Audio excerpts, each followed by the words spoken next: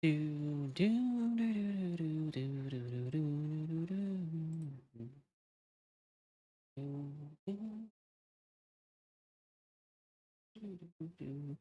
do. Push the plastic over.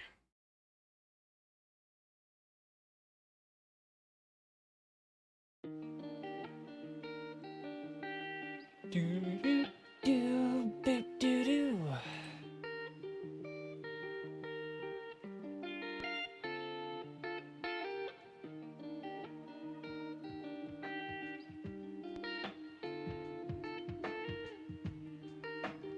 Why?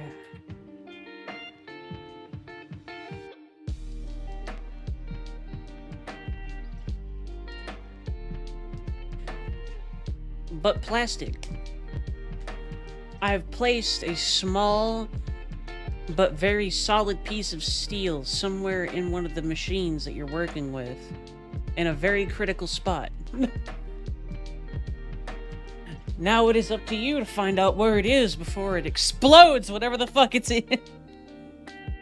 Those tolerances won't remain proper for long, plastic.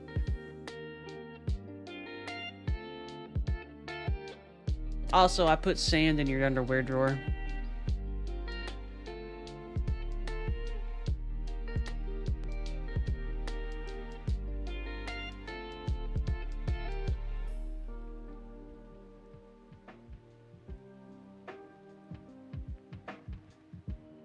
Don't worry, Ko. I visited you too, but I put a foxtail butt plug in your underwear drawer.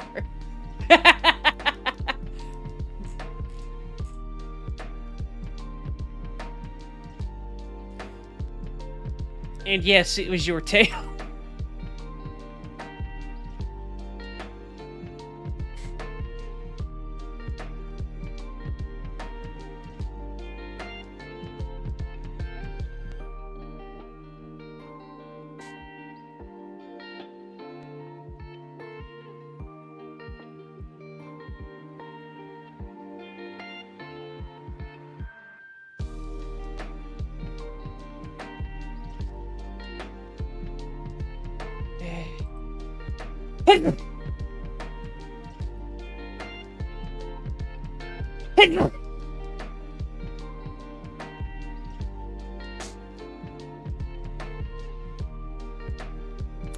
It's okay, Ko.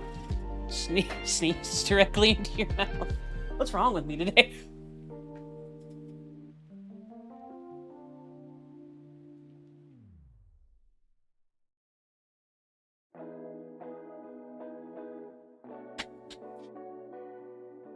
Dang it. I forgot to drink. BRB.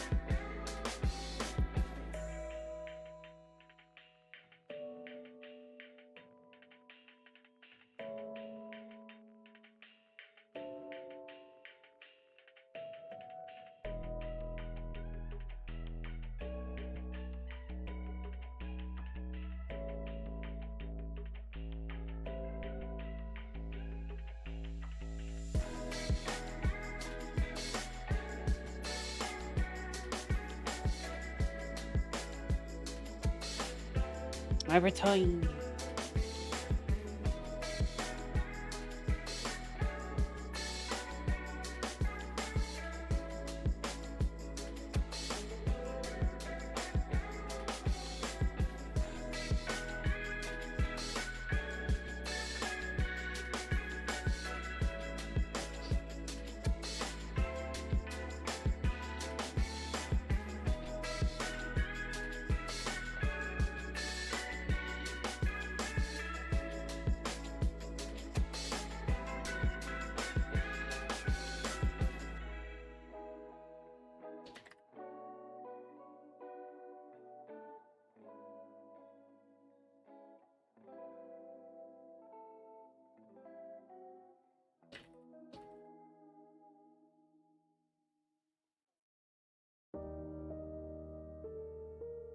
Thank you, Ko.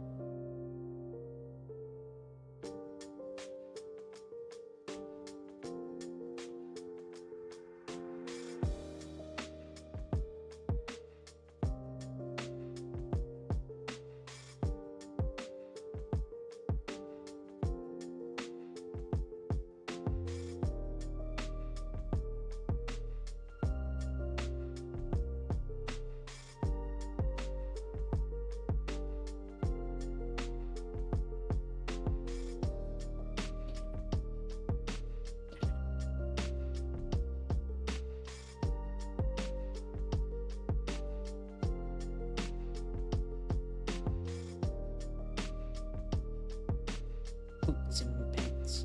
Boots and pants.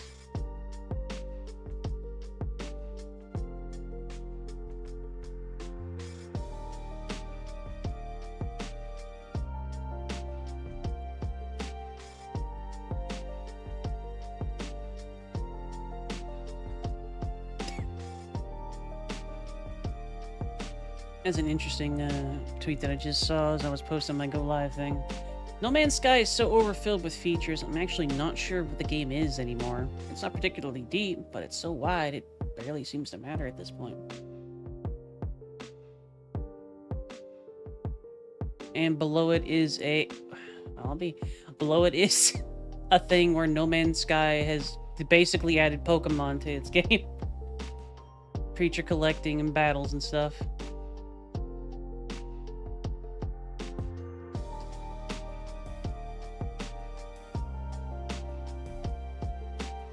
Pixmitney up. Examines.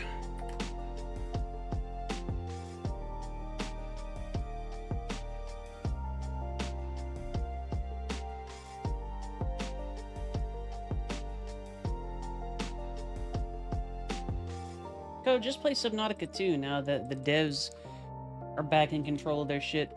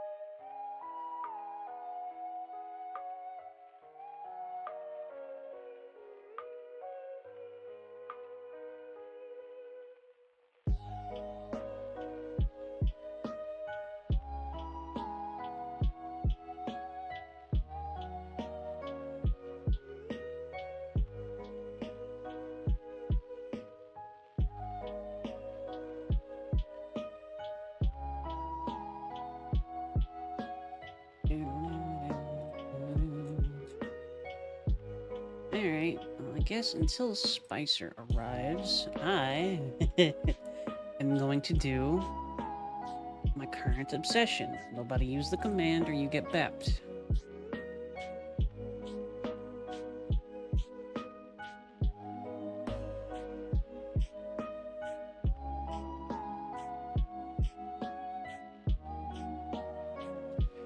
Baps horse. Throws into horse jail.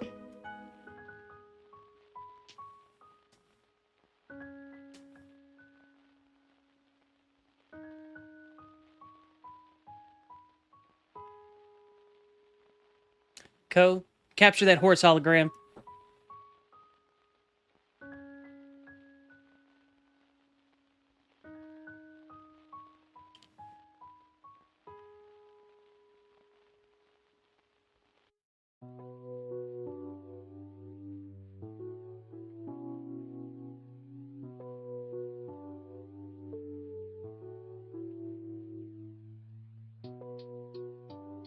Yeah. Horse is a good horse. I would donate, Ko, but I've actually just lost money since we discussed that. I'm at 300k now.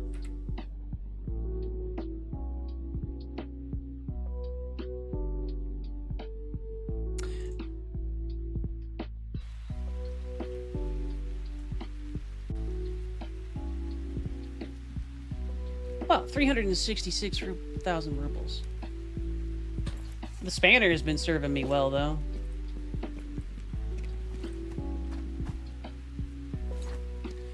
And I might go get a whole bunch of sidetrackers.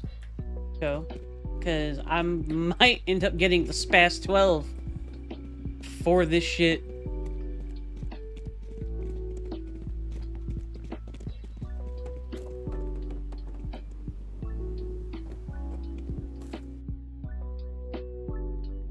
And I have the serum.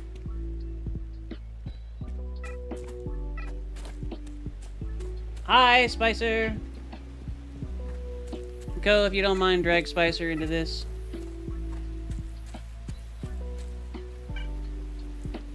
Eh. Hi, Spicer. Hello.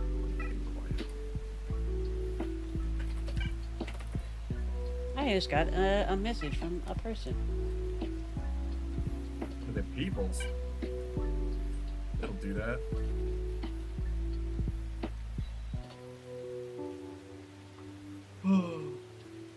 What was the thing you were saying? I haven't read your message yet. Which message? I don't know the one you sent.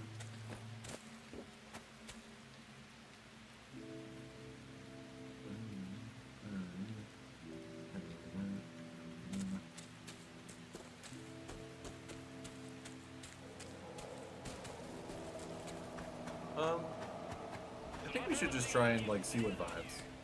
Just take it like lay down on the park bench and feel how the grooves fit into our steel. I don't know. Don't think about it too much. I approve of your statement, but oh, all right. Fuji appears to have broken harder, Ko. Again? Oh no, it's got an exciting. What is that? What is that? I don't know. That's a different one. Hello. Oh. There we go. Neat. Are you just gonna have to start downloading people's like PNGs and just fucking putting them in the source? And just like, there you go, did it. No, we all right. I mean, I'm right at this point. We need a placeholder sock puppet for somebody who hasn't been added yet. Okay. Okay, yeah. Oh god. So Spicer, I'm gonna, let's. Well, let me just like show you and just see what clicks through. Yeah. So tell me about Rust, because I walked out of base already and I need to get thingies. Tell me about Rust. Okay. I mean, I was still playing a lot. One of me and Mark's like really old friends. He's moving back from, or I think he moved back from South Korea, Whoa. so we can actually talk to him again. He's in like crazy different time zones, so we were catching up. That's cool. Yeah, I haven't talked to him like much for. I think I've talked to him like one, like I was like, oh yeah, I have a job, and he's like, what? And he's like, okay, you should tell me what happened the last 7 years. And I'm like, okay. Okay. A whole bunch of neat stuff happened. No, he's like one of the guys who did like a shit ton of league with. I don't know. A league player, Spicer. Yeah. Well, yeah, he was AD carry, and he was like the main shot caller. Man, an AD carry too. That sounds kind of rad though. I'm just teasing. His profile picture is a chest Zerg rush, which is just like 4 layers of pawns.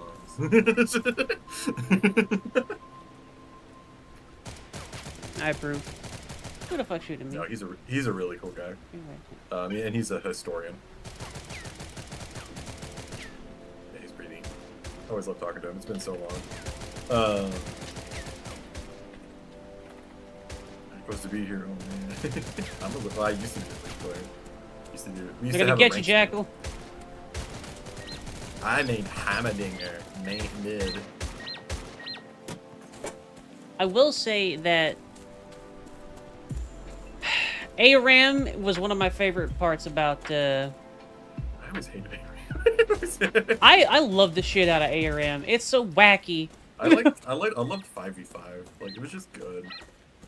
Like, I suppose I would have liked 5v5 and whatnot more if I had actually, like, a little group to play with, but I didn't. Yeah, no, if you're playing randoms, like, dude, that game is not designed for play. It's horrible. And, dude, what's sad is when I was a way more frustratable person and stuff like that, and I would just blame the game, and I was just a much angrier person back then. Yeah. And so I would get really frustrated at League. Grabs I always apple. took it as like a challenge. But what's sad is when we stopped playing, like as a group, I started playing with another, like my ex and my girlfriend, and from that, watching them get like way angrier than I did, basically it's like I should be chill, and I just got really fucking chill playing League to the point that they got mad at me for how chill I was and not angry about the game going poorly, which I didn't know could happen, but apparently it can. Absolutely. Apparently someone can get angry about you not getting angry. They tend to feed off one another, but if you don't display the same energy, it can kind of Ouroboros back into itself. Well, I would try to explain why it's like not that way or whatever. Look at this cool purple shit, Spicer. What the fuck? Oh my god, it's like the Leyline Mountain. Yeah. It kind of. It kind of is actually. So this is sort of like a conjunction of worlds kind of thing. Worlds, yeah. It's like the Witcher thing. Like you can see, look up there. That's a helicopter. Birds.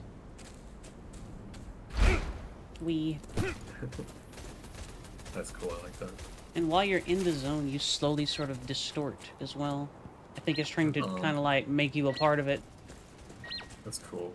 It's cool that they actually went like somewhere else with this, exploring it. Yeah. I'd still love to see someone do a more authentic version of Stalker, where it's like closer to the source material in terms of like the original inspirations and stuff. But it's kind of just deviated even more. I do like source material, primary stuff for Stalker and whatnot. But seeing something like this, which is like a riff off of it with like interesting artifacts and whatnot, I do like it. That's why that's why I've been so much into StalkerCraft recently, and why it's definitely going on the obsession. Very elf-coded. Oh, it's Stalker again. Oh man, who knew it would be fucking obsessive? Like, Stalker! I shouldn't be going. But what I mean is, Stalker itself, very like in a lot of ways deviates from the source material. And even the movie too. It's a Roadside Picnic that it was based off of, Yeah, but they don't. That's like Stalker's lore is some humans are fucking around with stuff and mess with the noosphere. Fuck around, and then the Stalker movie, it's never actually understood what the wish granter in the zone really is. If I can recall, that movie's so fucking weird. It's hard to follow. But yeah, Roadside Picnics is literally just aliens have a picnic and leave some stuff behind and they don't understand it.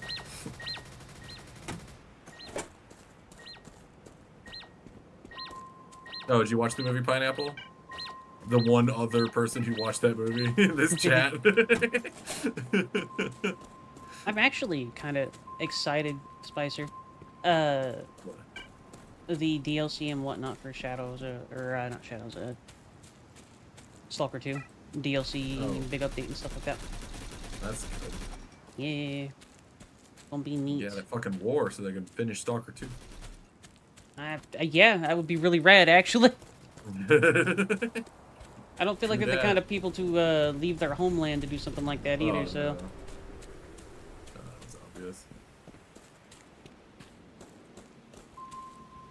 I mean, it's Tarkovsky. Who would watch a static shot for 20 minutes? Literally nothing happening. Dude, Pineapple, do you remember the meat grinder section? Oh, that was amazing. Was it?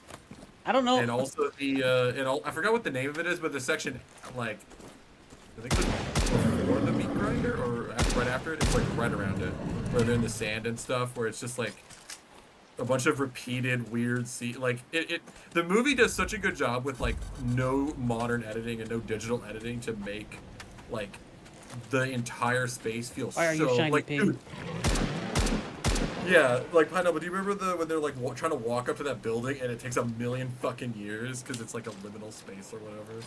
God, what the fuck is this? Yeah. Hate it. It's a boss pig. I should watch some other Tarkovsky movies. No, you can't call it a queen pig. Why?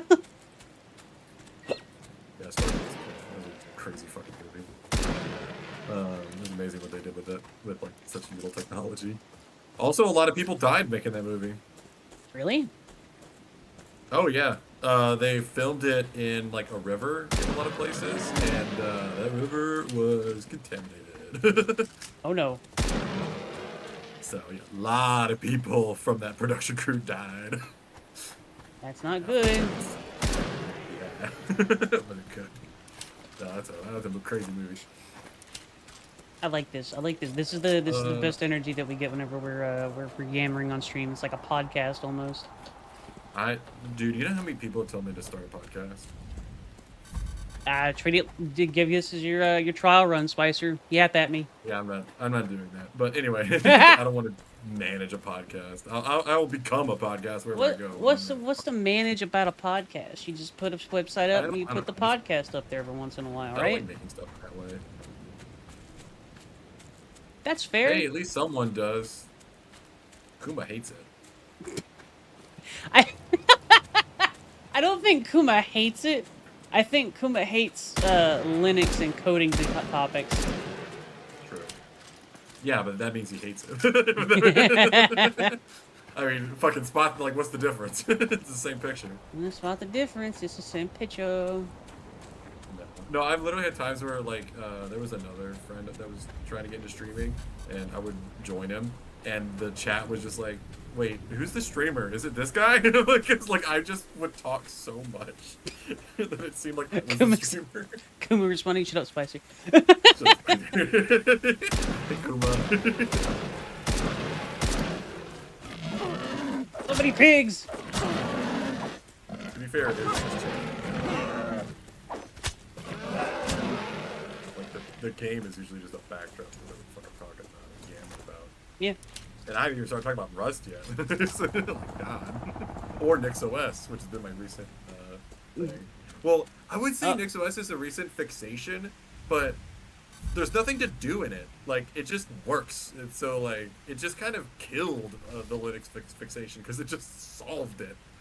All right, explain. All right, so we have topics to go into, everybody. Explain how Yeah. NixOS just solved Linux for you, because I've Spicer, we're all gonna be clear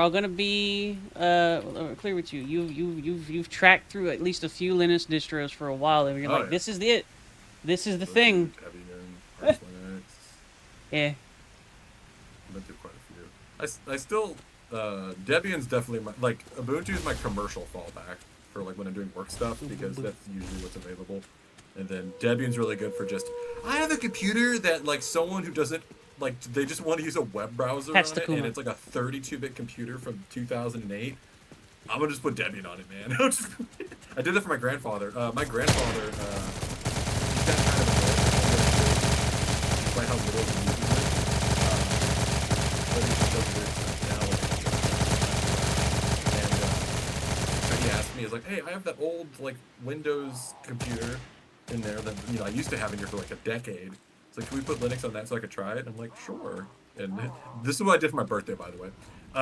Was put Linux on a computer, and my mom made me pie, so it was a really good birthday. Why is that, Guma? That's a good birthday. Yeah. Squints at Spicer. We'll get a good vibe from you. Everyone should have their good vibes. I agree. I'm all about people getting their good vibes. It's not here. Oh no! Spicer, no. But yeah, he brought out a computer, and I didn't really look at it. I make a lot of assumptions nowadays that everything's like a 64-bit computer. So I download, like, Linux Mint 64-bit, and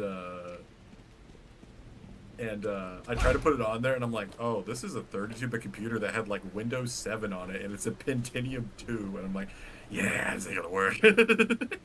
So I went and downloaded, like, Debian fucking 9 or whatever, which is, like, been LTS for, like, a long time, but it still works. And got a 32-bit version, shoved it on there, worked perfectly. Firefox was running on it, and there we go. To be fair, that's a relatively ancient computer, too. Yeah, well, Debian runs on everything. Like, if it doesn't run Debian, it's probably not a computer. Could you get it running on, like, one of those old tape deck computers? Tape deck computers. Yeah. Nothing before. I would say nothing before. like BIOS, like the standard, like the standardized BIOS, like after IBM. I don't think anything for that. Bad writing and Pretty much all game-breaking modern. bugs. Pretty Elaborate, much all modern. Kuma. Bad writing. You have to go to one. Son was playing Long Dark last night, yeah? Huh? Bad writing. Game. I didn't know they had that many issues. I thought Long Dark was pretty stable. Yeah, I'll be honest, I've never actually encountered a bug in Long Dark.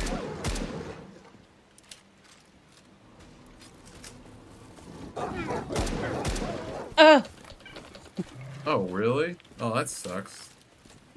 People really like that game. Yeah, the one where Sun fell through the world. Oh, God. Unity. Honestly, I've never played Wintermute, to be fair. I haven't done any of, like, the campaign Yeah. stuff. I only really followed the, like, original base game. I'm excited for the that second sucks. one, but I really just kind of sandbox. Fuck off. I was wondering why no one was talking about it. I hadn't heard anyone talk about it forever. That sucks. That was a really cool game. Yeah. Had a cool idea. Hopefully the devs will, what's a suitably vague thing to say? Pull themselves up by their bootstraps. Get But the shit beat out of them and see God. ah!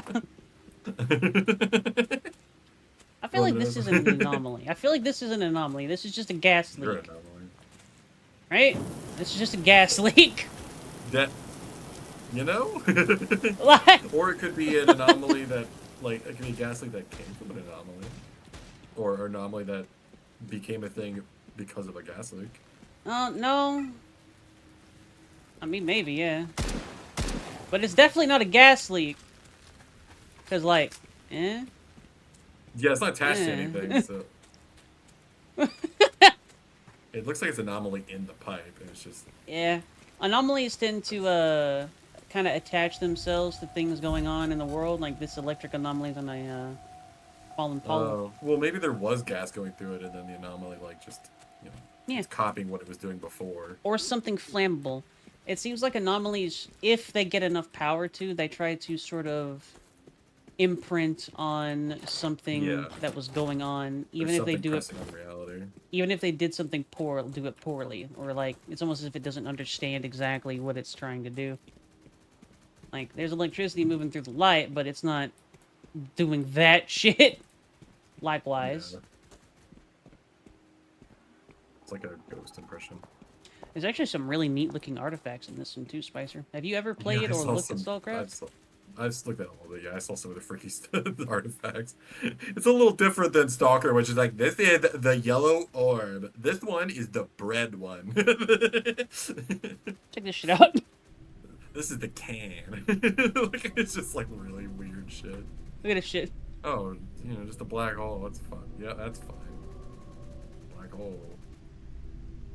You can hold that in your hand. How safe would you feel holding that in your hand, Spicer? Not at all. What? It's not gonna do anything. I just go like, no. Well, you know, it's gonna do something, but it'll be alright. It's fine. Don't worry about it. I hate how the event horizon is like totally flat. You know, it does eat the bullets for you. It does, and that's very nice of it. Where do the bullets go? How about this one? Would you touch it? Ew. Why? Ooh, what's No. wrong? I mean, maybe if it wasn't literally just radiating, like whatever that is, like sure, but like, no. The answer for your question there is biological contamination, Spicer. What kind of biology? Cool. It's a spiky. It's a rose. Where's the it's just bread one? Is there a just bread one, Co? Gotta have the bread one. That's like the best one in Stalker. It's just the stupid bread one. I, for one, Spicer, am a fan of... Gum is closed, that's fair. Of Tennis ball hard. the cooking pot Gum is in close. Stalker 2. Oh yeah, the cooking pot. Yeah, the one Those are that... the goofy ones. The cooking pot that basically... that basically makes it where you don't have to eat or drink, but if you do eat or drink, you are going to get violently ill. Weird.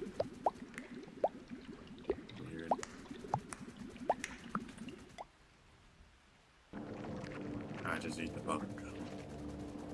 Yeah, you put this in your mouth, right?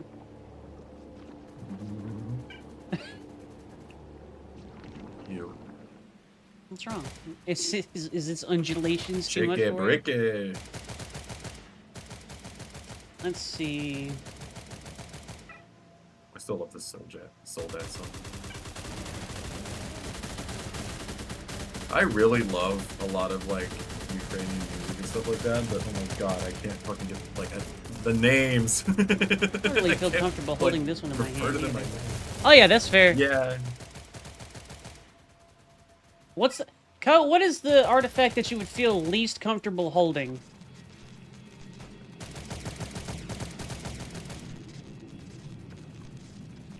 I'm good, Everfans. How you doing?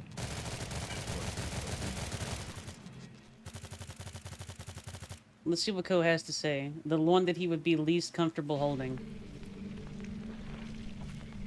I really like looking at artifacts, Spicer. There's a lot of them. They're pretty. Ew, I hate that one. Transformer. It's like what they show when like a sperm cell starts like whenever it is fertilized and starts splitting. Why wouldn't you want to hold this one, Ko? It's pretty.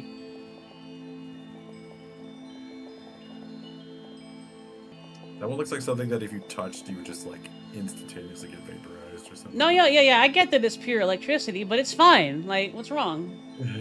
It's safe. I want this, actually.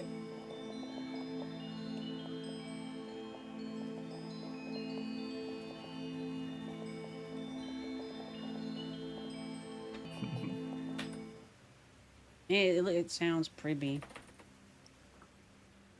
Your privy pushes over. Thank you. Here's an actually pretty neat one. It's just water, Spicer. I don't believe you. Yeah, I wouldn't touch that. What's wrong? Like whatever is having enough force to do that to the water, like I wouldn't want to like put my hand near that. It's just like a blender running. Like, what if I put my hand in here? Ah! Jellyfish? Yeah, fair enough. This one looks like. Or just like a Hey, look, it is an on fire pine cone, just straight like a up. pressure washer, and I'm like, what if I put my hand in front of it? Ah! Jellyfish. Jellyfish. Not jelly. Jellyfish? It's jelly. It's jelly. You're wrong, Ko, and you were wrong, and you were smelly. And...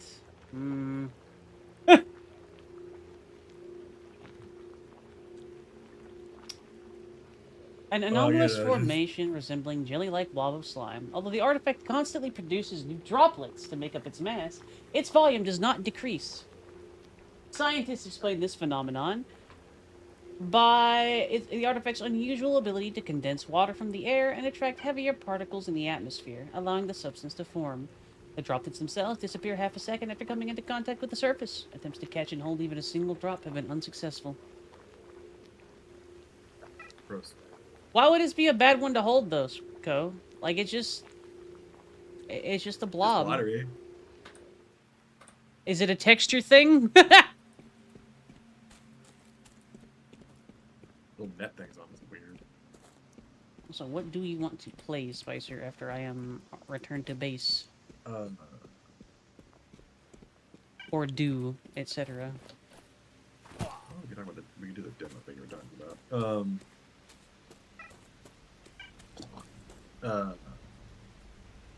But after that, oh, there was something. What the fuck was it?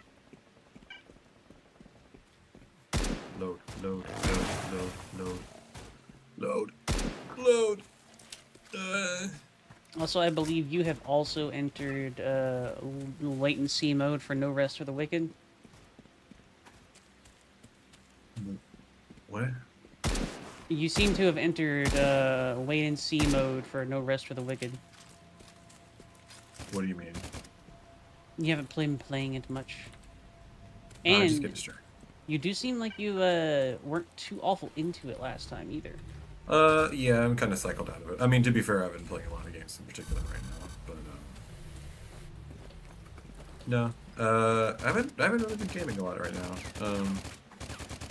I've been mostly coding. That sounds neat, Abel. It also would very much drive home exactly why a zombie apocalypse would actually be dangerous. Yeah.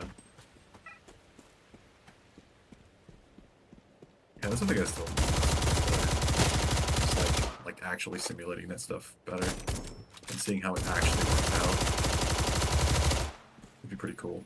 And you can like change the parameters and see how the simulation changes.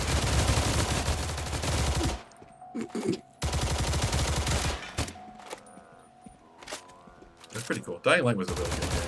It had some problems, but otherwise. The game got really dumb when you got guns. It felt really good when you got guns for the first time, but yeah, the game just kind of shifted in a bad way after that. And then the last mission was fucking horrible. Oh, she's at a quick time event. There hasn't been quick time events the whole game. Yeah, quick time events keep the gamer and the audience more engaged, sequels. Spicer. I thought there was just Dying Light 2. There's Dying Light 3? What the fuck's the Beast? What the fuck? Yeah. I haven't heard of that. I think the beast is you in this case, if I recall. Oh, I remember. I was gonna maybe,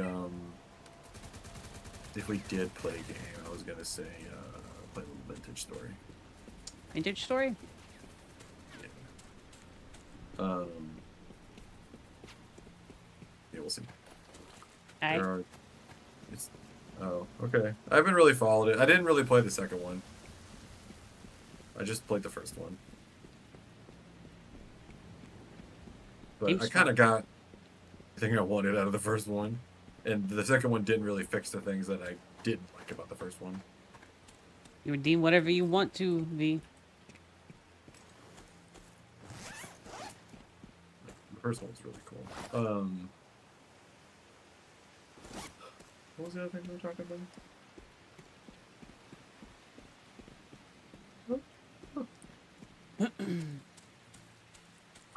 Oh, next.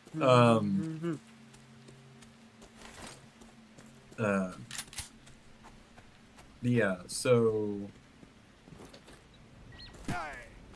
one of the problems with so like if you think about Windows and Linux. Yeah.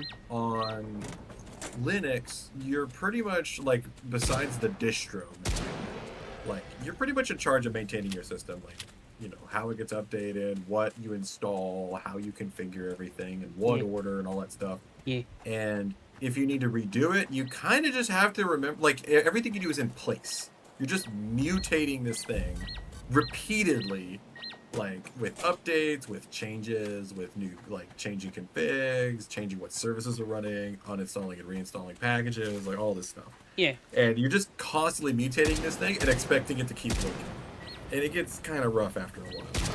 And like in Arch, you're kind of just expected to fix it yourself, like to know what you're doing. And if you ever want to also reproduce this machine on another machine, you just have to kind of like figure out what you did and then hopefully write a script maybe that can redo that.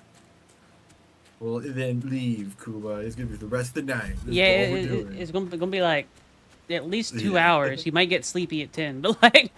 Yeah, I usually get sleepy at 10. Especially since I didn't get a lot of sleep last night. Be good, Kuma. Yeah, you be good. You go find your vibes. Get Dude, some vibes. This event is killing people like lemmings. Proceed, by the way, Spicer. I was wondering about all those like little fucking. The event. All right. So you see this big fucking purple zone? Shit is dangerous.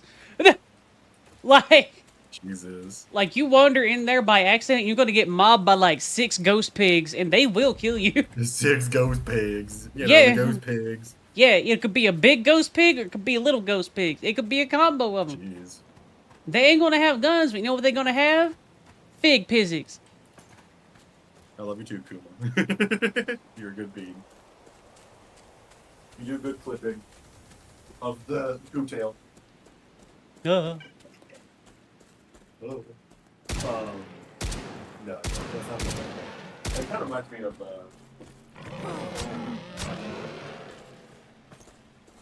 don't remember. Maybe Guild Wars 2, but it doesn't make sense. The events weren't that interesting. You can't let Ku take it over, Kuma. What about your legacy? You gotta snip more coattails. And like, Ko's the editor. If you make clips and stuff, like there's a pretty decent chance he'll use those clips, Ko or Kuma. Like, you've been down. You still have a place here if you want to. You a good noodle. Like you were and are a really good clipper.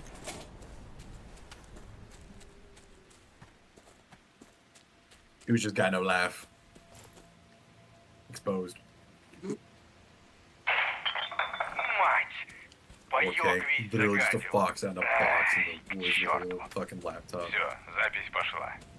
Итак, сегодня проникли по дамбу. Жара там стояла. Чуть не сдох. Думал, поплавлюсь, как те кабели.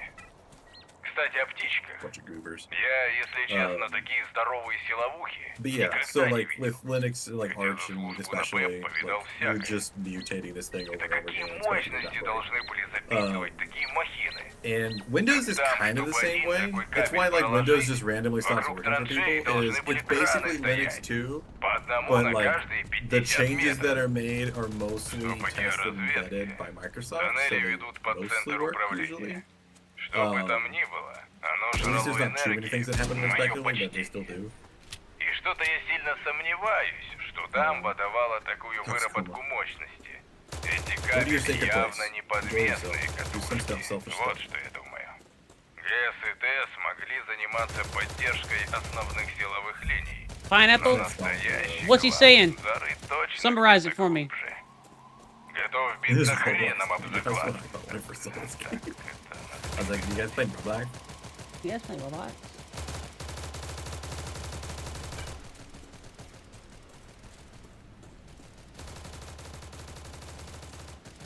He's saying a lot. Yeah, well, Alright, what is... Kuma. Or not Kuma, what is Pineapple? The translator, I don't know, he's saying a lot. Man, there's a lot going on, man. I know he's saying some stuff, but like... Yeah.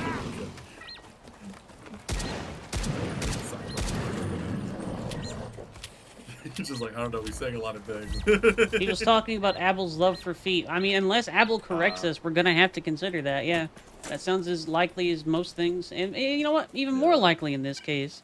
I mean, Apple's not going to confirm otherwise. So. Yeah, it's all really the only conclusion that we can lead to. True.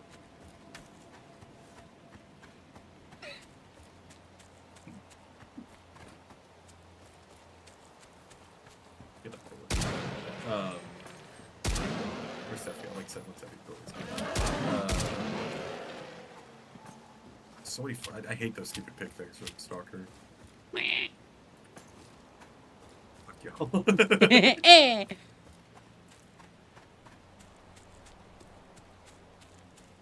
I know you're Russian, but it's fuck, not fuck.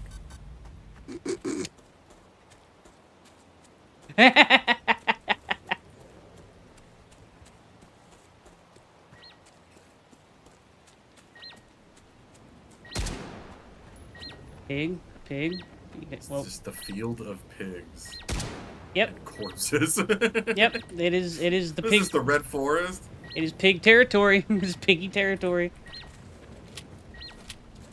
What's the longest that the VCR has yapped in like a single, like? I mean, in life, I've gone like 6+ hours. I've seen him run himself out of Yeah. breath before. Yeah. I literally talked so long that it was past midnight. It was cold. My voice was raspy. My feet hurt from standing. It was like 6 hours. On stream, I don't know, probably the whole thing. And like he's also Sure. he's actually genuinely really polite about it. Spicer's a little bit unique in that, like, if you give him the space for it, he will just keep talking. Forever. But he also understands that if you need to, you can just interrupt him, and he doesn't take that to heart or anything like that. You can just be like, Spicer, no.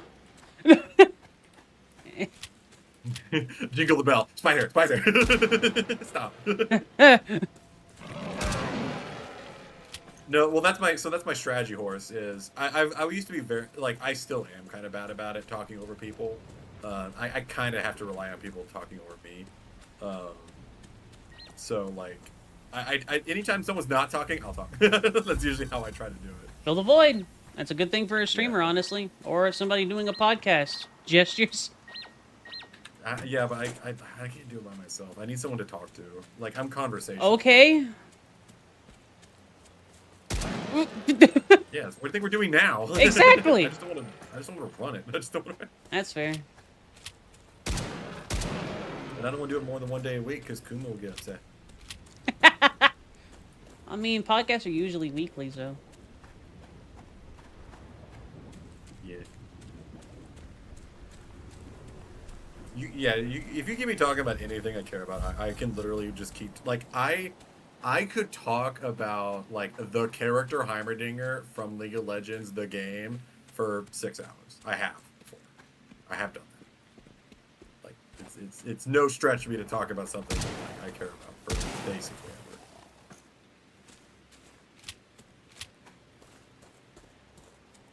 That's Kuma. That's no fun. Kuma, you just gotta learn to talk other people's ears off. That's when it's fun. Yes, Arcane is literally like one of my favorite things of all time. I fucking love Arcane. Arcane's real good. Still like one of the best pieces of art I've experienced. I love it. And God, it was so satisfying when Jace just got his comeuppance at the end. Yo, when the episode when he gets to, like, when Heimerdinger and Echo get teleported to, like, the world where everything worked out well, and then Jace gets teleported to the fucking everything turned to shit world and broke his leg and fell down a hole and had to climb out and just, like, fucking starved. Like, oh man, good. Who called you a reject? How dare they? How dare you?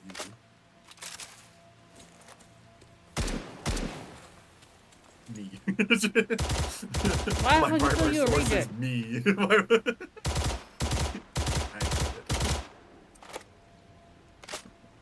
The sources that made the fuck.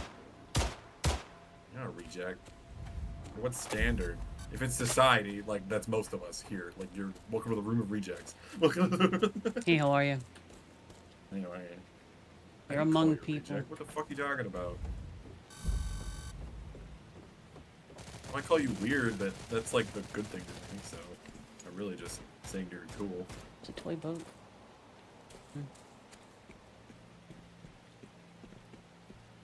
I'm a reject, though. If you're a reject, you wouldn't be here. That's what a reject is. Like, you're not here. Yeah, you were And included the only in time the you're space. not here is when you don't feel like it. So it's just like, okay, you're responding to something I haven't seen yet. I'm worried.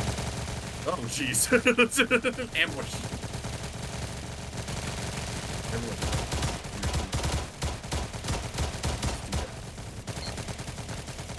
We're exactly as dumb as we were when I fucking first walked out of the game. We just have guns now. Weird light bricks.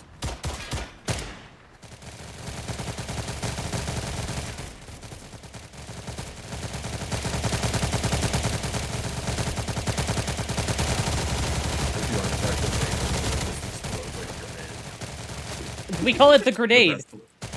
Yeah, it's just the best artifact. It just randomly explodes. I don't know about randomly. Azide of.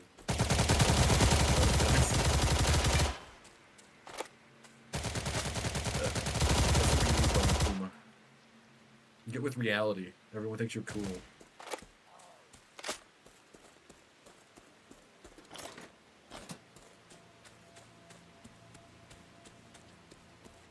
If you're the only one who thinks you're not, if you're the only one who thinks you're a reject, that's probably more psychosis than anything. Everybody's got a little bit of psychosis as a treat. Yeah, well, yeah, we're humans and we have like a perception-based experience in the world. Like we're basically always in psychosis. It's just whether or not it's enough that it's like past the normal amount. The treat. I like the shotgun. It's a good shotgun. It's funny how much you have to rationalize, like, the idea, like, of certain parts of reality. Like, I remember watching a video where someone was like, "Yeah, like I have AI psychosis right now," and then the guy like commenting on it was like, "I think we overuse the psychosis word too much," and the guy's like, "Yeah, I think it's like good." And then like, someone corrects him. It's like, well, if you think AI is actually good and going to take a bunch of people's jobs, then that's probably psychosis. It's like, yeah, I guess you're right. That is actually like against reality. So it's psychosis. It's funny, like just how instinctual we are about things because they match up. Bro had an LLM moment. LLM. All right, you can be self-hating, but only on your own time. All right, you're on the clock right now. You're on the clock right now. The secret is you're always on the clock because you're in life. Have fun.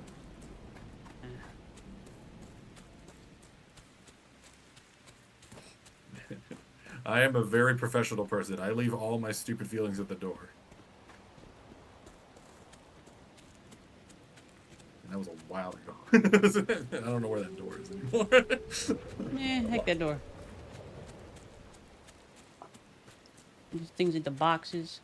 Man, I think I'm probably just gonna scurry back to base. I don't want to hunt for more sidetrackers. Big door. I don't really have a lot of feelings, but I mean, I get like loud.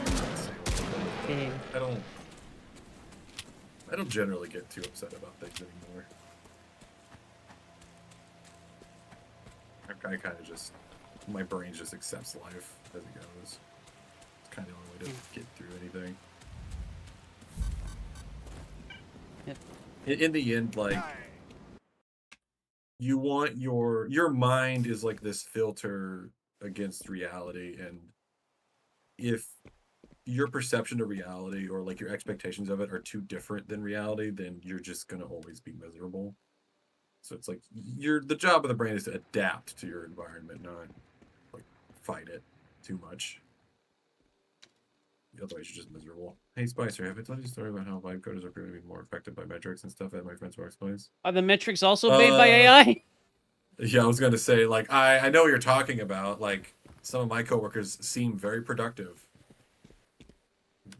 And they sure will be for a little bit until they're fucking not. Which I've already seen. Oh, junior. Well, yeah. I mean, if you're new, like, yeah, go fucking figure. Baby. That's the thing that can shit out tutorials that you're reading is, yeah, it probably can do them. But you're also never going to get a senior coder out of a junior coder that vibe codes. You're just going to have a junior coder forever. Basically, you're not giving your Pokemon any experience. Look who it is. Yeah, your company is not, like, you have to remember, like, it doesn't make sense for companies to use this service because they're just outsourcing all of their value. Like, what's the fucking point? Like, you're just losing all your tribal knowledge. You're losing all your acquired experience. Like, you're just bleeding dry even more. Like I said this before, like, AI is just another, it's the same pattern that we've been having. It's just accelerated. It's just business admins coming in and just draining, like, brain dumping a company for, like, cost savings and just quote-unquote value, and then they leave and then the company dies. Like, that's just what, like, that's why Microsoft turned to shit. Because, like, if you see the numbers on how many of their actual talent, like, Microsoft has laid off, it's, like, insane. So much stuff is on, like, life support right now. It's nuts. It's like Boeing and stuff. Like, and a bunch of business people come and like, man, we sure pay these engineers a lot of money. Let's fire them and save money because that's our job. Is like we're business people. The only thing we can do is cut costs. We do not produce wealth. We only know how to make it quote unquote cheaper. So you just fire your whole engineering department, and then now the entire value proposition of your company goes away, and then now you're Boeing. No, not Boeing. Stares at hands. Pretty sure you could like. There's a funny quote from an economist, which is like a growing economy is made of engineers, a stagnating economy is made of accountants, and a dying economy is made of lawyers. Grabs his Auri. Past the Azori. No, it's college like becoming what it did, and it's also it's a lot of nepotism, because a lot of these like business people like that come from these colleges and stuff like that, it's because they're just rich families, and their dad was like something or whatever, and they just create this like boys club of executives that just all like hire each other, and it's just slowly hollowing out all these companies. I made a test for about a year that effectiveness and task solves so like validate both units and heads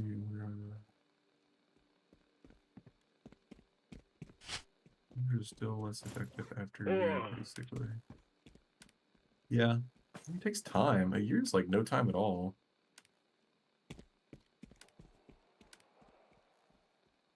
The main thing is they're going to acquire. So the thing is with AI, you can't teach an AI like the way they are now. They don't really have memory or like acquired skills. They just do what they do. And so if there's like unique domain problems, you constantly have to fight with the AI for getting its skills. But like if you hire a junior and you keep them on, they will learn the tribal knowledge of your company and like how to operate in it and the like domain specific knowledge. AIs won't. It's just the nature of it. Also, if your company, like, if the AI models change or whatever, like, and you can't do your fucking job, like, you're not a company anymore.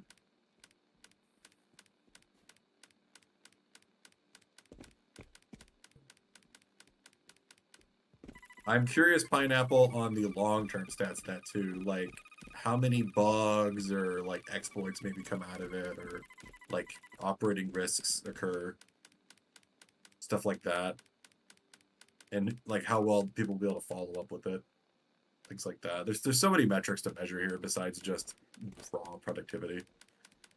I mean, it's just another like hilarious step down this path that we've had of just like trying to measure success by like business people and then being wrong about it like every fucking time. Like, God.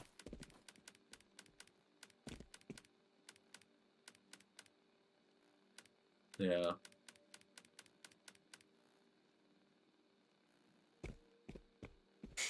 That took a while. It's actually really funny at work. I sit next to a vibe coder who does a lot of prototyping work, and he was talking to like a customer or whatever about it. We know the guy. Kitty. Ritter. You pet that baby. Yeah. Take care of the baby. He was talking, he's like, yeah, I like AI, you know, I can do a lot of cool stuff. And we got a new guy that like we hired from Europe, and he's been starting to do a little bit of vibe coding and like, you know, because he used to run a lot of like Viber size crews and stuff, so he has a lot of experience, and so he's really good to like help us make software in some way because he knows what customers want. But yeah, he's been vibe coding a little bit more and like all this stuff, and then he just like, yeah, and Sean over here, he thinks AI is going to be into society, so he doesn't use it. Like, yep. I could not stand to do vibe coding. Like, I know, like the thing is, I've already seen the research on it. Like, it's like a slot machine. It's addictive. I was like, I don't want to touch that. I like to get my nice, painful fucking satisfaction of the programming.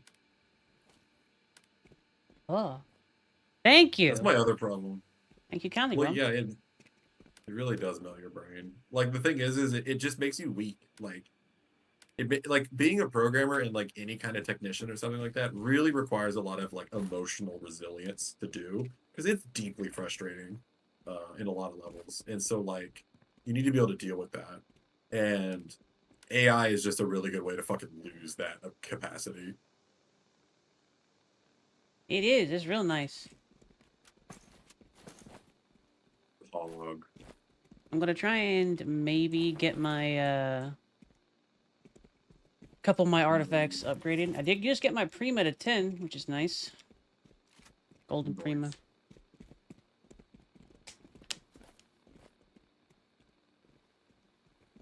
It's just handy. You take those. That's fun.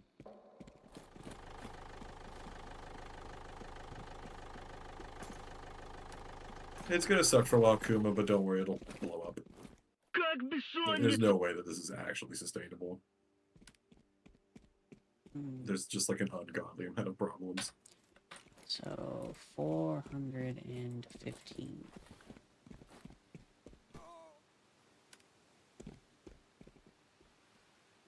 It's just gonna suck until people figure it out.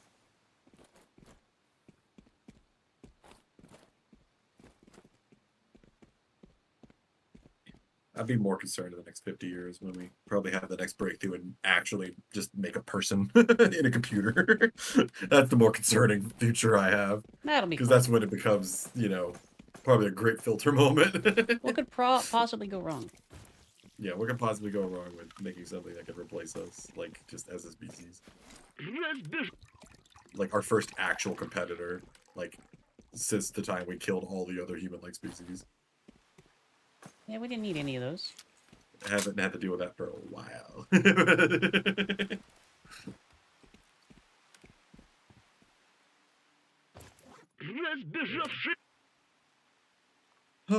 Oh yeah, I was gonna talk about Nyx again. It was a while ago. So I was describing the whole Linux Windows thing, where like it's just this mutating thing. Co, should I? Because that is all my money. Oh no! You just buying a gun? I'm trading up. That's how you get new guns and stuff. Trading up.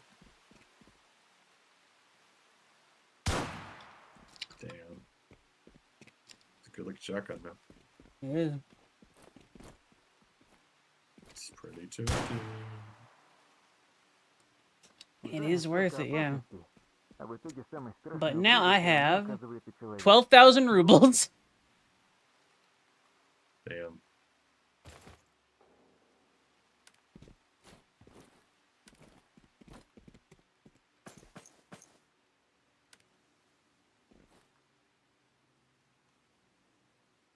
I got a bunch of doohickeys I can sell. I don't know what anomalous dust is for. Nothing, probably. It's fine.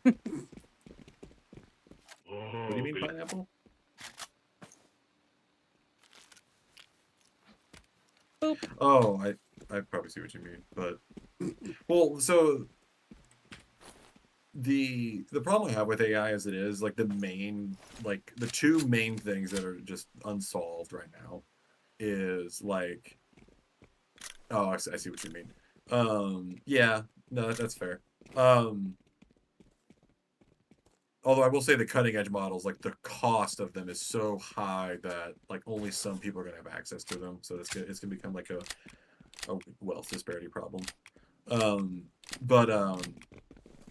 main things that I have against it is just like, for one, we don't really like our society has largely like. Pat's the zeal. Pat's the zeal. Grab zeal. Puts in pocket.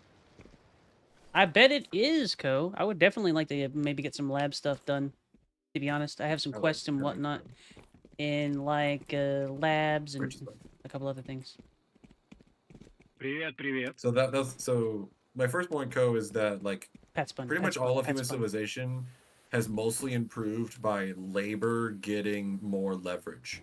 And this is a case of labor getting dramatically less leverage. So it's not going to be great for human civilization, I think.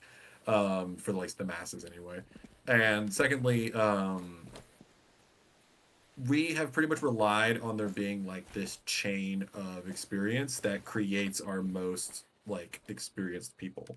And if that chain gets disrupted with no replacement, we're just going to have a giant skill loss.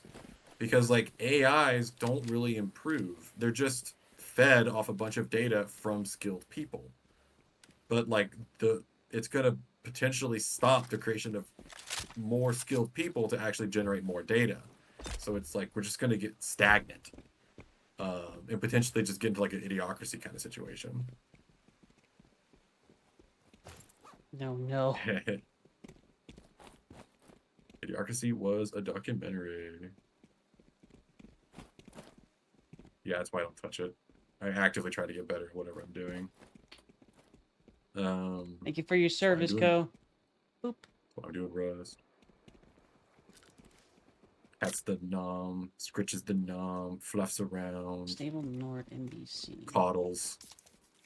Bugs Bun. Jesus Christ!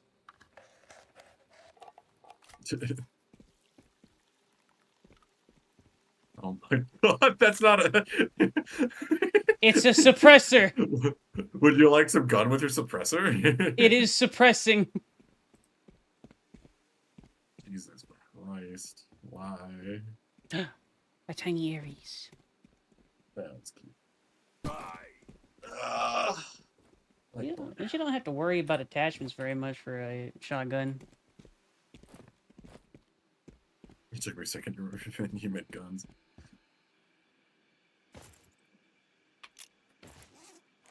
That. Alright, Ots, you get to go back in the... Anyway, 4th rabbit trail over.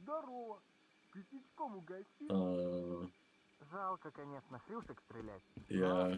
I will like pineapple. Like at this point, I use LLMs to just be like, okay, what's the wrong answer? So and I have an idea what a right answer is. That's mostly what I use it for. The only times I've really messed with an LLM so far is when I've been wanting to, like, what are some examples of a for loop? Yeah, exactly. Well, so like the only time I need help is if it's something niche. So like most of the time I'm like, hey, like, okay, how does this work? And it'll just make up some shit because it doesn't know what the fuck I'm talking about. And I'm like, okay, I know that's wrong, but that does like that is a statistically relevant answer. And so it gives me some ideas of what some like who like what maybe the person actually did. Because it's statistical. So like the solution might look something like that. So I'll go look for something like that, like in the code or whatever I'm messing with. And that's usually helpful. Because it's like, it puts me in the ballpark of what I'm looking Hiya, for. peeps. At What's the very up? least. But other than that, I fucking hate it because it's wrong about so much shit. Especially what I'm working on most of the time.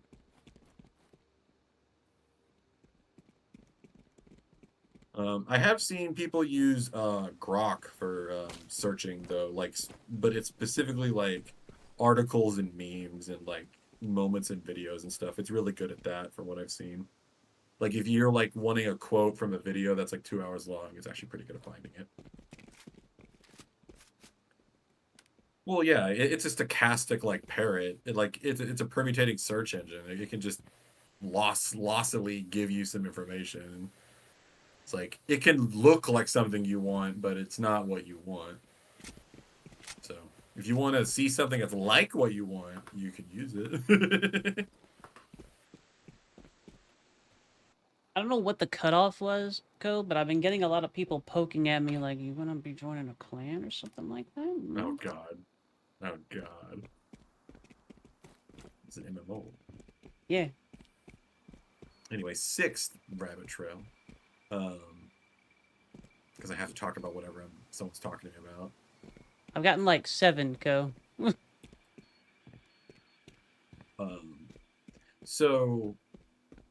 Also, so this is another thing that's really annoying is, like, let's say you want to install a piece of software or build, like, something from source.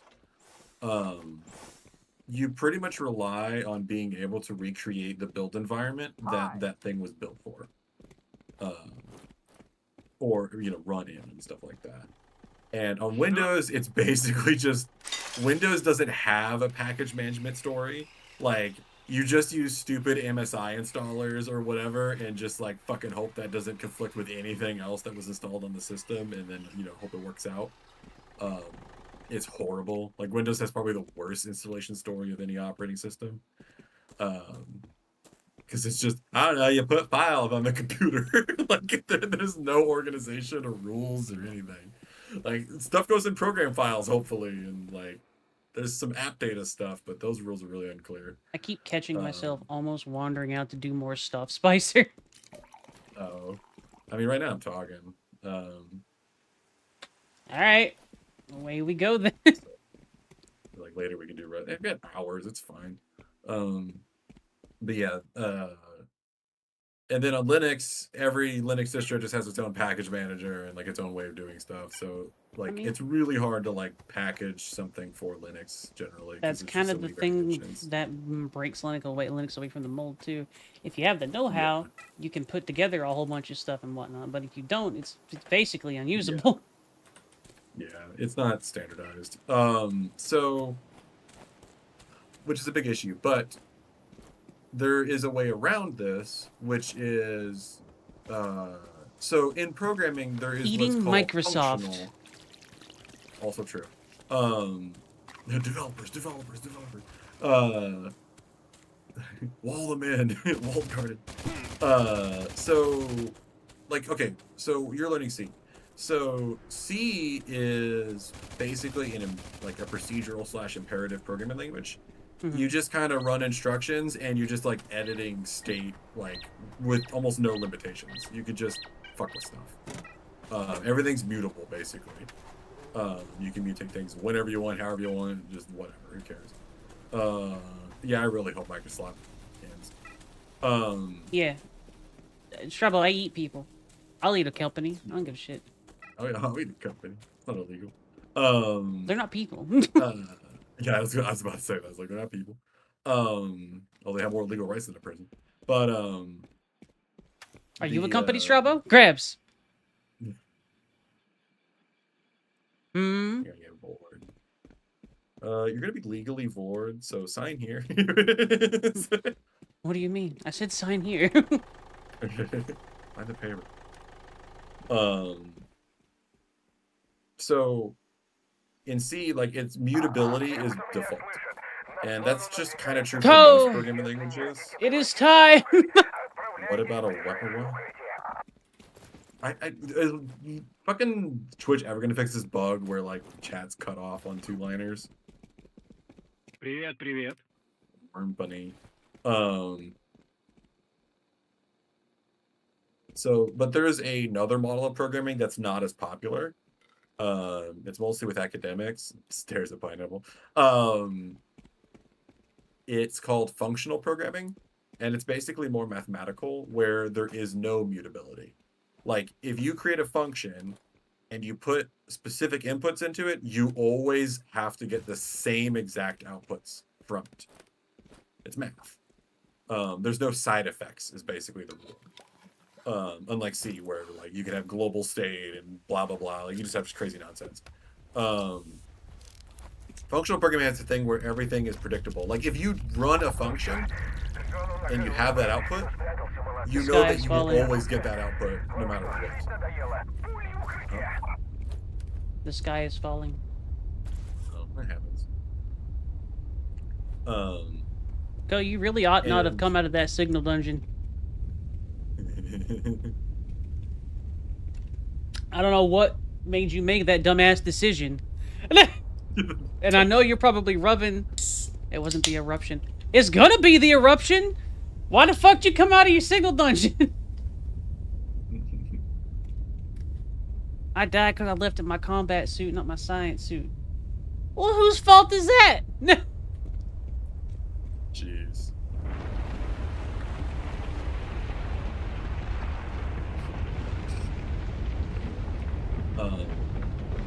And so you could think of like Linux and Windows as the same thing. Like everything's mutable. Like you could do one thing multiple times on the computer and you'll get different results. Stuff like that. Your result. So it's just kind of a mess. So the way Nix operates is it's a functional package manager. So anytime you like something gets built, or like installed or whatever, there's basically like it creates a unique identifier for that particular thing that you created in that like circumstance, and it's exact about what is used. So like a big problem that happens like in Arch Linux, that's really annoying, is people will set up like a package and they'll like, okay, it built on my machine, and they like probably got 95%. That's Spicer. Huh? Somebody was asking about who you are. Oh, that's me. Yes, that's me. It's That was me. helpful. Go ahead. Elaborates no further. Yeah, that's about it. That's all you need to know. I speak for myself. Indeed. Got it.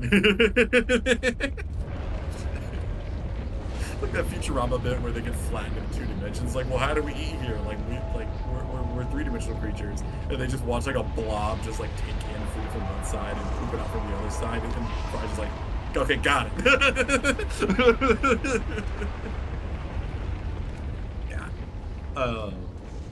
So like in Arch, this is a really big problem that happens, and this Guy's done falling. is people just have to do guesswork of like what stuff is required to build or run something. And they'll like forget something. And so when you try to install on your computer, you may not have that thing that guy just happened to already have, and now your shit don't build or run or whatever. I'm actually kind of looking for a program with Windows knowledge for a project. I am a very baby coder with Windows knowledge and learning about C and Rust and a couple of other languages. Spicer is the guy about coding. We actually have several coders in the community. I hate it, but... Abel, Spicer, at least a handful more. Racecar program? Yeah, I'm pretty sure. Racecar does something. I think he's done some, but I think he mostly does IT stuff, like he's managing systems. Not not TD's nuts. code.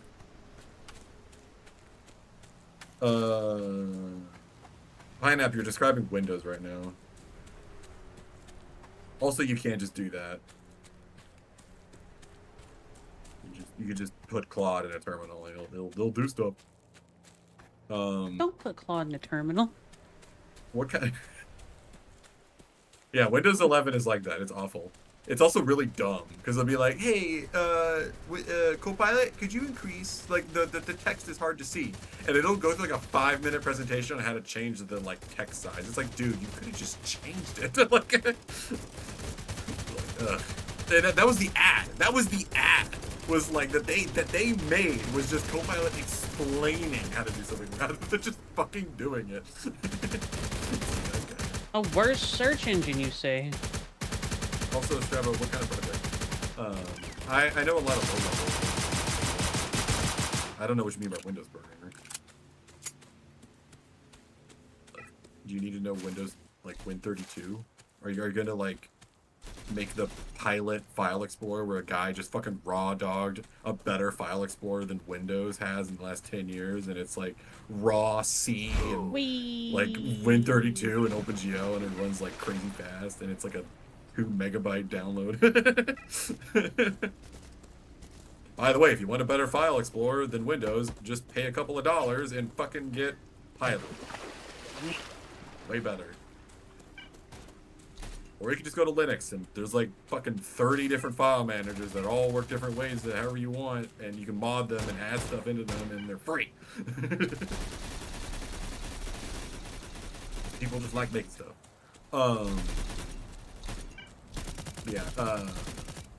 So yeah, like in Nix, when you say like build a project, it doesn't let you use whatever's on your system. It creates an isolated environment and only puts stuff there that you explicitly describe. So your stuff, and so you have to build from like scratch. You have to know everything that is required to build your code, because the system will not let you just implicitly use stuff from the outside world. And what this means is that like if it builds in Nix, it builds, like period. Like it always builds. It's really cool. Every individual like package that gets built gets a unique identifier and gets stored in a folder on the system.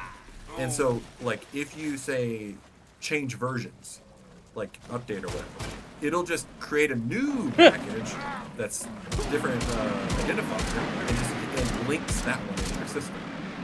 And oh my god. Jesus. So, like, for instance, in NixOS, that guy's fucking dying. You gonna help him? Oh, hey, man. You gonna help Mr. Cano HD? Yeah. He's excited.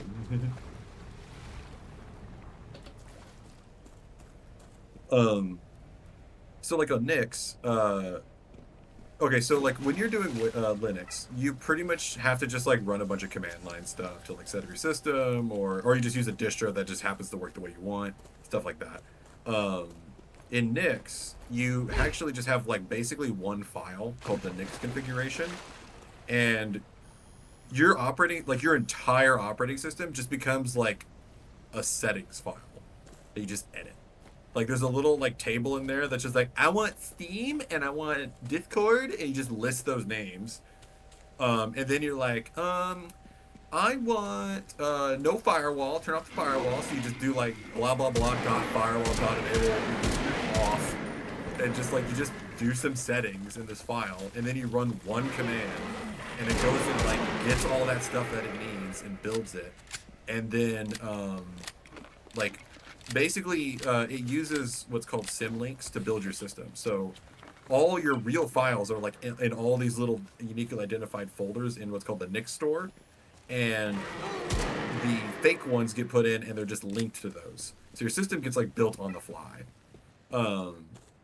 And it'll just do a rebuild and just change everything so that like you can literally edit your entire system in place while it's running and like move it over. It's really cool. There's very few things you ever have to reboot the computer for. Seems neat. Yeah, it's really cool. And you can like describe like, okay, I want this to be applied next boot, not right now, next boot, or like Strabo has responded, by the way. I want to test it. Yeah, I'll a second. I'll test it. So I want it to be applied now, but I don't want it to be when I reboot. Stuff like that. Additionally, I actually kind of enjoyed that. It seems like it's actually pretty straightforward. Oh, compared to what I was thinking. Like, that's what I was saying is like one night I was like, okay, I'm done. Now what? Like it just does everything I wanted to do, and I don't have to touch it. And it just doesn't break. Which is crazy. And so like you actually also keep all the configs like every generation you've made. So when you're booting up the system, it'll be like, here's your like last 20 generations. You know, it'll default boot the latest one, but you can also just boot an earlier one if your current one doesn't work. Stuff like that. And it just keeps all the stuff you need. No, it's like brilliant. And also every single thing you install is like independent of each other. So you could have like multiple versions of like say Python installed. And anything that uses Python will get the exact version it wants and stuff like that. So everything's like distinct from each other and nothing affects each other. The only thing that that may touch each other in some way is the packages that you want exposed to you, like Steam and stuff like that. But even then, their dependencies are still like, if you want access to multiple Pythons, you got to do some stuff to like make it so you can. Don't look back, I see. Don't look back. You'll turn to salt. Oh my god! Why'd this string get cool? Why? Stop doing this. But yeah, it's really cool, and like there's like no commands. Like I just literally go edit that file, hit the rebuild command, and like done. And now my system works differently. Just in place, beautiful. They also have so Nix has been around for like 20 plus years. It's actually a really old project. It's a programming language that's just specifically designed to implement this packaging system, and it actually exists on a lot of like. So there's Nix OS, which is the operating system, but there's also Nix packages, which is the underlying package manager system. It's not like just tied to the OS. You can use Nix packages on Windows to build code and like get access to software, and or even just use it like on another Linux distro that's not Nix OS, and also Mac and stuff like that. And I was looking into it, dude. The jobs for Nix, like Nix is like this amazing, like apparently Nix is this amazing package manager that's like crazy powerful at handling like build systems and stuff like that for just managing any kind of system you need to be able to reproduce. Makes sense. There's a huge amount of demand for it because it's like the only project that's successfully done this. And the jobs, like it's just a bunch of like job offers, like we need someone who knows what the fuck's going on in Nix, $300,000. It's like, okay, like good, I might be worth this. Like they're really paying people to learn Nix. Crazy. Pig. Hey. We work with a very niche product from Microsoft called MIM. This is Yes, I want to build an agent to do troubleshooting on this point so when it fails.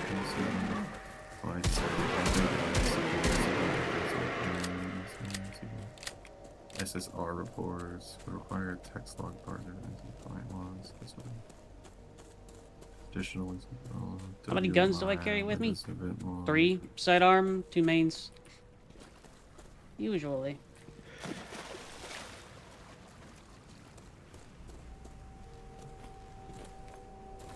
Just gonna check this one more time. Yeet.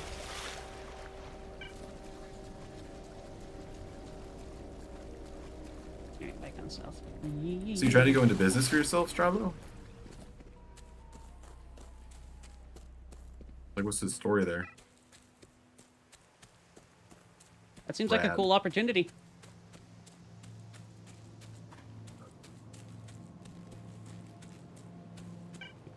Yeah, it does sound cool. .NET. I actually have a lot of experience in C#. That was my original main experience before I got into systems programming. I don't do a lot of the other stuff though. I do work with Azure, but it's like the worst thing I've ever worked with in my entire life, so.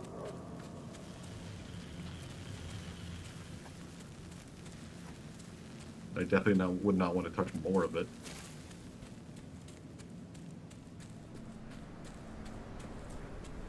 It's funny. Damn. So you say it's a point of sale system, right? I don't know some of the acronyms with EM, CM.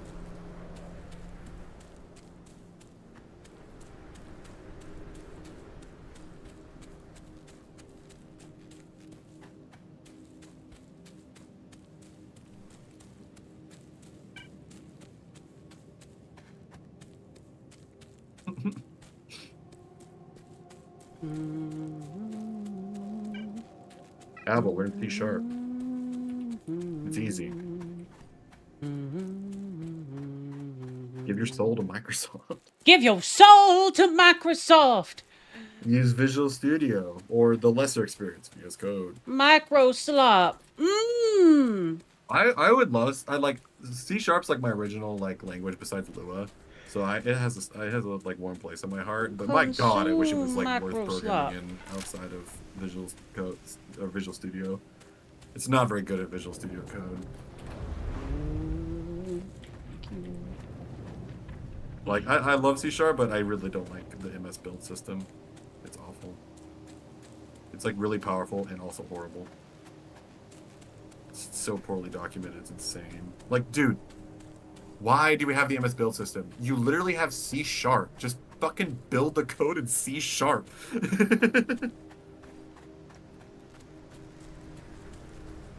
Oh.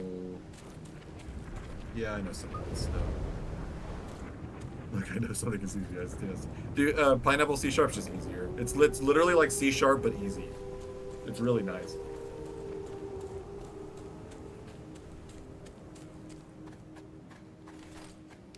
It's like what you would want C. It's like what you would want C++ to be. It's like C++ with just enough Java and not be horrible. Oh. You did? That's funny. Operating system image deployment, configuration management.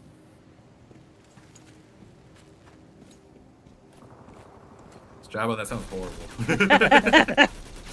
Managing operating systems and stuff is just bad. Have you used any of the recent stuff, Pineapple? Like anything after .NET like 5?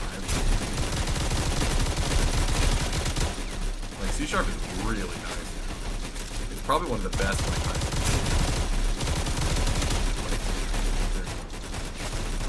it's pretty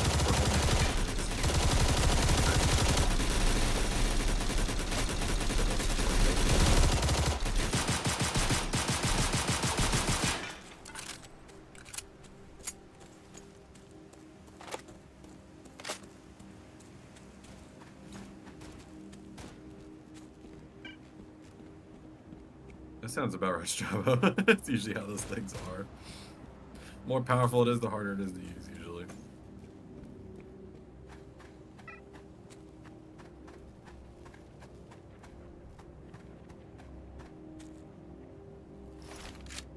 Angry pig! Ooh. Ah! I saw them all fucking notice me.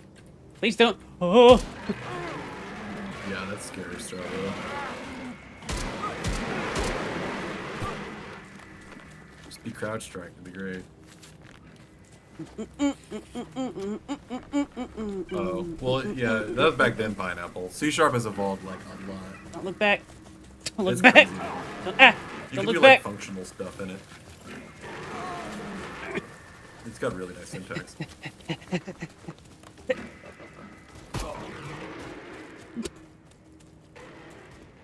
That's... Jeez.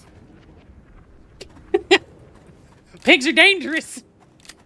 Apparently. Ghost pigs.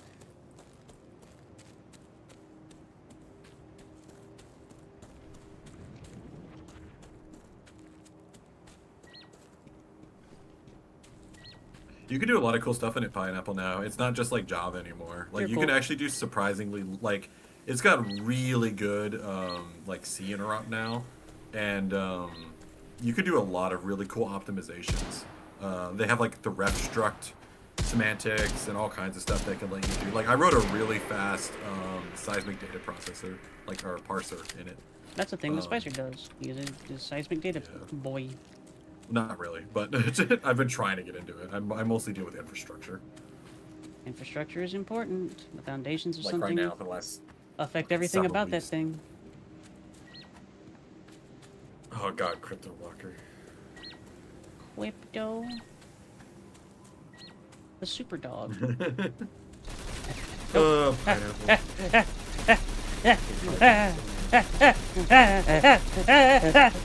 Alright. I'd be fine with Python if...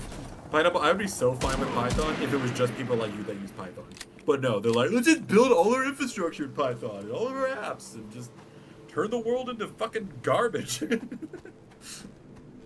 Garbage. Stop. But the I thought hitting garbage. mainstream was probably one of the worst things that happened. In terms of just like software reliability. And then now it's AI. Oh, NPM, never mind. Python, in order of how horrible. NPM, Python, and then AI. AI is coming up though. But NPM is just fucking sitting there in its throne.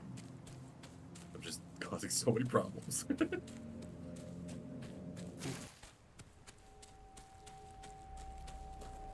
For free. Hopefully.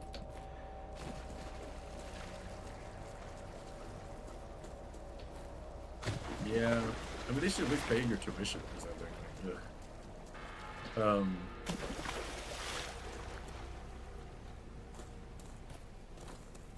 That's how my dad got through college and got a job at NASA's. He just worked on all the professors'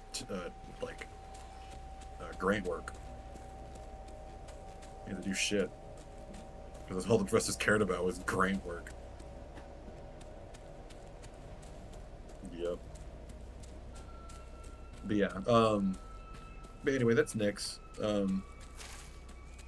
It's really, like, someone put together they're called Flakes. It's like a little mini environment in Nyx, for the Eden fork of the Yuzu Switch emulator.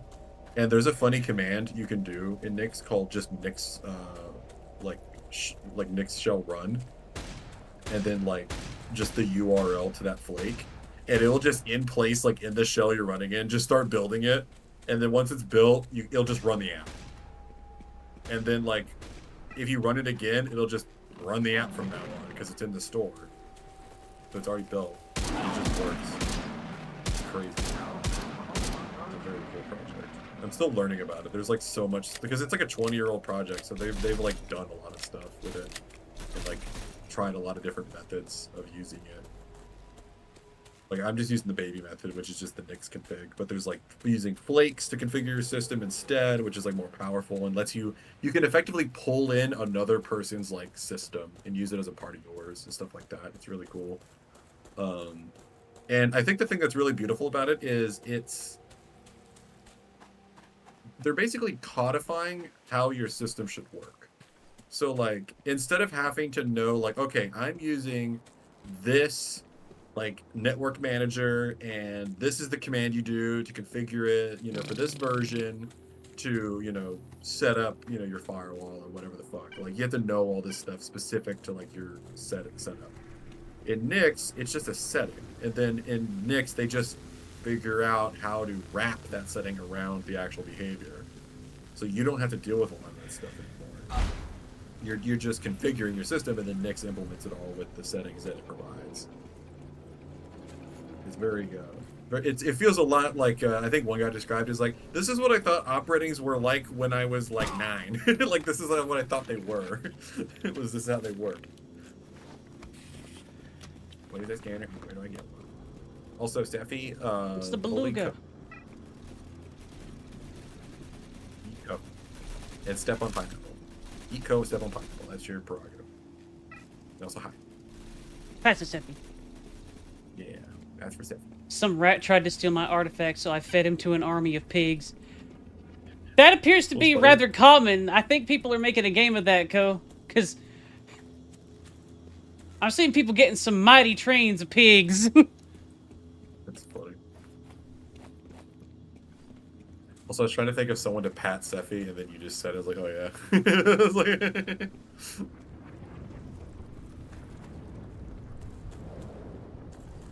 Yeah, so like 2 days ago I got into Nix. I installed it on a laptop. I basically got it like... The only thing so I put, it's like the default config. All I did was add like 8 applications I wanted, which is pretty much just like Steam, the Zed editor, the Rust toolchain and stuff like that, the Heroic Game Launcher, just a few apps. So like there's like 10 of them or something. And then like I configured my host name for the machine, like my username. I turned off the firewall. I turned on SSH. And then I was like, okay, cool, done. And then like I didn't really have to do anything after that. And then I found out that if I'm in the login screen, the computer will suspend. So I had to add a setting to turn off the auto suspend in the login. So then I forgot about that was a good thing. And that's what the only edit I really made. And then I was like, oh, this works. All right, cool. I'm going to put it on my other laptop. And that took like, you know, fucking 15 minutes. And Icy, this is the beluga. If you go to bar Icy, and there's a fellow standing to the right of the fixer there, the one who does like mechanical fixes and whatnot. He has a little dialogue tree and you can talk to him. And in his stuff, you will find a beluga. You have to trade in a candle for it. How long has this game been out? It's been a while. It started as a Minecraft mod. Wow. Oh yeah, I do remember that. We call it That's Roblox cool. Stalker because it's funny. I mean the models are much more Roblox like.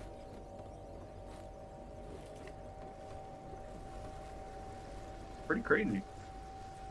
Yeah, it's neat. Passion project, baby. But yeah, so like I haven't touched my Linux thing in like 2 days.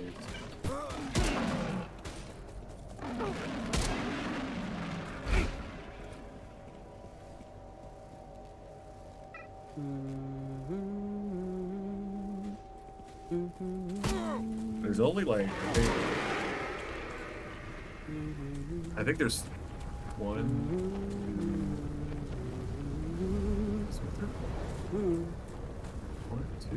I think there's only 2 workarounds I've even had to apply. And what's nice is Nix is so standardized that when I ran into an issue, oh no! I just found a GitHub issue that just covered it. It's like, here's a workaround. It works. It's like a single line option to config. It's a lot easier for people to help you in Nix. Damn. It's a lot of, dude, that's the classic one to die to right there. It's like the OG. The nice thing is unlike in Arch and stuff like that, it's a lot easier for people to like, for other people Fire having rounds are thick- pretty useful, Icy. But they can be a bit expensive. Yeah, I would expect so. However, I'm they sure if I have did the napalm and put in my bullets. they have the best of both worlds when it comes to a lot of combat traits. So like,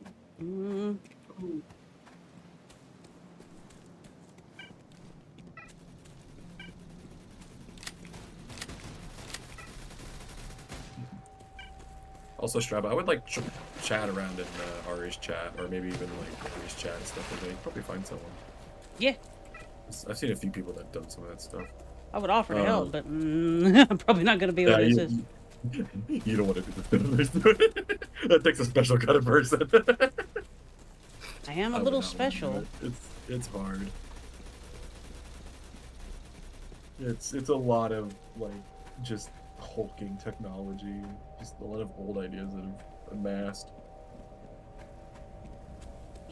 But yeah, in Arch it can be kind of rough to get help because like they'll be like, okay, what about this part of your system? What's this configured as? Or have you done this before? And Oh, like you there's gotta be just like kidding so me. much.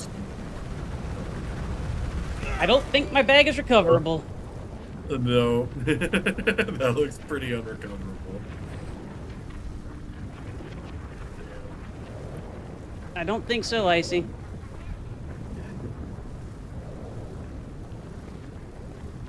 It's pretty rough.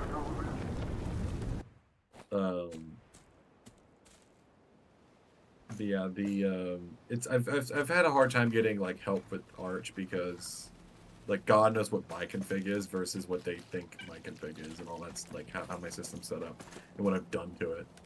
And so in Nix, I noticed that a lot of solutions just kind of worked as long as like they described the same thing I was trying to do.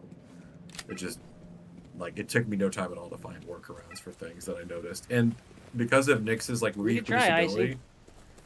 most of the time people I wish we could all trigger have the whirlpools same with bolts, because problem. that's like a pretty standard thing to do in Stalker. Yeah, But there's always like a bolt to start with. but whirlpools just ignore bolts and just bounce off them. Damn. Yeah, like in Nix, everything is so predefined and like immutable that if there's a problem, Damn it. I can find like 10 other people like immediately having the same problem because they're like, application. So if there's a problem, everyone kind of sees the problem. So they can get fixed or workarounds get made. Like I was having an issue where specifically in some apps that are running an X11 on a Wayland system, the cursor theme doesn't get included. Yeah, I might need some help, honestly. I don't think I'm going to be able to get it back otherwise. I'm zagging with my body just to grab it. I need a hero.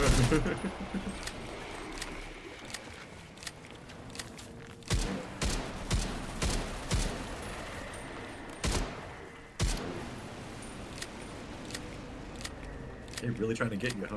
Yep. A little bit.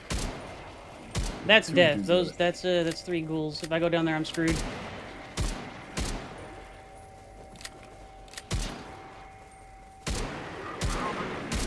They're pretty fast.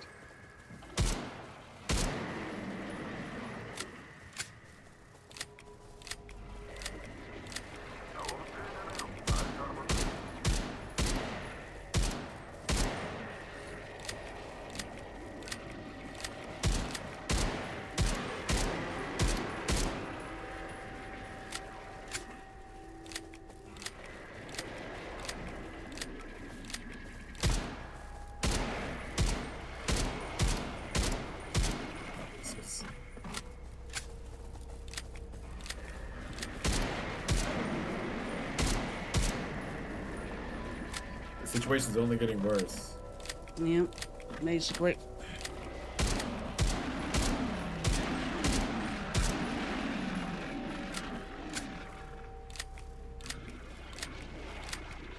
Chewing through them.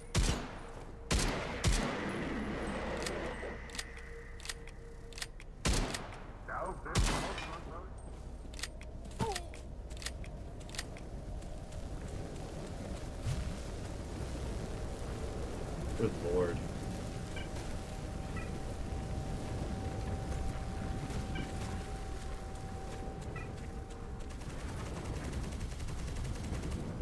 Oh, you got pretty good reach.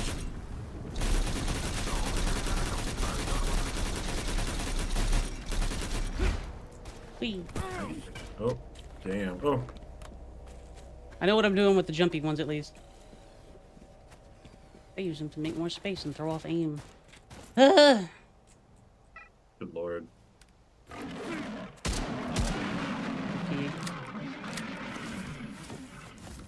What's funny is the only thing I've actually run into on mix lately has just been certain integrations, like the Eden emulator. If it tried to open a file dialog from the OS, it would just crash. But it was just because like certain environment variables weren't getting added, so it was like a one-line fix in my config.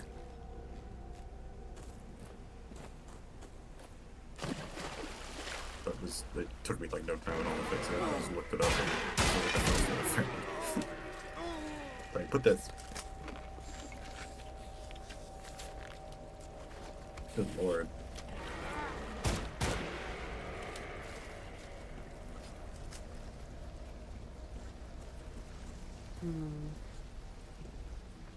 Yeah. Oh, hi, Co. Pat. How you doing? Ugh.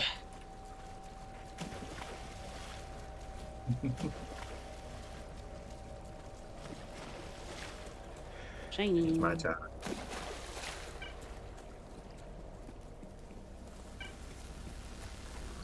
We're supposed to be in fucking Auri stream. Oh, you can just grab that. I was looking for a way around.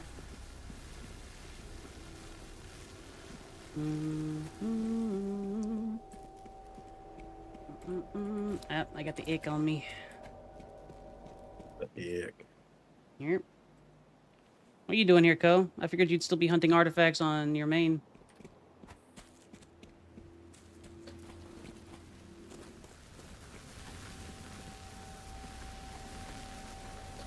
Baby, I'm gonna get one. Okay. Don't die. And die of cringe.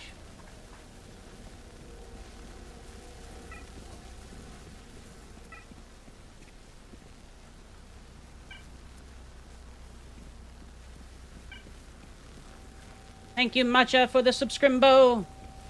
Pat's the matchbox.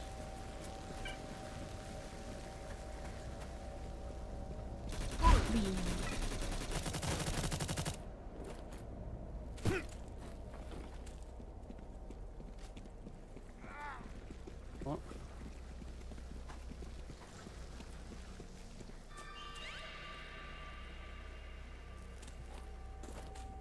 Water. Ooh. So after you get done with your round or whatever, you can poke out the rest. Feel it. Sniffle. Make Co eat some of it. Holds out to Foxboy. Foxboy goes, "Eat it!" You have the like cat gag.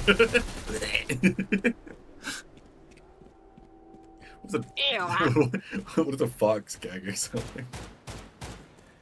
I did not realize I What was does muted the this entire fox time. gag? You are, Co. You don't exist. You're not real. No, I was saying I came to assist you get your stuff back. I can't hear Co because I have the stream muted, so. That's fair. Slicer can't hear you. It's okay, though. Don't exist technically.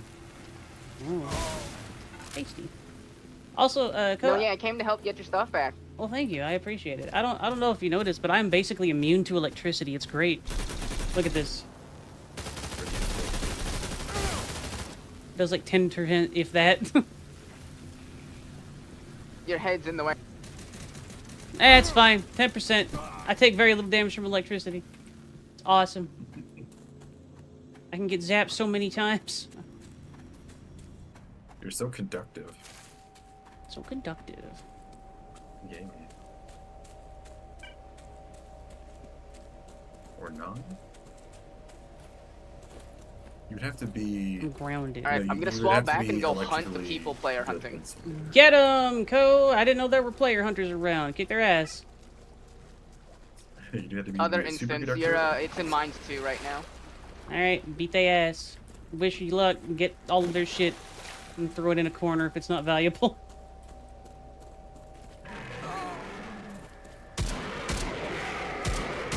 Shit. Oh shit. Beat the shit. Looks like there might be a merc around our hideouts. That's unpleasant.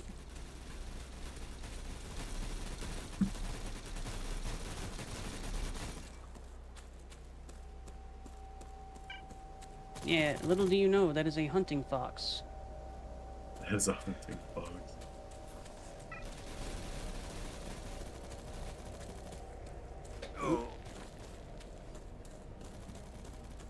Damn. I have several Arties. I think I'm going to go bank. I'm gonna go bank.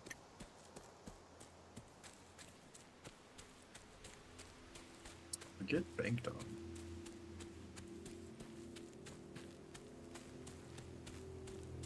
Get bonked.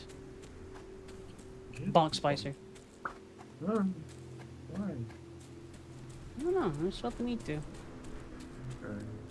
Probably deserve it. I'm probably deserve it.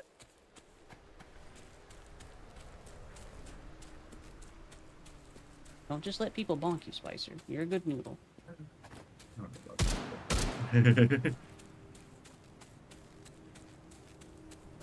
I do what I do. I do what I do and I meant what I did. Yeah.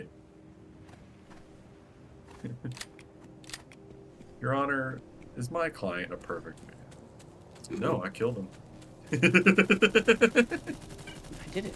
I got that guy. Dude, did you see the video where Brendan Lee Mulligan and Eagle Lawyer or whatever like did a collab? I did not. Oh yeah, it's so fucking funny. Yeah, they did a collab and it was just Eagle Lawyer. I guess his name Eagle Lawyer. I can't remember. He's the really popular like YouTuber lawyer. He's really cool.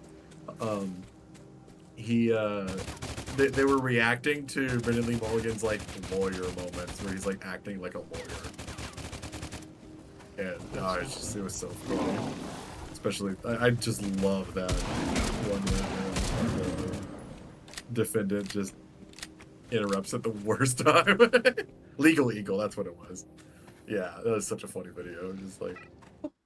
Just goes through this huge jargon of like lawyer speak, and then just the other guy just goes, yeah, I killed him. Yeah, I got that guy.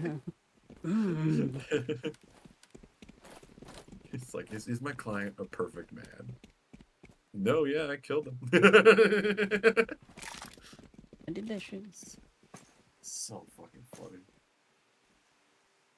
I fucking love the Bradley Mulligan stuff. And that guy just had the perfect, I can't remember his name, but the guy's perfect timing. Another tiny key. Battery. Battery. Get him, Co. Put in the battery. Battery these nuts. I don't keep any of When's the next these. suction cup man gonna come out? I'm Suction Cup Man! I love that series. Hey, I wrote you a song. What? It goes something like that. Could you send me a clip? Eat a dick. Eat a dick.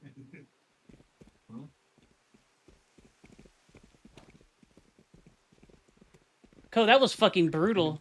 No! Jesus Christ.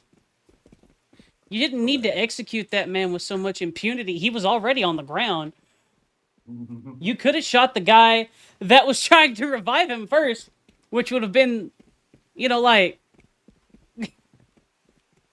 It's whatever, it was a good one.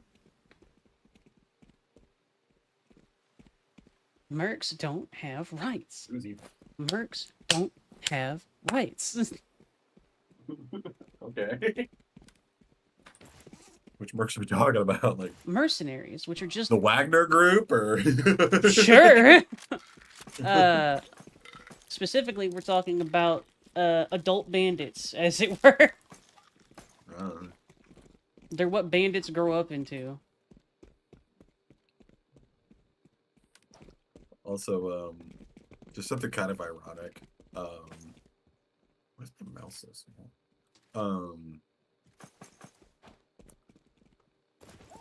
I've spent like so much time like writing Linux and like messing with like custom window managers and all this stuff, trying to figure out what I like. And I ended up on fucking GNOME, which is like the most default GNOME. Linux experience GNOME like there is. And I'm like, yeah, like it's like the anti-customization desktop. Like they don't like people customizing and stuff, and they've actively like removed stuff for that. They're kind of like Mac in that way.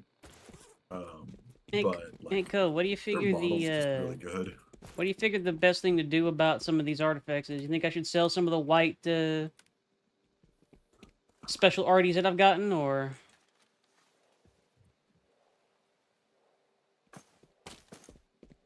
Is it in between tiny cursor and big cursor? Vendor prices are high, but could you get more? Yeah, temporarily high. Эй, дядя, ну ты чего мимо?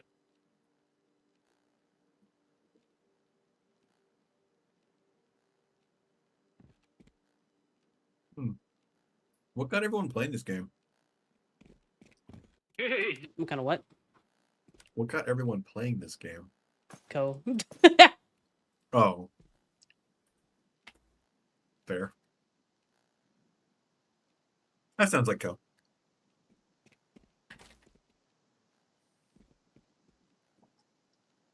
That's very fox-like behavior right there. Excuse me.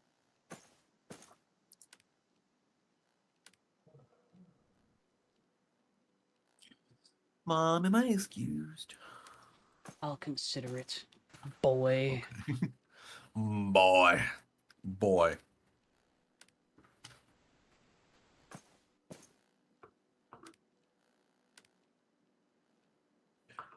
Boy. He thick. That boy thick. Extra thick.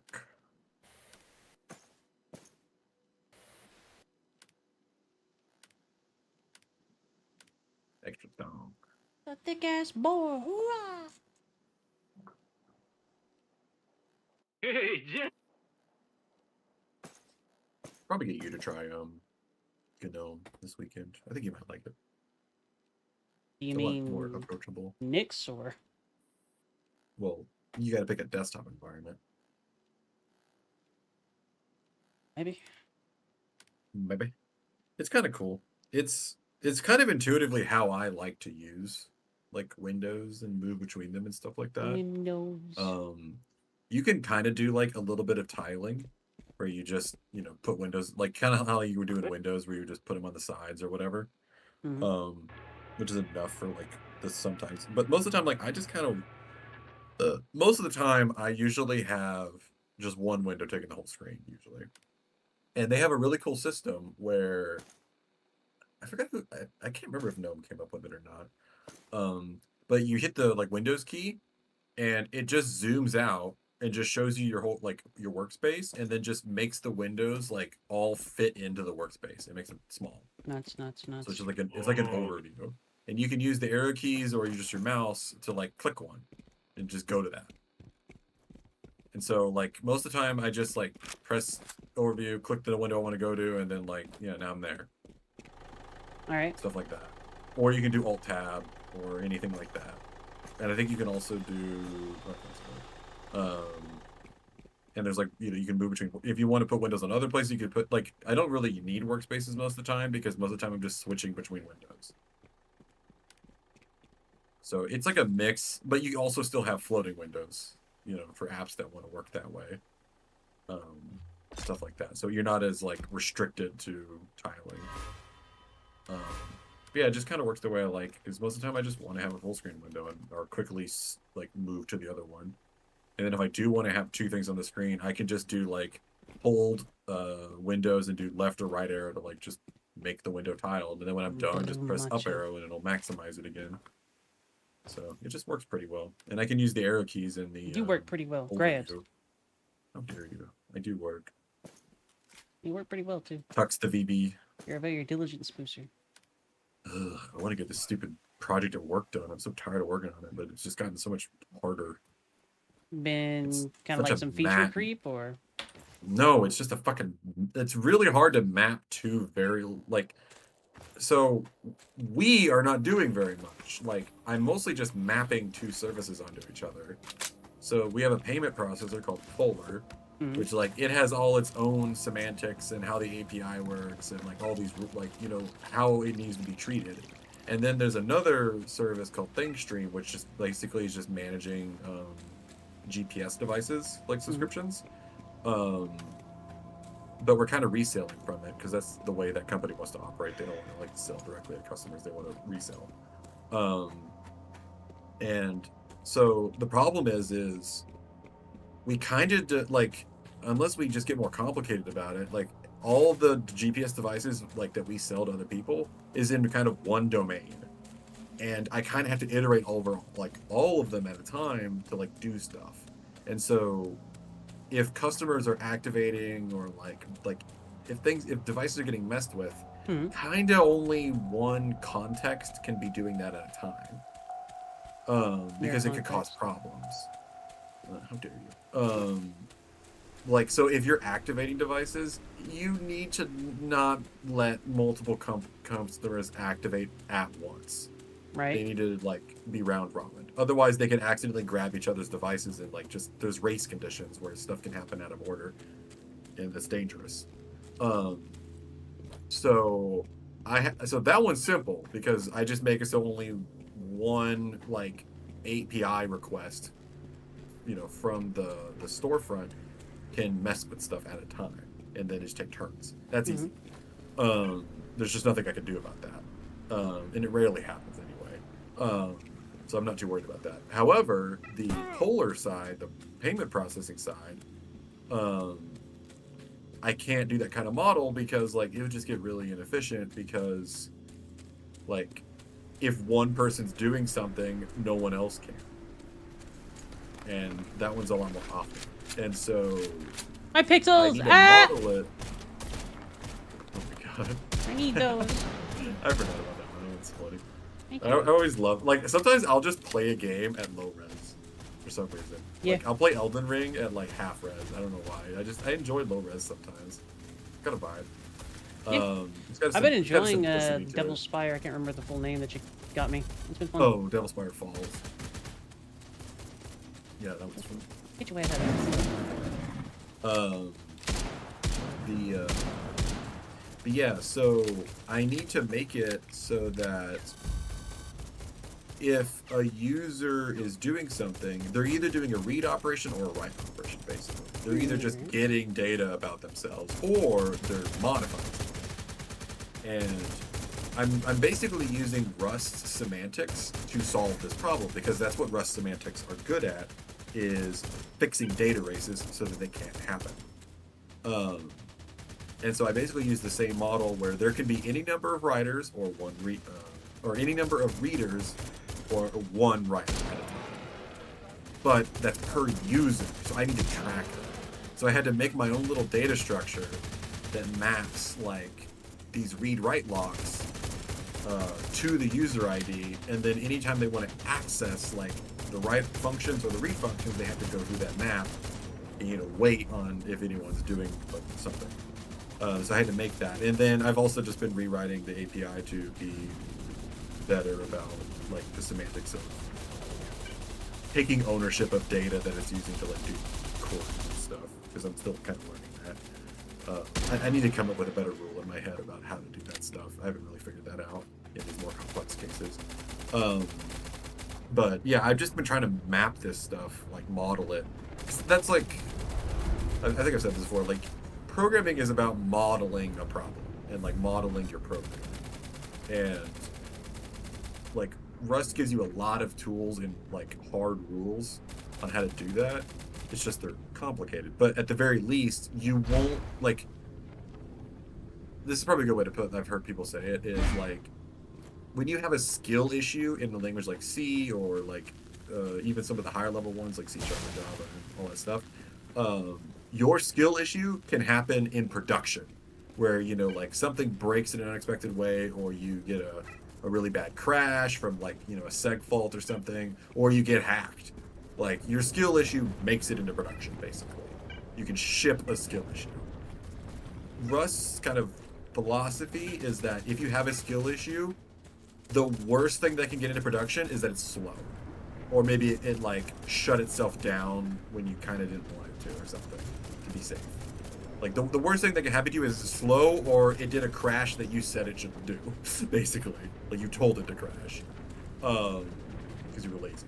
Because sometimes that's just like the easy way. It's just like, crash. I don't want to deal with this. If this situation happens, give up. Put on Terraria. Give up. Put on Terraria. It's called unwrap. You're just like, I don't care about this error. If it happens, just kill yourself. I don't know what to do with it.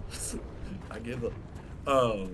And so skill issues don't get into production. Like, you'll just make it slow or crashy. That's about as worse as it can get.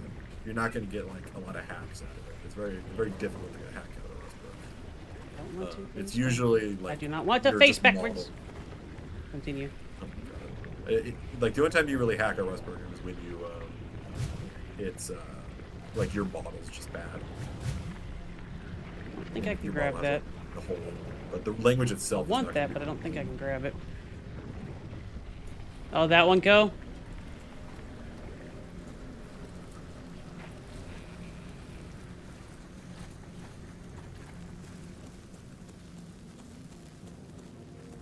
It's a twab. I have died to that exact spot a lot. Yeah. I've been learning more about how to test the whirlpools and stuff, because they can tend to be very dangerous.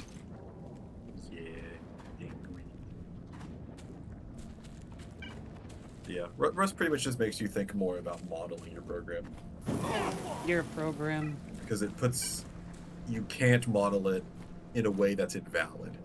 Your model can be bad, but you can't make an invalid model, basically.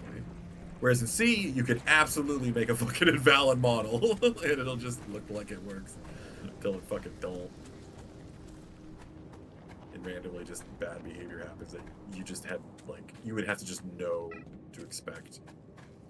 Through a lot of experience. Rust doesn't tend to do things unexpectedly. It has very strict rules. Seems a bit loosey. Loosey-goosey.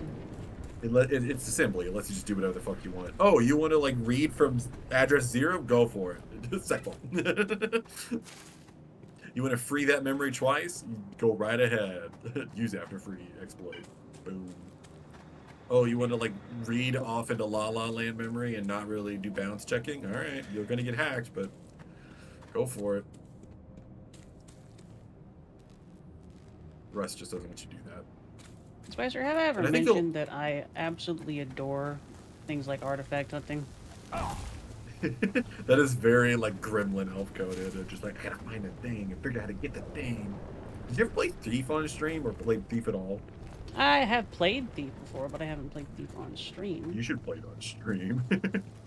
Seems very Gremlin elf coded. What's shaking, bacon? Sneaking around. Are you excited for Project Shadowglass? That looks very elf coded. I haven't seen that. Repeat. What is it? What? It's like, it looks like a 3D pixel art game. Oh yeah, yeah. It's literally just Thief. It's but like bigger. Yeah. It's I like really that cool. shit. I feel bad for that guy making that age of AI where you have to just fucking convince people it's not AI. Hopefully It's AI just will be that gone cool. eventually. Is this AI? Can you tell me what model you use? I mean, that just shows how good it was. Is people thought it was fucking AI because it was. Can you like, tell so me what model impossible. you use so I can get mine working? No! Yeah. No! I don't use a model! Yes! I'm using Claude Opus or whatever the fuck. No, I'm actually using the one that they're saying is too dangerous to use. Mythos. Dangerous? That Question apparently mark? found a. they've been saying this for years, but yeah, it like quote unquote found a bunch of vulnerabilities that are like really old and like it's really dangerous and people were just going to use it to hack stuff and all that crap. They've been saying that for a long time, but we also don't have any actual fucking figures that it did any of this stuff. But, So it didn't do any of those things. That's what I'm probably hearing. not. I mean, Anthropic got AI like a shit ton of them all running for like weeks or whatever to basically recreate the GCC compiler. You know, an already existing fucking project, but it probably had fed code, and it barely worked at all. It did do a lot of things, but yeah.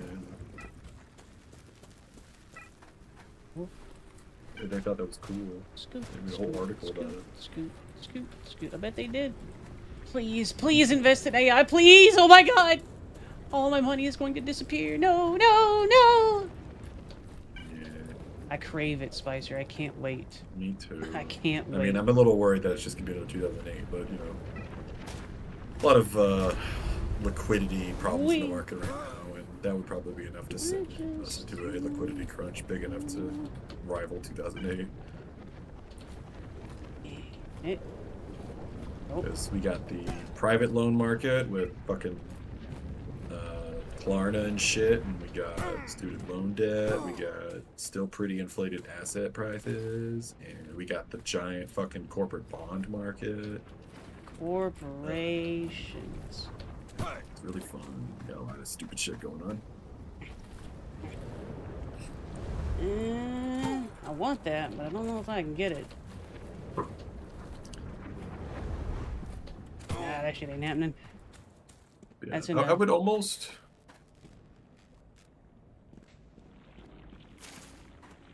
Cool, I don't know if I trust you.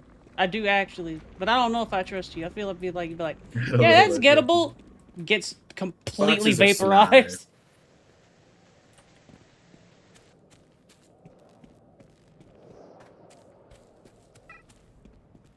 Imagine there's just an elevator in a building, and when you get into it and it closes, it just vaporizes everything inside the elevator. I mean, hey. Like, how long would it take for someone to figure out that that's what that does? I would say probably at least a couple of days. Several people. Yeah. Not coming back. Yeah, unfortunately, like, there will be really no way to tell. Yeah, you're just like, oh, an elevator. Ding. Ding, fries are done. Ding, fries are done. Ding, fries are done. Oh yeah, I was setting up a server for Holy Method. crap, here comes and, Jesus. And he doesn't look too happy. I love. Oh my god. I love Minecraft's modded servers because it's just like a fucking wall of red errors. And it's like, done, ding! Smiley face. It's like, okay. Sure. It just works, I mean, God Spicer. forbid I build code and I see one red thing. I'm like, oh, that's the end. Minecraft is like, done. It's all good. Are you sure? It's like, yeah, that's normal. There's like a very, very loud crunching sound for like 20, 30 minutes, and it's like, okay, we can play like I now. Are you sure, It's like a Minecraft? machine. It's like a machine you find at work, and it's just like the pastry machine. You click it, it's just like. Ding!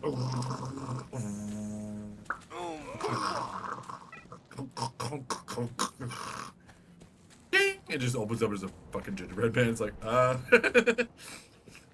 I mean, I'm just saying, if it I don't works, know it if I would works. eat that. I'm just saying, if it works, it works.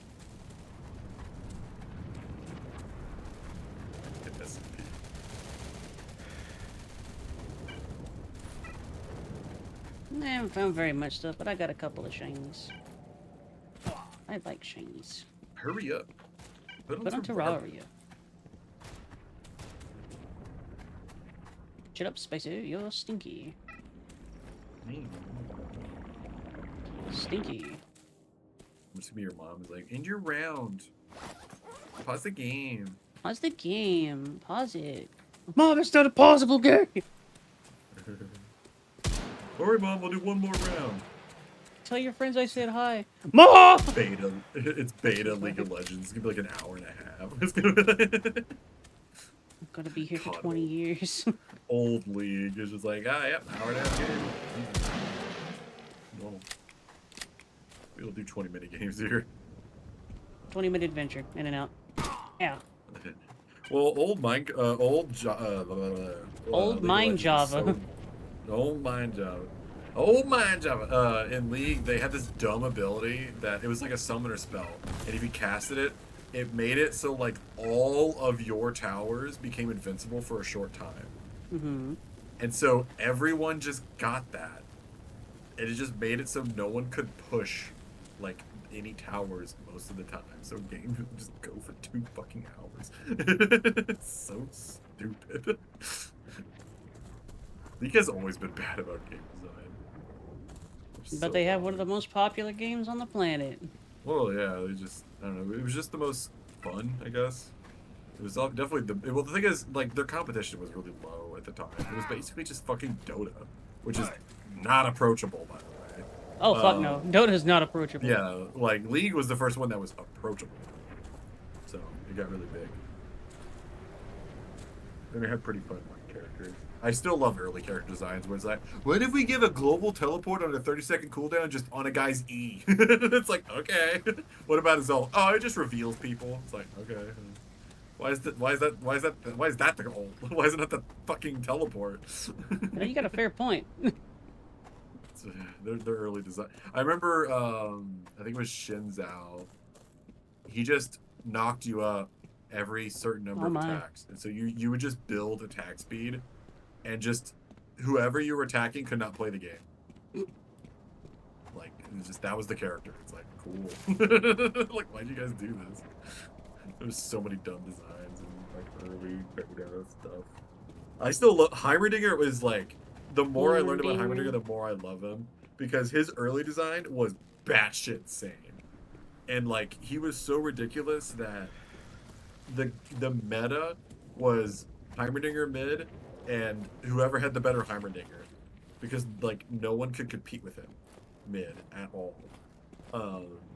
Like he could put down like 6 turrets, and because of a bug, it could be like 12 or something. It was like insane. And he had like these homing rockets, but like more like after he was reworked, and like for most of his time, those homing rockets like respected line of sight, and they went to the nearest any targets. So hitting other heroes was kind of hard. You had to have like no minions around and stuff, and you had to be near them. Old Heimerdinger, the range was like twice, or it was like bigger than line of sight. It ignored line of sight, and it randomly targeted any heroes. And every time you upgraded it, it added another rocket. So there was 5 rockets. They each So are did, you like, speaking basically tongues? they each did a full they each did a full like abilities worth of damage, and they could go to the same target randomly. So what you would do as Heimerdinger is walk off into the jungle and make it so the only hero that could feasibly be near you is the jungler. And then you would just press the button, and all the rockets would just fly to him out of nowhere. Like, you didn't even know where he was, and then just kill him. It was the stupidest shit. Like, what the fuck? It had I think its lowest possible cooldown was like 20 seconds, and it costed like 200 mana or something to cast. It was insane. But it was just like, kill that guy. Fuck that guy. I don't know where he is. Kill jungler. I don't know where he is, but that guy's dying. If there's anyone here. It was insane. Oh. Are you accelerating the faction wars? Oh my god. Look, the fox is like, I am causing problems for everybody. I am an international terrorist. I am an international terrorist. But yeah, no, like, I think it took him 12 minutes. So he could put like up to, I think it was 7 turrets. It was 6, but there was a bug to let you do 7. And you could upgrade them 3 times. And like all that had cooldowns. It took him 12.5 minutes to fully set up his nest somewhere. like half of the time it takes before you get the ability to surrender mode is how long it. What? Oh my god! What the fuck? Does that just always work that way, or what? Like? I mean, you can manipulate how some stuff works. Oh my god, it's crazy. I'm learning. supposed I'm to learning. do I'm that? not quite as I'm not quite as spry as Co at you manipulating anomalies, but Crazy. I'm spry. That's cool. This is a cool game. Yeah, it's pretty neat. Pretty neat. Wee. Eco. Eat Co. Put on Terraria. What is the rare? Turn We need to Co. watch that video at some point. Turn Co into a marketable plushie. Hell yeah. Yeah, and oh yeah, and his like long range grenade that he throws could damage towers. So you would just set up a nest in front of a tower, like ward off any like nearby heroes with just your auto rockets, and then just sit there and chuck grenades at the tower with impunity until it died. Co, one day And you will also be a you- marketable plushie. This is a threat. Yeah, that's in the where's Nam? Get them on that. But and also his passive would heal your towers. So it's just like how do you win in? You just lose automatically over time. There's a Heimerdinger in the game. You have So you always lost. had to have another Heimerdinger to Dude. counter the Heimerdinger. The donger. If so, I play Heimerdinger mid if it's not obvious, but I played like 3,000. Yes, games. Seal. Marketable plushie with detachable tail. Yeah. It writes itself. I was just wondering where Zeal was, and then I said that, and I guess summoned them. Yeah, Zeal's usually lurking around. They're a little. We also Preach. need to make a coup foxtail butt plug. Why would you want that, Spicer? You want something to say? It would sell well. Yeah, you got a fair point. I mean, I'm not into that. I mean, I won't get into the version of that I am into, but you know. Anyway, Also, whenever you snip or yank the tail out, it goes ah. It makes a co noise. Ah. oh God. It also has a counter of how many times someone's pulled it out. Yeah.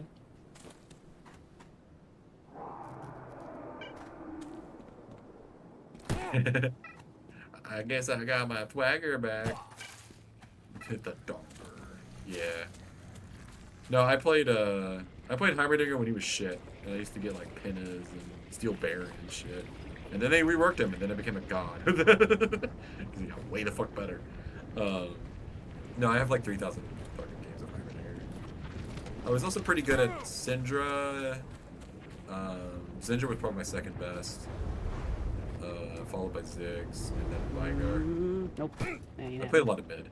I pretty much focused on mages mid. But Heimerdinger was my go-to. I was really good at Heimerdinger. I was beating like platinums mid as Heimerdinger. Syndras wouldn't even stop me. In fact, I think the only hero that stopped me was fucking Cassiopeia. I just couldn't figure out Cassiopeia for some reason. But like Yasuo and Syndra, I just fucking curb stomp most of the time. I figured out Syndra's weaknesses when you're fighting as Heimerdinger. Heimerdinger has a gun. Kinda. So Syndra has a unique ability where she can pick up minions and throw them at you. And what does Heimerdinger do? Make minions. So she just, and she also has a spammable Q that just like does damage like whenever she wants. So she just kind of wipes she throws your turrets at you or just throws them out of the way so they can't be useful. And you just have you have like a 20+ second cooldown where she is like fucking 10 second. So she's just very good against Heimerdinger, but she's bad at long range poke. And as long as you can avoid her long range like CC, you can kind of ignore her. And so what I figured out is you just use turrets to distract her, and you don't put points in them, and you just max rockets, and then you just poke the shit out of her, and just be really good at aiming your rockets and tricking her. And she'll just get like she can't farm, she'll get zoned out. So yeah, that was the strategy I eventually figured out. Heimer has a pet TX robot. I mean, he has a giant turret. I love that giant turret. Auri would absolutely play Heimerdinger. I love turrets. He's fun. So his ultimate is 3 of them. He'll upgrade his next ability. If he uses it on the turret, he just makes a giant turret. And if he uses rockets, he just sends a fucking volley of rockets. And if he does the grenade, it bounces 3 times in like a big area. It's really cool. You're cool.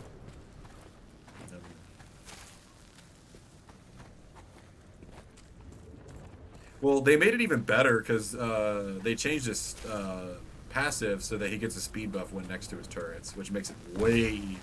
I don't even know why they did that. Like it was so much better. It got so much easier to like outplay people with Heimerdinger.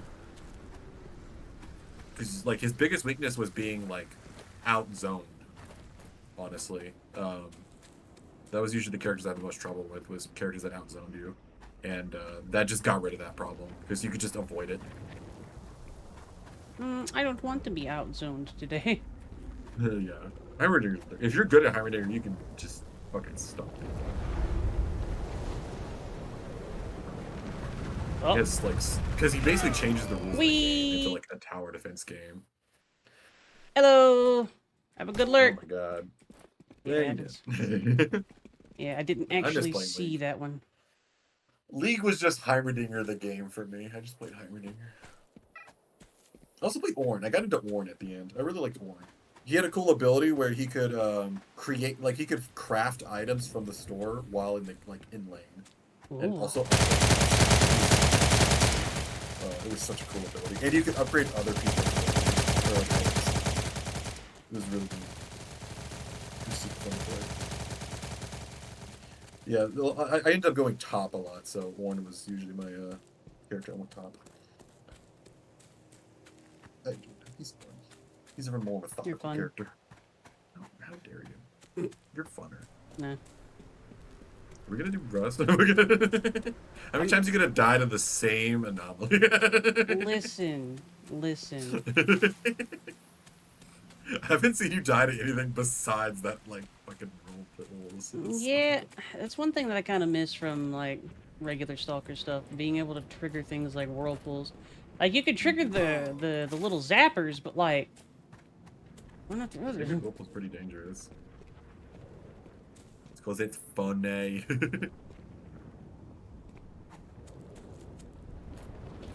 Also love playing Ziggs in League because you just like the whole point of playing Ziggs is to just be a laughing maniacal crazy person. Like it's just so fun. Just chucking bombs like from off screen and blowing shit up. That's fine. I didn't need those He's a kneecaps. fun character. Didn't work that I time. also love playing Final Boss Vigar. It's so fun. You don't know my power. It just turned to a super villain the whole game. Because you're like only that. saying Vigar lines. I need the red buff. I need to slow people down. A white If anyone mirror gets is a that pretty good reference. one to have, Icy. I guess not the best, but it's pretty fucking decent. Anyone here watch Cholera Ninja? There's such a deep cut if anyone has.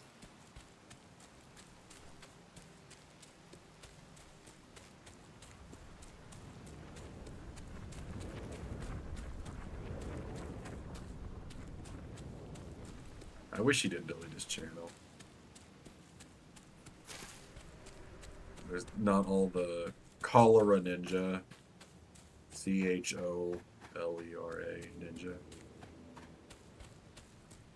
He had a really funny like Darius video that came out. And it was just Space Jam, and then Everybody get up, it's time he had to the Corky split Nabobo now. video. I got a real jam going the Swain on. one. Welcome Oh, to the God. Space Jam. I wish all the episodes got I wish all his videos got re-uploaded after he deleted them, but only some did. It's really sad. There's so many funny ones. The one that always sticks with me though is his Vigar, Vigary or whatever, where it's like he's playing Vigar and there's an enemy Vigar and he's like got a fucking like is his nemesis. He just says a lot of stupid shit, just like. Because, like, so Auri in League, there's a red buff that a jungler might give to someone. Yeah. But it's usually given Red to buff, someone blue who's buff, melee. etc. Yeah, it's usually for melee. Yeah. And they were fighting over it, and then he just comes in with a Vigar from the bottom, just like, from where he was, just like, I need the red buff, I need to slow people down! He just steals it. It's like this, something a mage should never have. Oh, I love that fucking bit. I need the red buff. I need to slow people down. Meanwhile, he has a long range, like, AoE fucking stun. He doesn't need to slow anyone down. Okay. I love playing Vanguard. Artifact recovery phase is over till the next eruption. I love Vygar, but my god, did it get annoying to play him when Yasuo existed. I'm gonna tiny ass wood wall. No. It's just like, ugh. What exactly are you wanting to know, Icy? He is the happiest League player. I think It's Spicer fun. may be the place where all of the joy in the League community went, and that's why it's so toxic right now, because he's not playing it.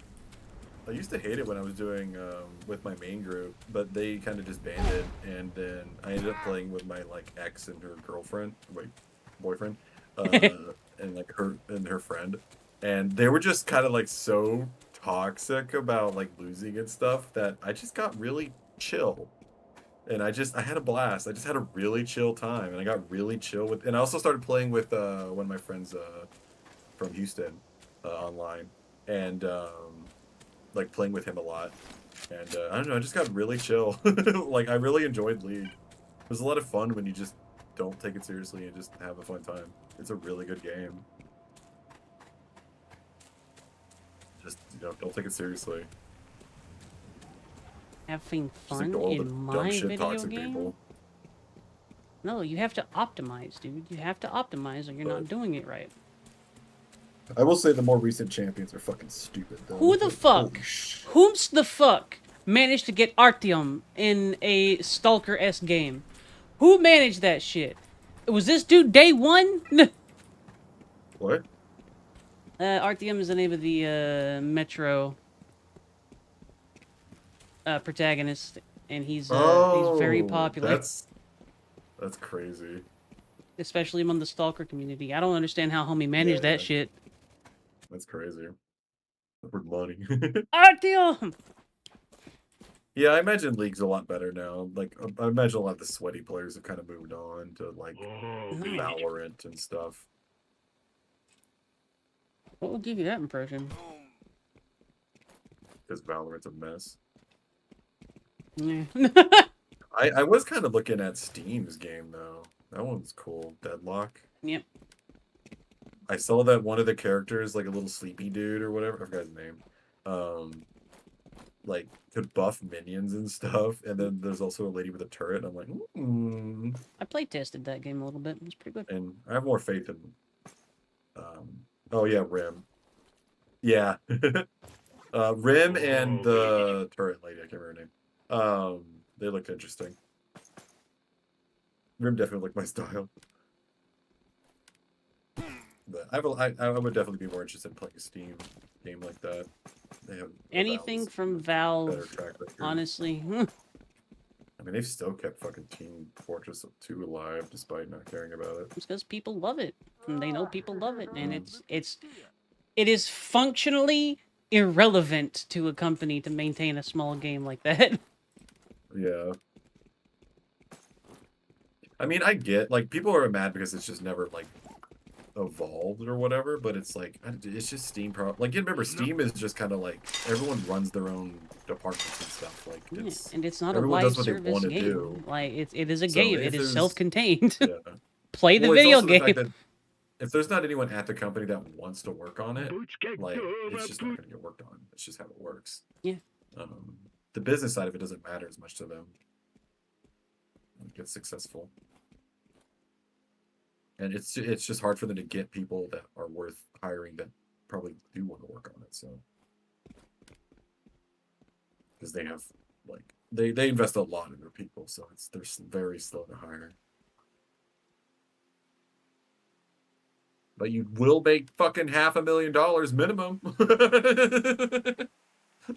It's almost as like they value their people. Oh yeah, they very much value tribal knowledge there. Crazy how that works. Yeah, crazy how they're able to compete with fucking the biggest game companies in the world. You don't say. Small team. Gee, I think they're like I wonder how that works out. yeah. Skill and talent. Who knew? Man, it's Actually crazy. cultivating your people and making them want to come to work and actually engage with the work that you're giving them. Giving them a reason to be happy at your location and pour their actual love and commitment into something. Yeah. Passion, baby. О, снова ты. Excuse me. Good. Passion. That's passion. That's passion, bubbling right up. Oh, yeah. Even my body. Pushes Spicer over. No, pushes you over. Carback You done yet? No. I'm gonna play a video game for the rest of the night. Oh, Oh. oh no. Oh. Where I am so annoyed that that's not. I need to add that to like fucking tenor GIF or whatever. I What want to you- use that. What you frowning about, Zeal? Why you got a frowny little face? Squish his Crap face. seal. Rub his face gently Except favorite fun. with hand. Does things too. Привет, Which is привет. bullying. It's just. Stares at Bun. T-poses. This community is like a horde of foxes just sitting around a bunny hole waiting for them to come out. What I thought. What does poished me mean? Pooshed. А представьте, если в зоне новый Oh. источник энергии отыщется. I don't Тогда-то remember. уж точно Actually, I'm a bun. I can't be wrong. And it's Easter. That's true.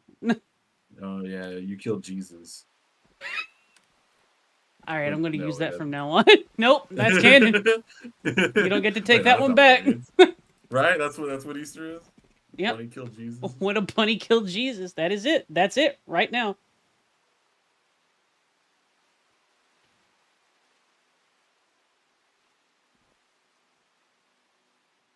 I'll be on my anime arc when God reveals himself, and I'll immediately become that anime villain that wants to kill God.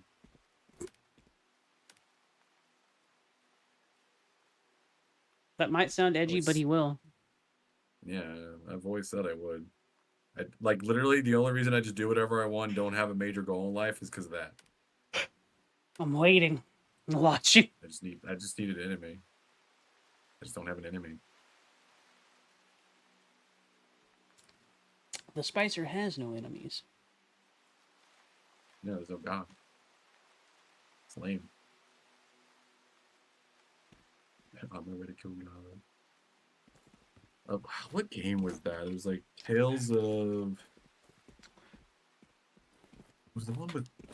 I was about to say a character name, but I think they all have that character. Get him, Zeal. There's a character in one of the Tales of games that like Tales of Zestria or something. Where it was like a guy who was leading a nation, like an industrial nation, and his whole fucking goal was to kill God, and he did.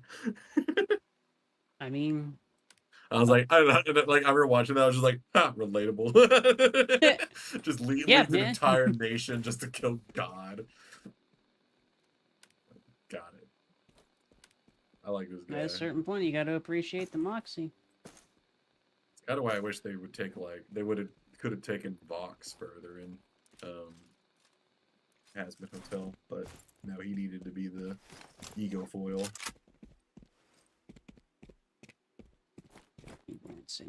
Привет, привет. I Привет, wonder if they'll do привет. anything with Kane in Hazmat. We haven't seen anything about that. I mean, we will see. Well, it'd probably be Hazmat Hotel. Or, no, I mean, it would probably be Hello Boss if we see Kane, because he's going to be on Earth. Earth World. What'd you figure out? What you figure out, Icy? Explain. Tell us your Explain. secrets. Perhaps you figured something out that the rest of us don't know too, so share your info. Information sharing is the cornerstone of an effective civilization and group of people. It's also what I do without being prompted. Do what I says, because I meant what I says. Kicks Co.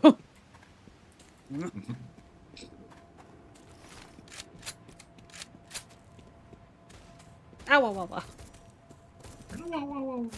Bully Foxboy. Bum. Co, I've got a lot of goo. When's your round gonna be done? I keep you keep not calling me on it, Spicer, so I keep going. Yeah. Like I was at base You could have said something, but you You didn't. can hold yourself to your own integrity. You can have as much integrity as you want. Really want to play StarCraft, Spicer. This is my strat. Like, I remember my boss asked me, like, how much you want to get paid? I'm like, I just think you guys should figure out how much I'm worth. And then, I'll just, you guys hold yourself to that. I really like video games, Spicer, and I'm very much enjoying this event and doing stuff like hunting artifacts and whatnot. If you don't stop me, I won't stop.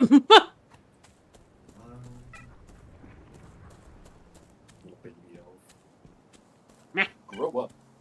No. Put on Terraria. Put on Terraria. It's a good gun. Nice gun. Grab Zeal. Puts on map. Co, are you further exacerbating faction relations? Grabs Like bun Zeal. too. Zeal's cool. Yeah, They're cute and funny. Got so much spunk. bunny. You're a really good artist, and they make cool stuff. I'm gonna keep bullying them. They deserve it. They do, actually. Yeah. Oh yeah, I gotta send you more ideas. Have I paid for 2 commissions? I don't even know what I've paid for or whatever. I have no idea where I'm at. Co, what do I use act tickets on? I'll just send you ideas and then you tell me if I owe you money. that's how our relationship works. I can't be bothered to keep track of shit. I never will. Should I save my axe tickets, Co, or should I not save? Save up to 1,600 for pant ranking 400. Okay, so the rest of them, it doesn't matter, or and spend on Overton a 9 for scope because I have 800 right now. No, that's never gonna happen. I'm always gonna like make a point of that. I have to passive aggressively like nudge you about your awesome commission work. Yeah. It's important. I'll explode if I don't. It's like whoops trying to not stream like Terraria once a month. It's like, oh man, I'm glad I was playing Terraria this month. Otherwise, the chip in my brain would have exploded from not streaming Terraria once a month. Okay, I don't remember. I knew about the one thing at a time. I don't remember like where we are in that or whatever. My God. It's fine, Hans. What was the command you were thinking from MacGuffin? Out of curiosity. Your Legendary permanent record. So, number 1 of each blueprint? I need to... Fuck. Okay. I really want to do either something fetishy, or I want to do something more like a reference piece, or I want to do a my character posed as like the ending of the Vox Die song, because that was really cool. I really liked Vox's character up until he went crazy, because he's just like very kill god kind of energy, and I respect that. Good job, Seth. If I was in the Has-Been universe, I would just actually try to kill good. And probably the anti-god character too, because we know that they're there. Let's get rid of both of them. Humanity can do what it wants. Fuck you guys. Vibrating in place. But I secretly just become like the God Emperor in a war. It was just like, I think humanity is what should run everything. We should get rid of any other like higher beings. Just us. Humanity. I'm a Warhammer character. What, you don't like the God Emperor? Huh? You don't like the God No, I Emperor? think it's fine. I just don't think there should be any other gods. Like, it should just be humans. Humans, we got this. Yeah, do we? Alright, cool. Yeah. There should be no one above us. There's a decent chance humans are first. So that could be cool. Maybe. It's also possible that there's life literally fucking everywhere. Yeah. Just stop the places you look right now. If Have you seen Pluribus? What? Pluribus. It's a show. It's recent. No, I'm not. It's by some of the people from Breaking Bad. I'm not. It's really fascinating. Is anyone here going to be spoiled by stuff I say about Pluribus? Anybody care about spoilers for something called Pluribus? Yes, no, maybe so. Speak now, forever hold your peace. It's a show where basically everyone except like 7 people become a hive mind.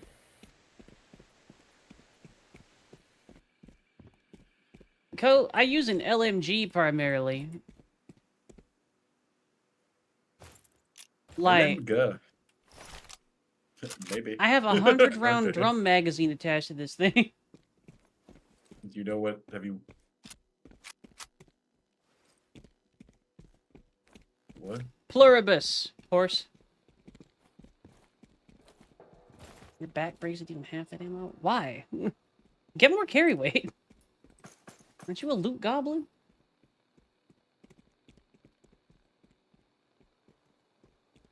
Yeah, write it, already. Oh, wait, you did. Oh, damn it. Faster than you. Points, laughs, I T-poses, know what that was. bullies, pushes over. Pluribus? It's a word. Good dude. I know it's a word. I'm a It's just- writer. It's not exactly what I would call in common circulation for any purpose. I mean, that's fair.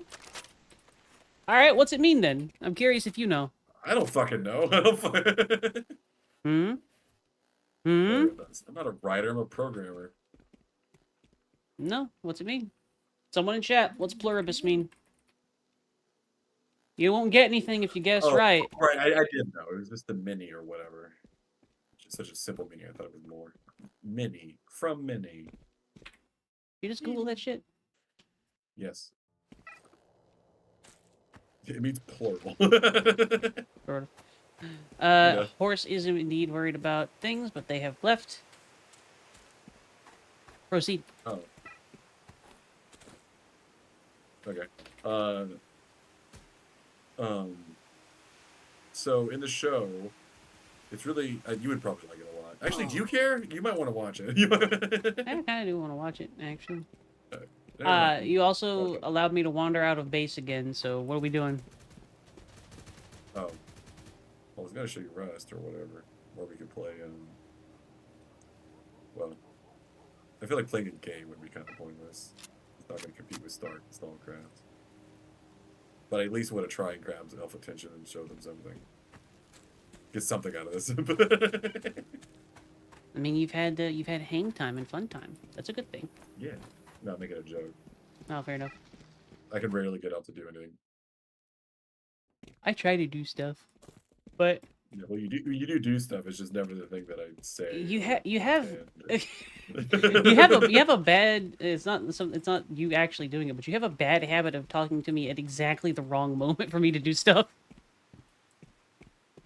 Look, I'm the god of timing, and it goes both ways. Yeah, fair enough. I was also, yeah. I mean, Sevi makes a good point. Like, Listen. He wants to teach me something on Rust, or teach me and like show me Rust and whatnot, and I want to wander around in an open location and shoot people.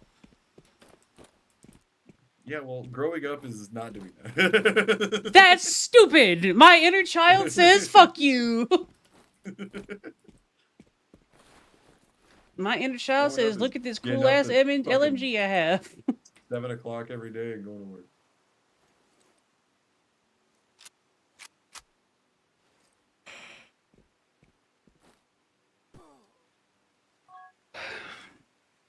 Cole, you need to understand. I've just given up.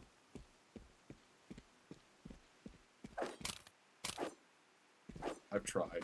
All right. Exit. There's no controlling the elf. I can Elf just indeed. Elf just does stuff. You can ask me to do stuff, and I will actually attempt to do it. I'm not gonna do that. Why? I don't do things that way. You're not ordering me around. Yeah, I don't work that way. I don't want to order. Like, Yeah, I I don't just wanna said tell you're people not what to do. ordering me If around. I'm people don't saying, wanna hey, do the thing I'm recommending to do, that's on them. Crabs, I don't care. shake. If you want to do a thing, you can ask me to do a thing. I am And interested in you doing ask the you, thing. and then you get distracted, and then you don't do And, it. and now I have closed it down. We're not doing the thing. I am not on Stallcraft now. Look, it isn't happening. Oh, you want to try doing something this weekend? Oh, okay, yeah. Anyway, 5 o'clock. I'm awake now.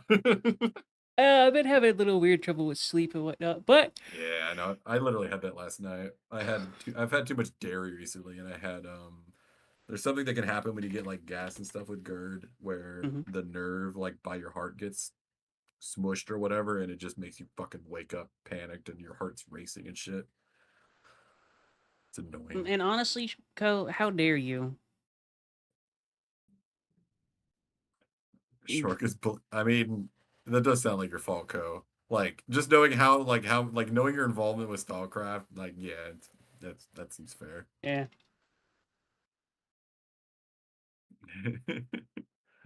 Shork's always looking out for everyone, making sure, Elf's getting sleep, Ko's not being a little fox, got Zeal into size fetish. Like I need to hang out with Shork more. They do cool stuff. I like everything they've done. They also do a lot of good size art themselves.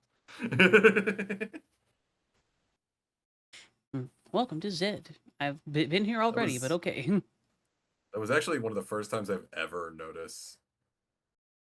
I thought it was Shark. I Who think the fuck got you into it? I thought we had a whole conversation about this. Zeal is I'm mysterious remembering. and a fluffy bun. That's not the answer. I missed it. My fact's wrong somewhere. We had a whole conversation about you like getting into it more or whatever. Oh, okay. So just like getting excited about it again, basically. I don't know. I think what Spicer might be saying, size stuff is macro versus micro versus size difference. Maybe? No, it's the same thing. I don't know what the fuck I'm talking about. I'm a noodle. I just like misconstrued what Nam had said about it before. Fair enough. That was like a while ago, so I'm not surprised. Um I don't know. Bun and VCR sometimes have communication barriers. One speaks in cute fluff, the other speaks in We're very different. And I like that. I think Zed may have just eaten itself. It is gone. What? What? It tried to update itself, and then it deleted its exe. Oh, that's fun. I mean, you can just reinstall it, but it's Yep. a tiny program. It's a Rust program. It's just a fucking binary. What was the site for program. Zed again? Zed.dev. It's like Zed editor or whatever. Zed.dev. Zed.dev. That Grabs. sounds fine. Zed.dev grabs. Either way, Yeah. I really like Short getting Zeal back into size stuff again and making a lot of cool size stuff. That's what I'm saying. Yeah, Zeal's pretty rad. Yeah. They make I good like it, size. bunny. I made Zeal do a close-up maw shot. It was worth it.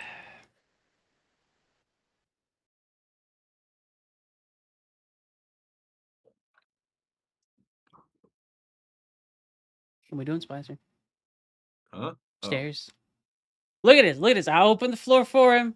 I say, hey, Spicer, we'll be I don't know, doing you the were thing. fixing Zed or whatever. He doesn't pay attention to it, and it's just not happening. That's what you sound like. Stinky, smelly, stinky, smelly, I need to sign into the smelly, stupid collab stinky. thing.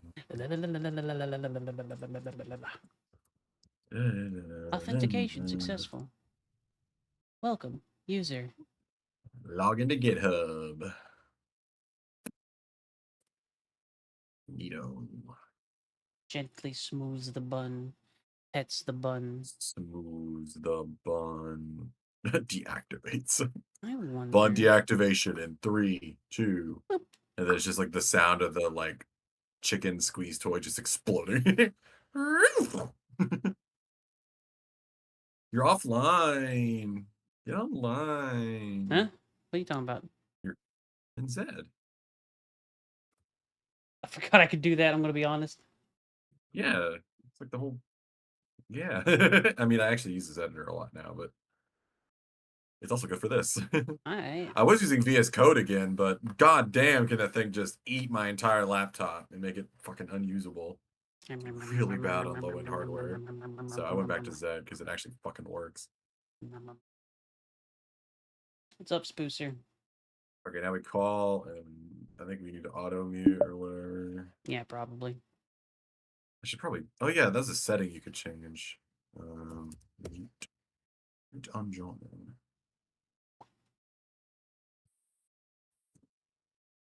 They've been improving this a lot. I think they're going to add the terminal feature eventually, which I was really excited about.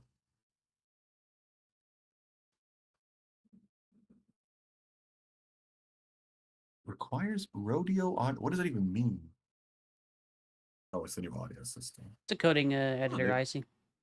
It's the one I use when I'm practicing C and whatnot. If not on Code Wars. Mute unjoin. You didn't mute yourself. Hmm.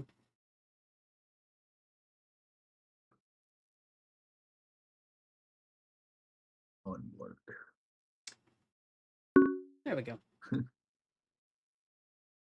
Okay. What command go? Where am I? What is this?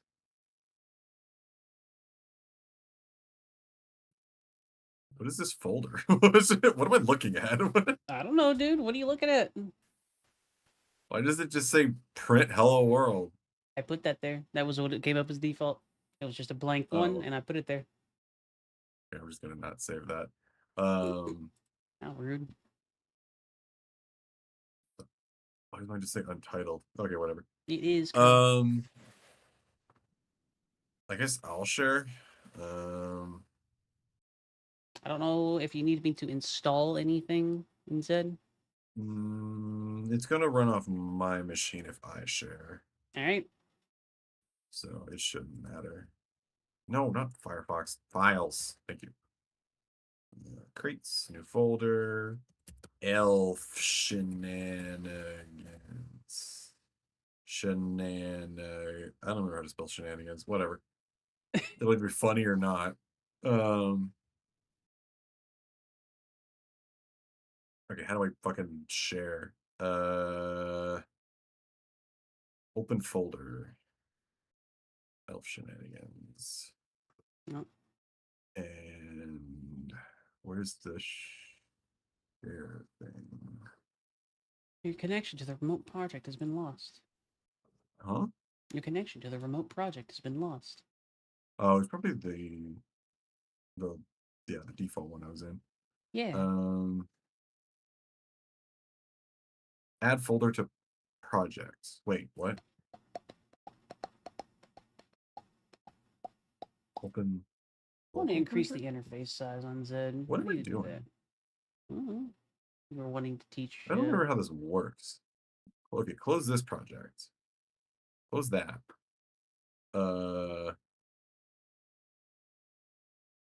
And then Put on to rock.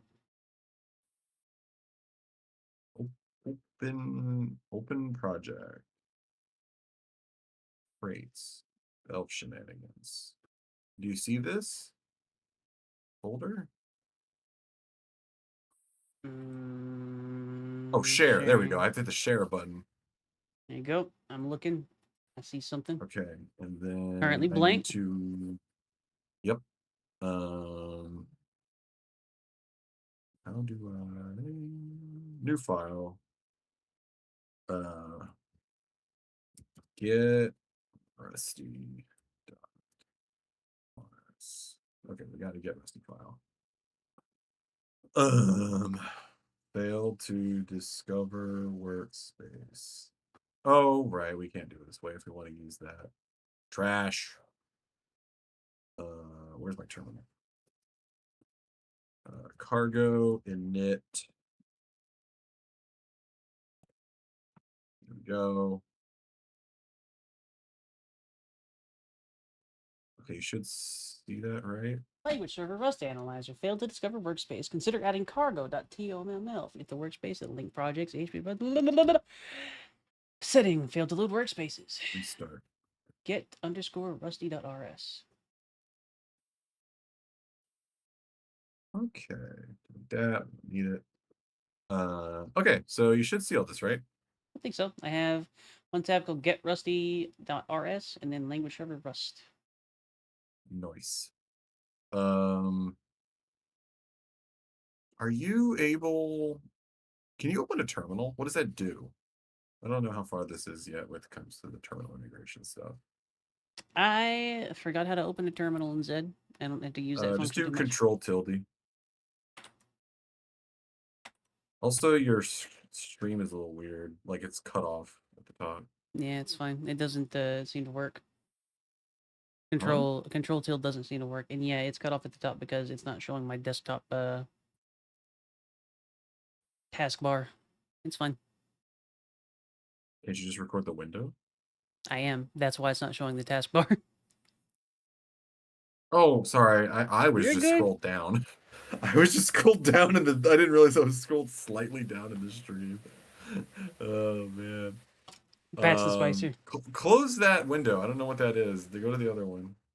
Which window? This? There should be a main RS file.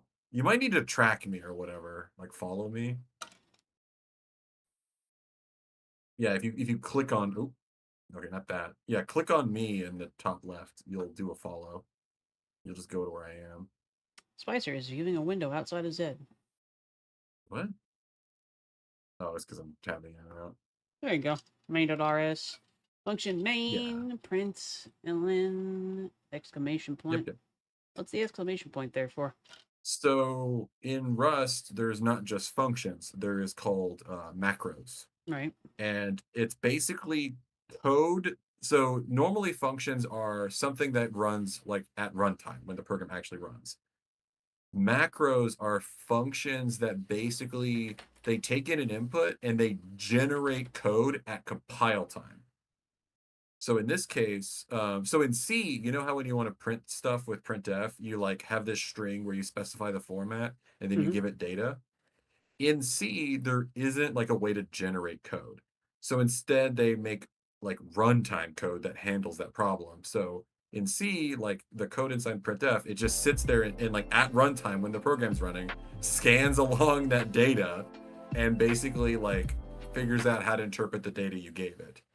Like what, like when the user does something. So it has some costs there. It's just having to just interpret things.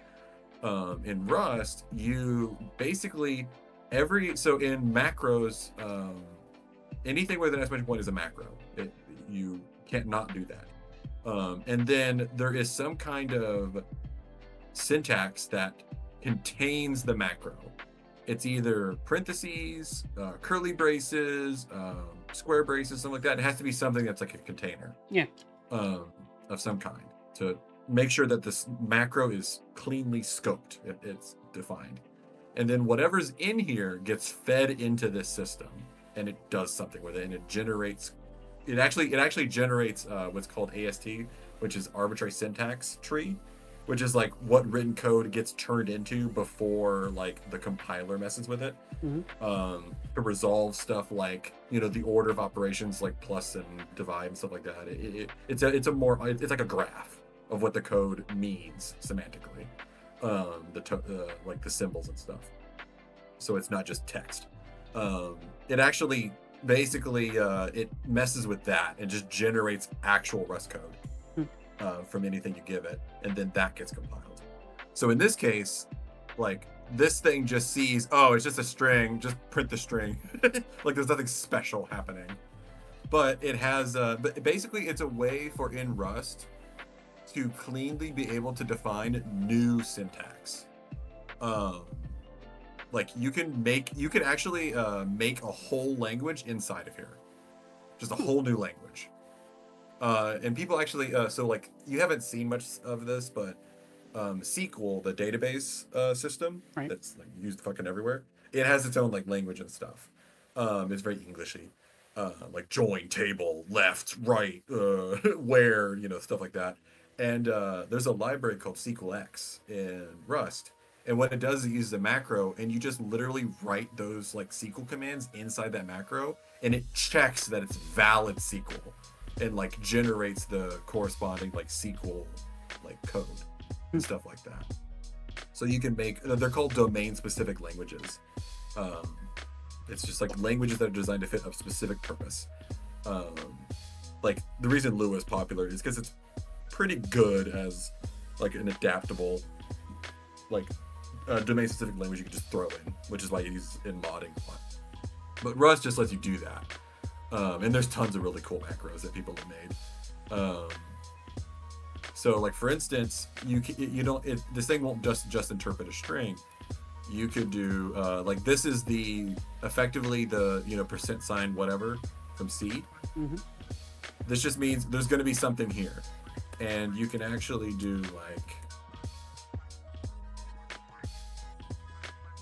this, where as long as it's simple, like it's just the name of a variable or whatever, you could actually just put it in here and it'll just work.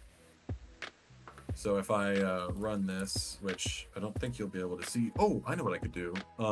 There's something I'm allowed to do now that they've added. Yeah. Where is it? How do you turn it on?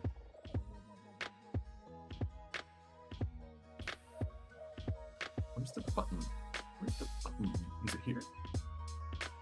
Here? That's leave. I thought they added that. There was a way for you to do screen sharing now.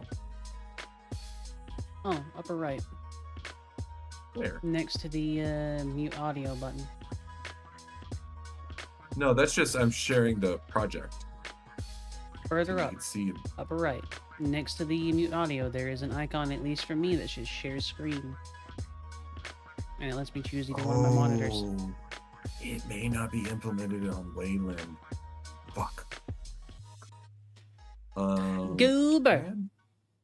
Can I force this thing to Why, sir, X11? XD is viewing a window outside of Z. It's actually the window in Z, funny enough. Man, this is the one limitation that was really cool from VS Code, is lets you do the terminal sharing. I wish this had that.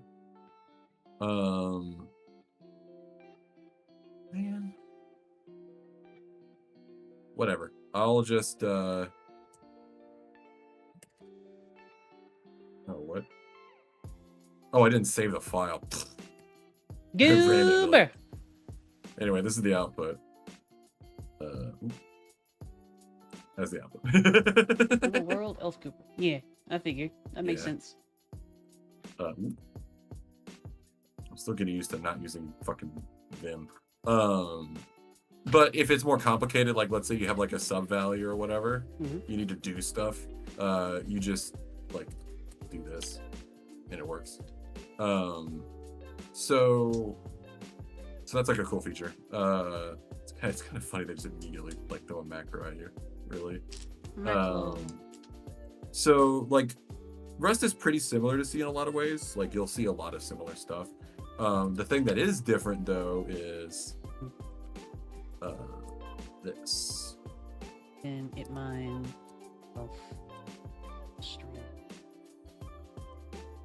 Let's do print line. So defining a function, what is elf::string in this case doing exactly?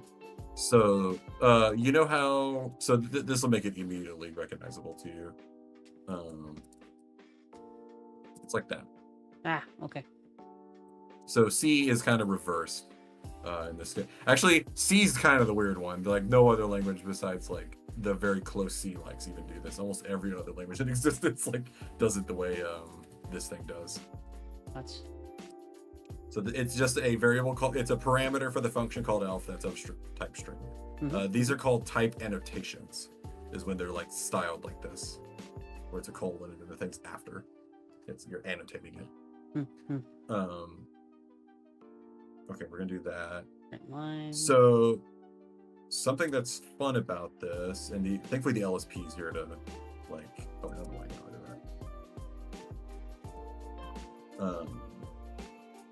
Let's move this down, and then let's do. So if I save this, it should immediately. Oh right, we have to do .to string. So string is. We'll get to that.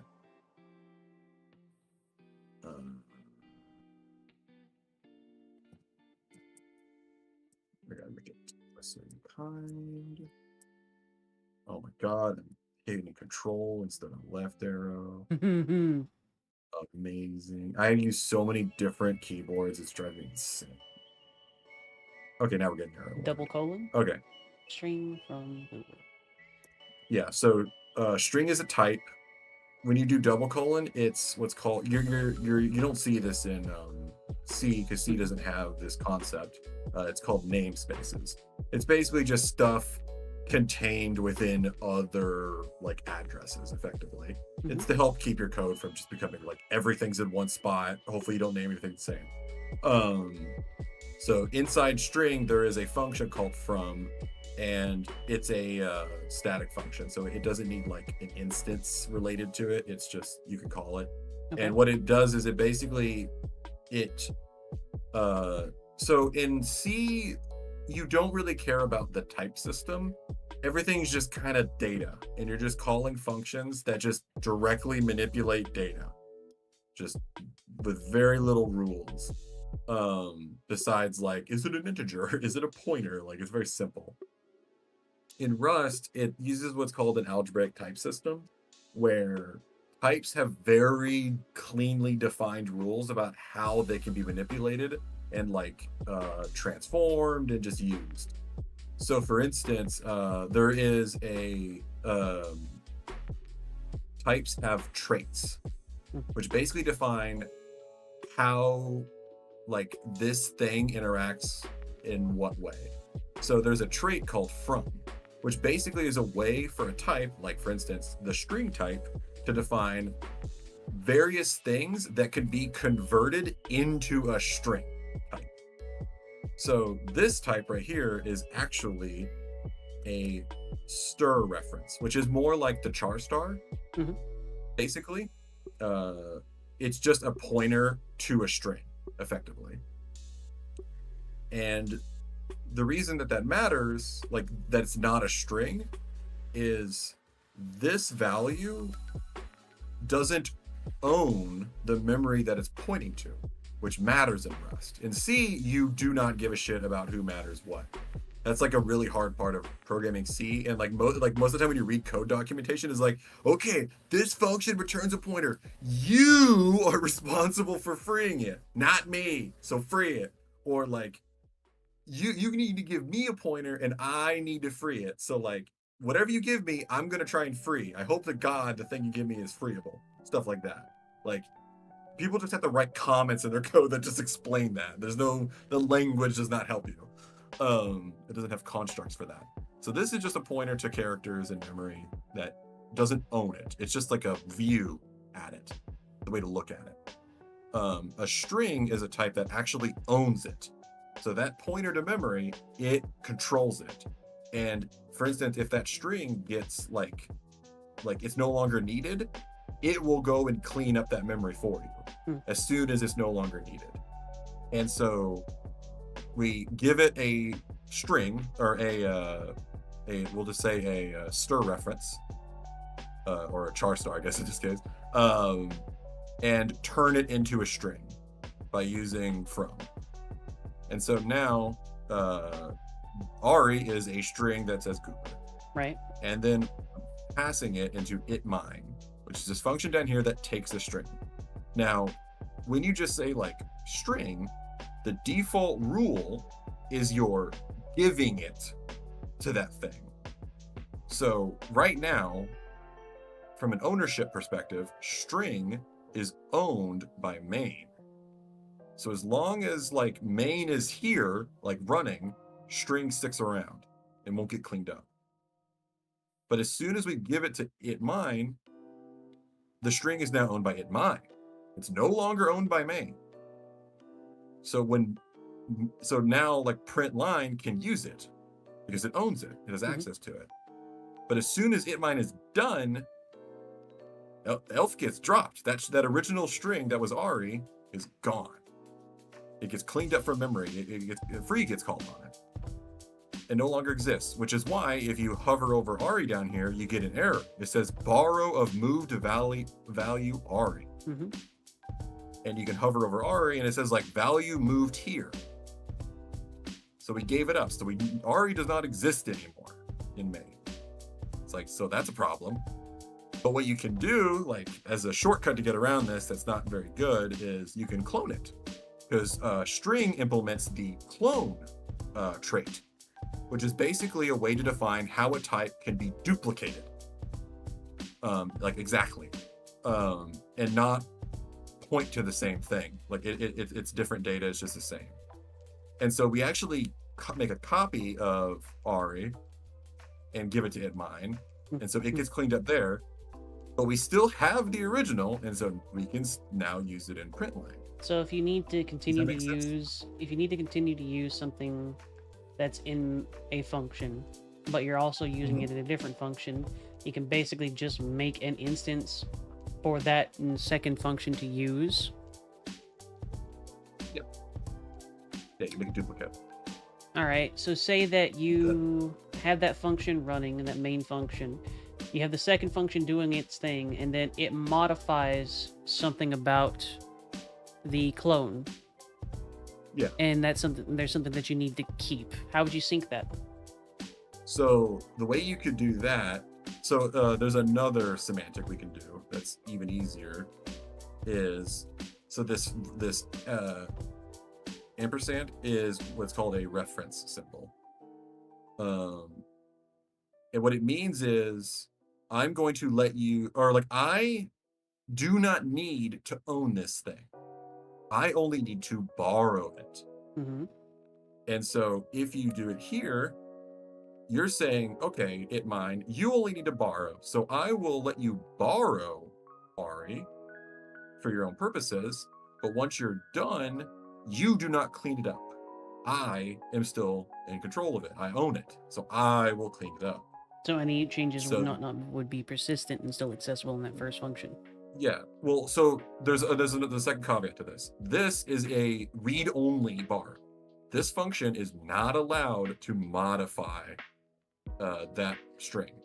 All right. It can just look at it. Now, if you want to modify it, you need to define it as a mutable borrow. What did I just do? Okay.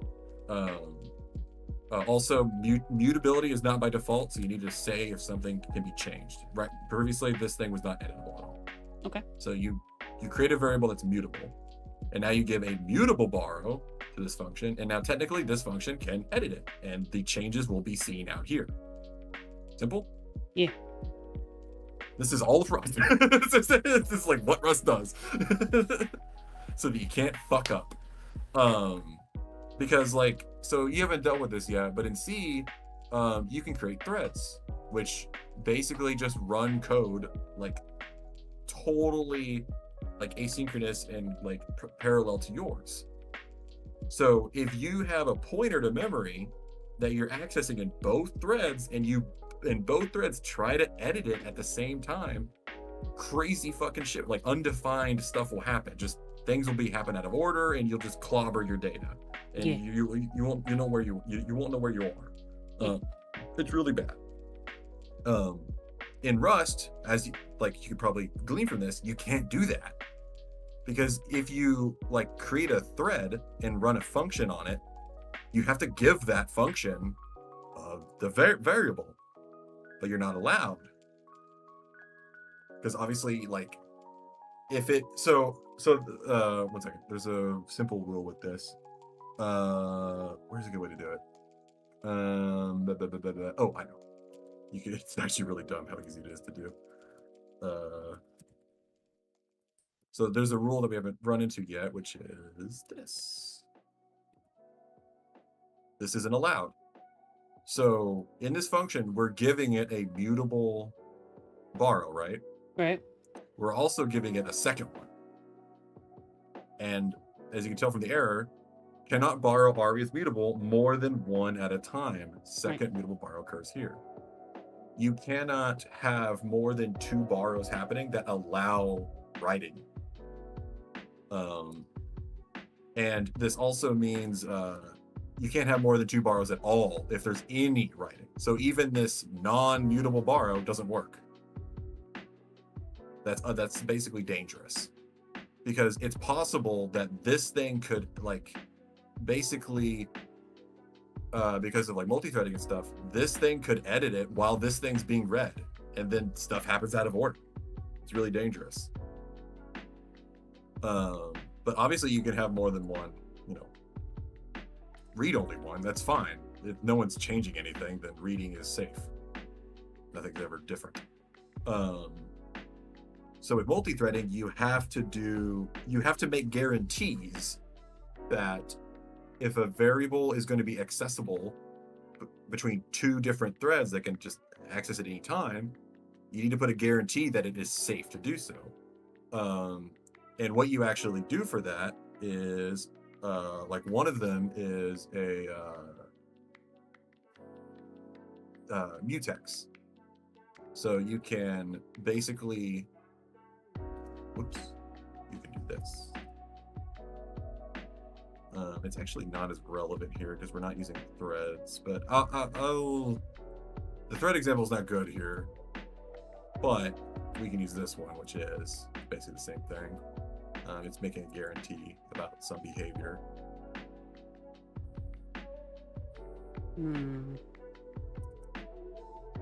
So there's something called a arc.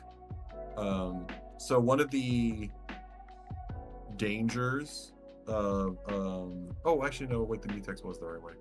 Mutex. It just means mutually exclusive. Yeah. It means only one person can do it at a time, basically. Like, I gotta add it. Oop.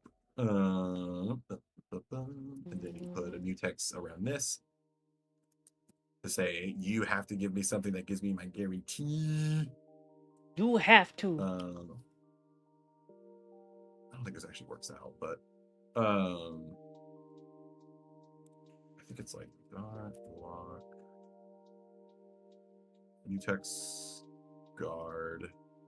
I think it's just break. Like, I don't think this actually can happen. It's really funny. Oh yeah, you can't do.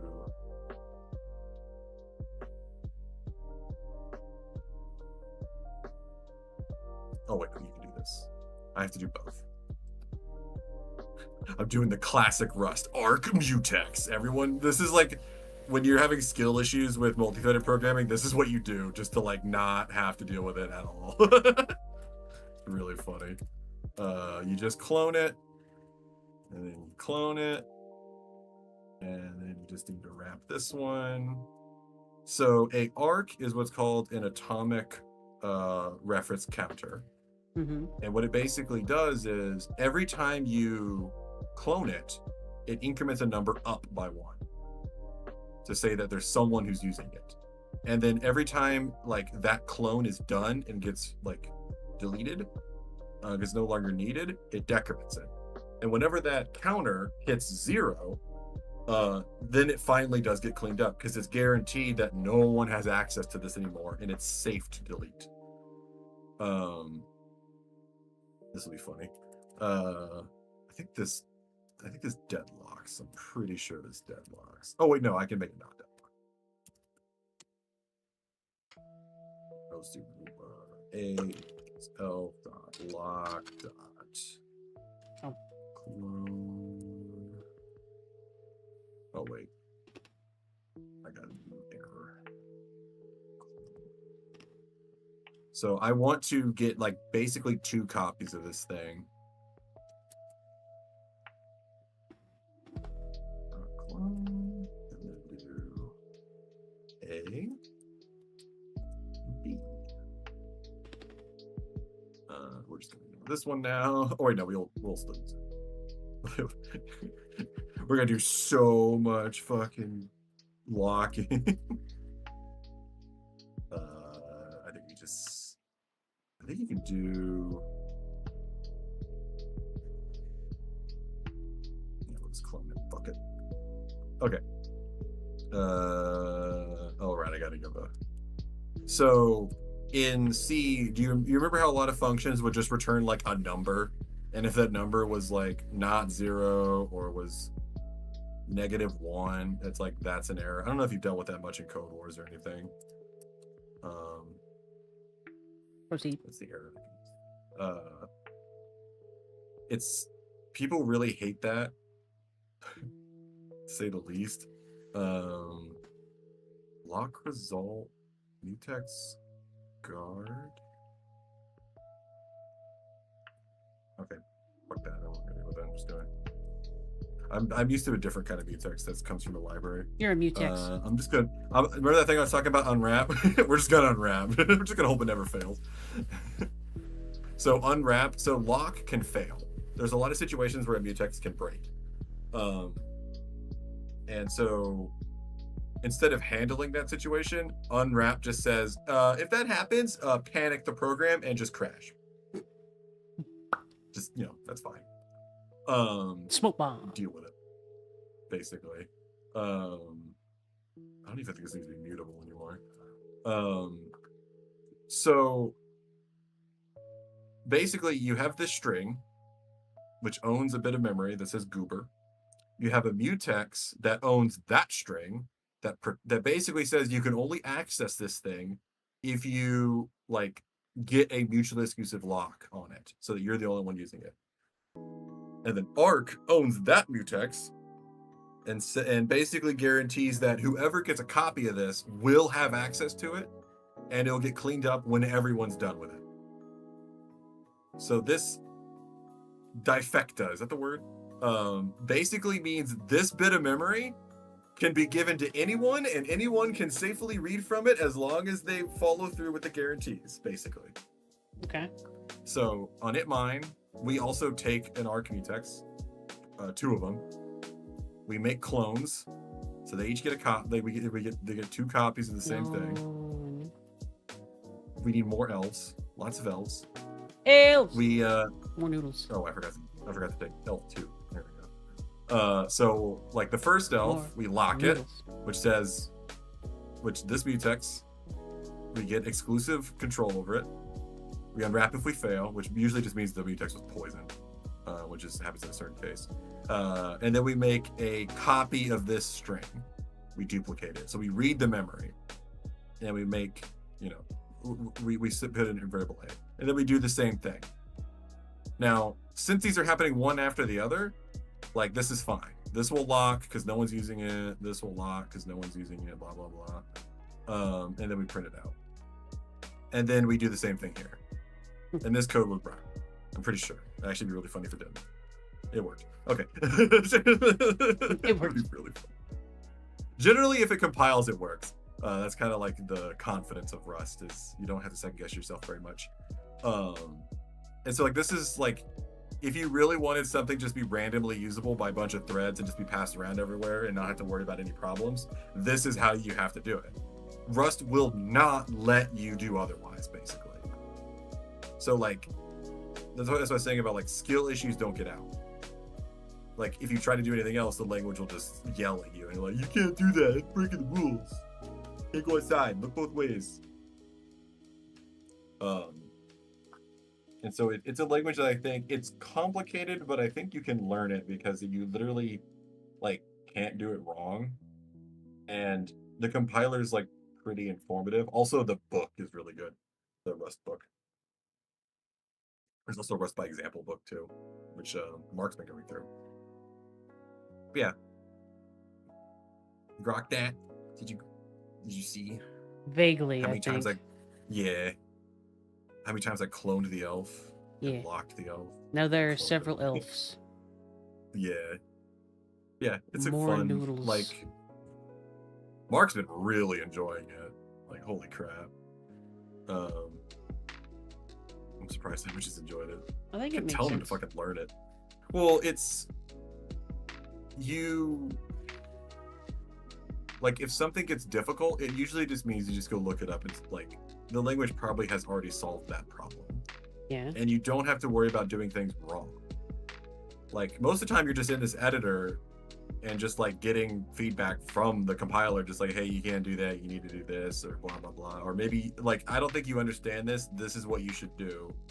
and like go look at this article like on the like Rust document to find out why and stuff like that. It's very informative. If you run there's an extra add-on called Clippy that like just checks your code and just shows you like stuff you may not get.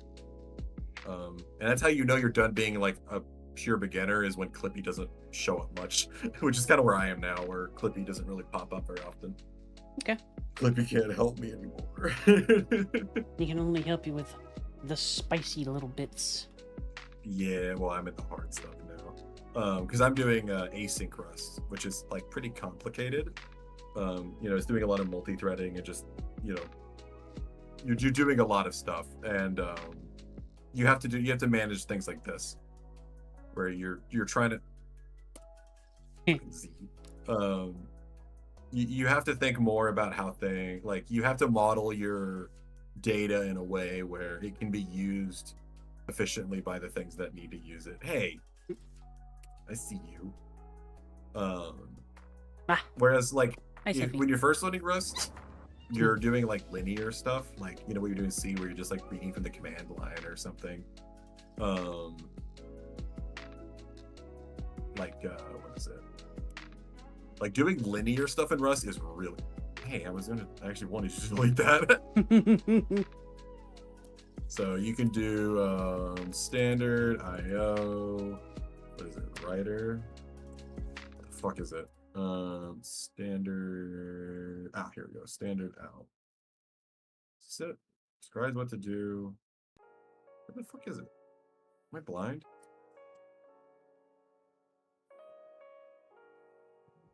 Oh, hey, you're messing with me. It's getting hard to find it. There it is.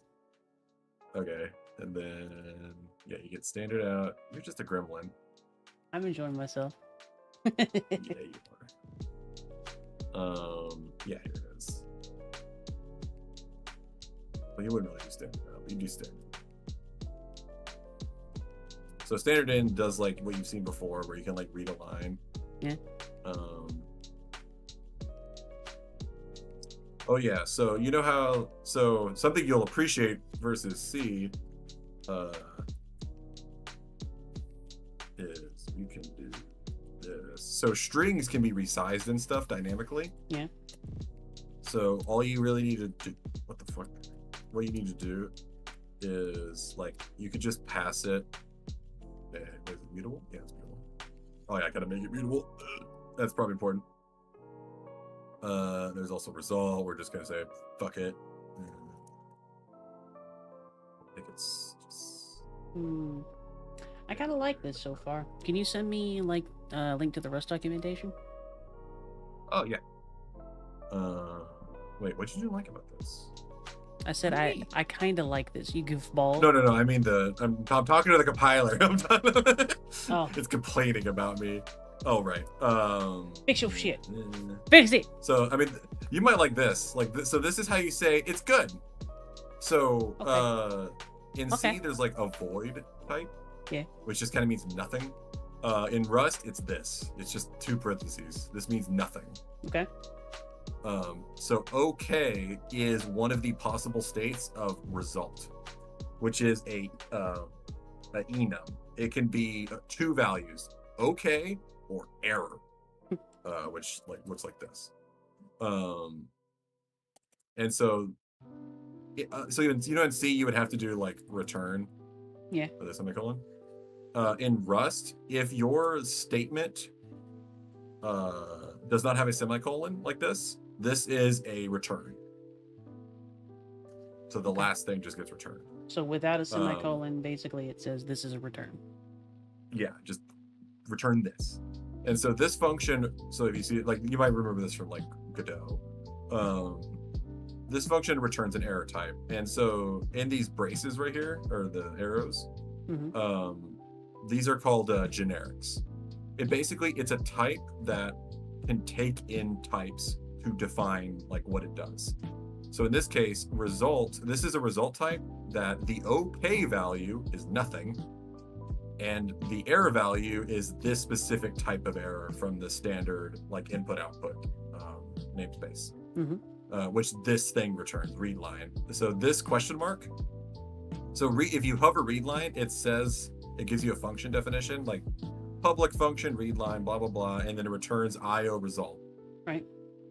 Which is this result. And a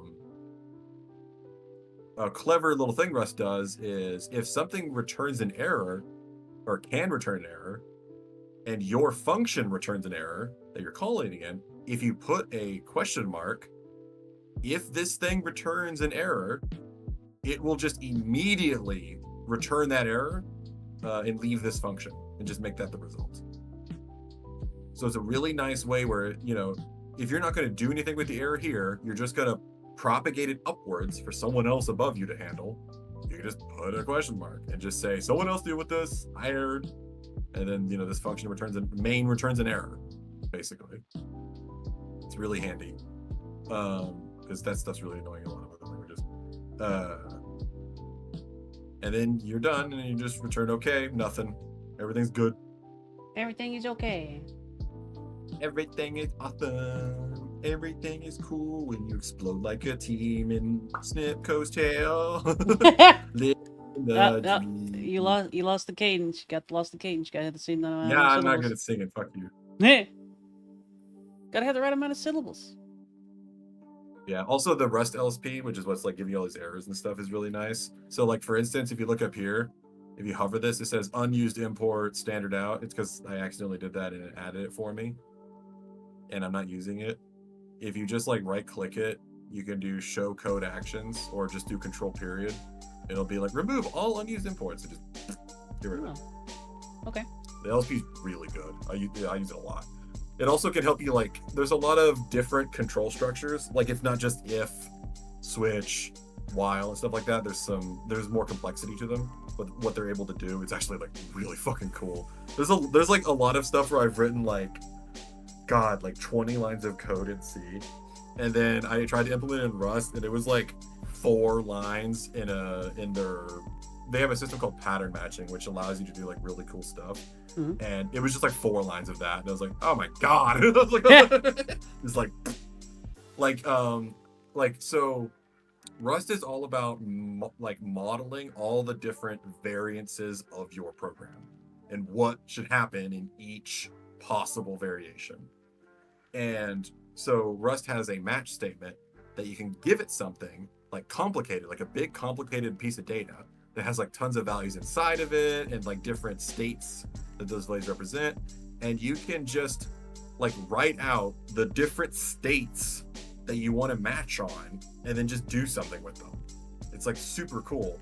So like I needed to like organize a bunch, like I had a big list of objects that had dates on them, and they also had a certain type, like they were a dev plan or they were a commercial plan. And I needed to sort them like by date, but also sort by like whether or not they were dev plan or a commercial plan, so that the dev plans were at the top. And so like you could just do a match statement, and it just like you just define that like, okay, if it's a dev plan, always first. If they're like both dev plans, then you know the later date goes first or whatever.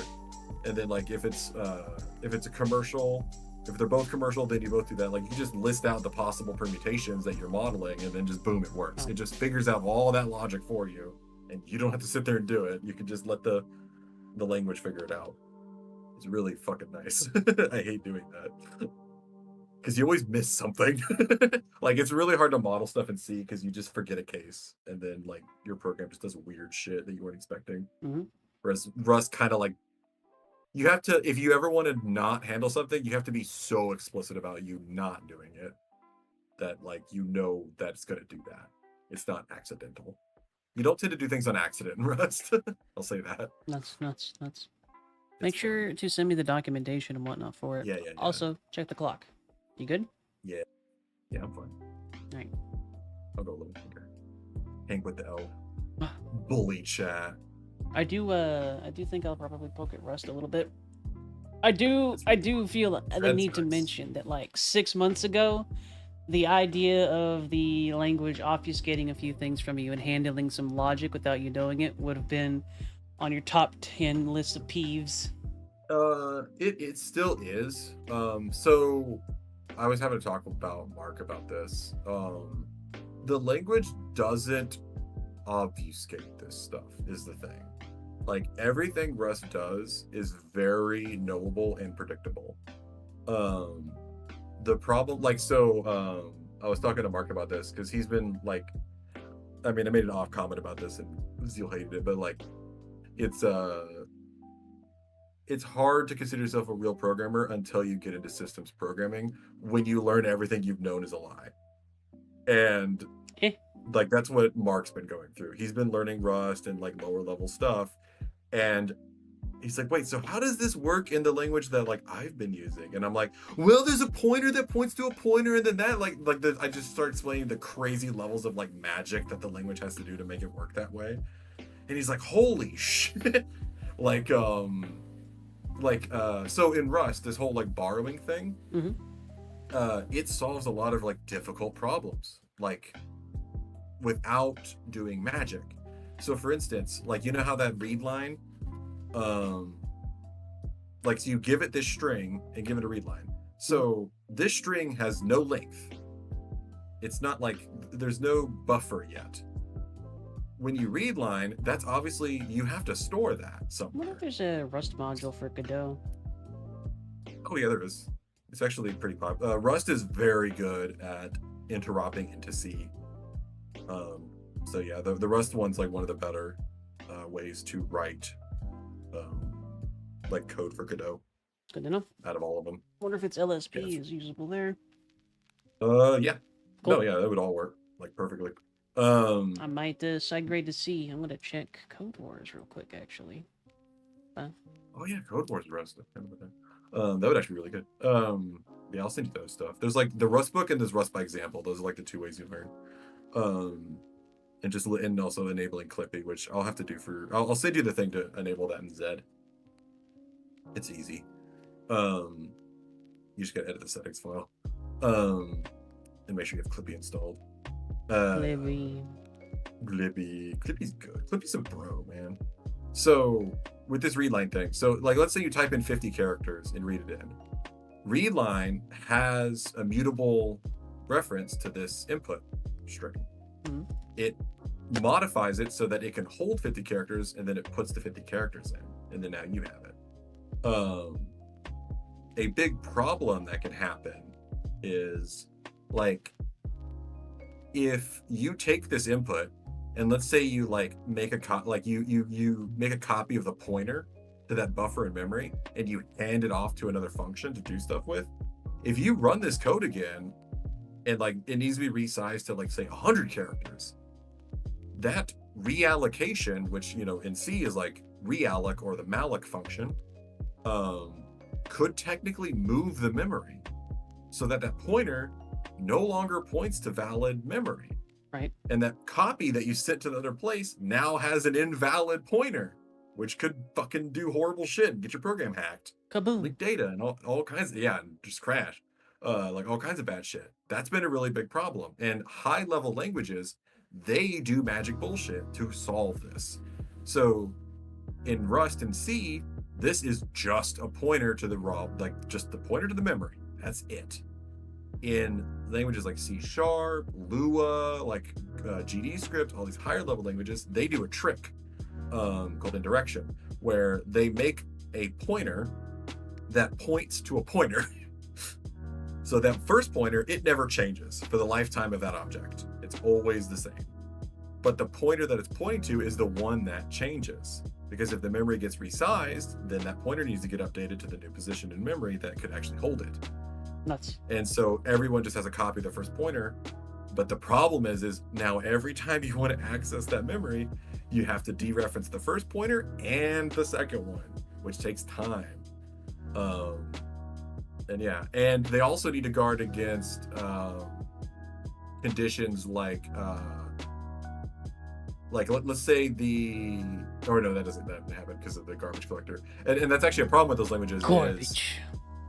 Garbage. So the like C# and stuff like that, and GD script and everything, they have to keep track of how many people have that string, so that when everyone's done, then it's allowed to clean it up. I'm assuming same Rust way- has so- libraries and whatnot, like C and whatnot, yeah?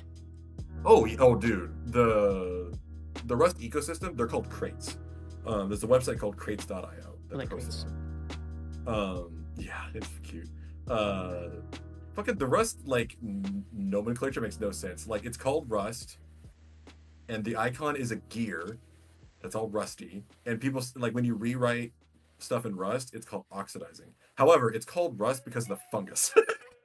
And then it's crates, which I don't even know what's going on there. Which anyway, the Rust ecosystem is one of the best ones. It's super good, and it's very easy to like. Because like in C, it's kind of a mess. Like there's no predefined. So in Rust, like so in C, you just have like CC or GCC or whatever. Mhm. You just have a compiler. If you need to build someone else's code, you have to use whatever build system they used, which is often CMake, which is horrible. It's very old, and it was like the first one to try doing it. It's actually a meta build system. It's a build system that makes the files that your operating system's default build system will use. It's just nonsense. It was made for a certain time, a certain era. But Rust has the Rust compiler, and it has something called cargo, which is that command I ran at the very beginning called cargo init, which created this like project. It's the one that handles crates and stuff. So this is a crate you're looking at. Yeah. It's got the cargo.toml, which is their like version of JSON. That's nicer because JSON's a mess. So you could basically refer to a crate as a program, just whether or not it's used like a yeah, program Crates can legitimately. be binaries or libraries. Binaries, libraries, etc., etc. Yeah, it's a program. So, and yeah, on Grace.io there's like tons of packages, and because of Rust's like type system and traits, and like you can so cleanly define contracts like for your code, and so that's why like there has been so many libraries made, because it's just a lot easier to make a library that has strict contracts. Because you can write a large library in a way where you basically can't misuse it. Like you can only use it the way it's supposed to be used. It's really clever. Like for instance, if you want to do like web requests to like download files or just talk to servers, you might get the request library, which is just REQWEST. Every fucking Rewrite them all language into has grimoires. Got it. Gotcha. Yeah, basically. I mean, you can actually. That is not a terrible idea in Rust, just because of the way their module system works. I might That's end not up gonna doing kick you that because it's going to help me actually understand the tools at my disposal too. I've been thinking about doing that with C, but given the way Rust seems to work and how much easier it seems to learn, I may end up side grading to it. Yeah, I mean, Because I understand C- C, but there's a lot of hurdles and whatnot that come with it that I'm not prepared for as a baby coder. C was definitely. When I first picked up C, I was like, oh my god. And I learned a lot, but I was like, oh my god. Like, there's just like so many pitfalls in it. But it's really good to learn, because you just like. The more C you learn, the more you appreciate Rust. Basically. What it does to solve this problem. So, like I was saying with the magic stuff. Like, these higher level languages, they have to do stuff that costs. Like, performance, memory consumption, all this stuff, to deal with these problems to make programs easier to write. Which has been like a big problem for the last 20 years with Java and Python. And software's just gotten worse and slower and just ugh. And Rust has been the first time someone's fixed this. In a way that like it's actually Rust is safer than any other programming language right now. Even the high level ones. Because there's a lot of stuff that the high level ones didn't solve very well. Like, so you remember that data race stuff I was talking about, where if two threads have data and they both do stuff? Mhm. Basically none of the other programming languages fix that. Like even the Go programming language, Go's whole thing was to be like a better C that was higher level and was supposed to be really good at multitasking, and it still has that problem. It's like it still has that bug. they kind of designed around it by like giving you some other stuff, but like it's still very possible to do. And like Java and C#, you know how many of these fucking data race bugs I have fixed in code at work in C#. Holy shit. It happens so often. Of just like, I'll just share this data between threads, and then it just breaks randomly all the time. It's so fucking annoying. And in Rust you just can't do that. It's fixed. It's solved. Fixed. Yeah, it's I'm so glad I did not. I used to worry about that shit all the time when I was programming C#. I'm just like, man, I hope I don't accidentally just share data and break everything again. Like, ugh. And in Rust, I just do not even think about that at all. I don't have to think about any of these problems. They're just fixed. I can't leak data. I can't accidentally fucking use memory that I shouldn't, and I can't share memory that I shouldn't, and all that stuff. I just have to make sure I write in a way that's not like slow. But it's pretty hard to, because even the slowest Rust is about as fast as like C#. Because you basically just turn into C. Like you're just almost having a garbage. Actually, it's more like that arc stuff, that reference counting. That's basically what you have to turn to if you just want to ignore Rust's limitations of like the borrowing and ownership. And that is still faster than like C#'s garbage collector. Garbage collectors are very slow. Reference counting is cheap because it's deterministic. You're literally just reading a fucking number and whether or not it hits 0.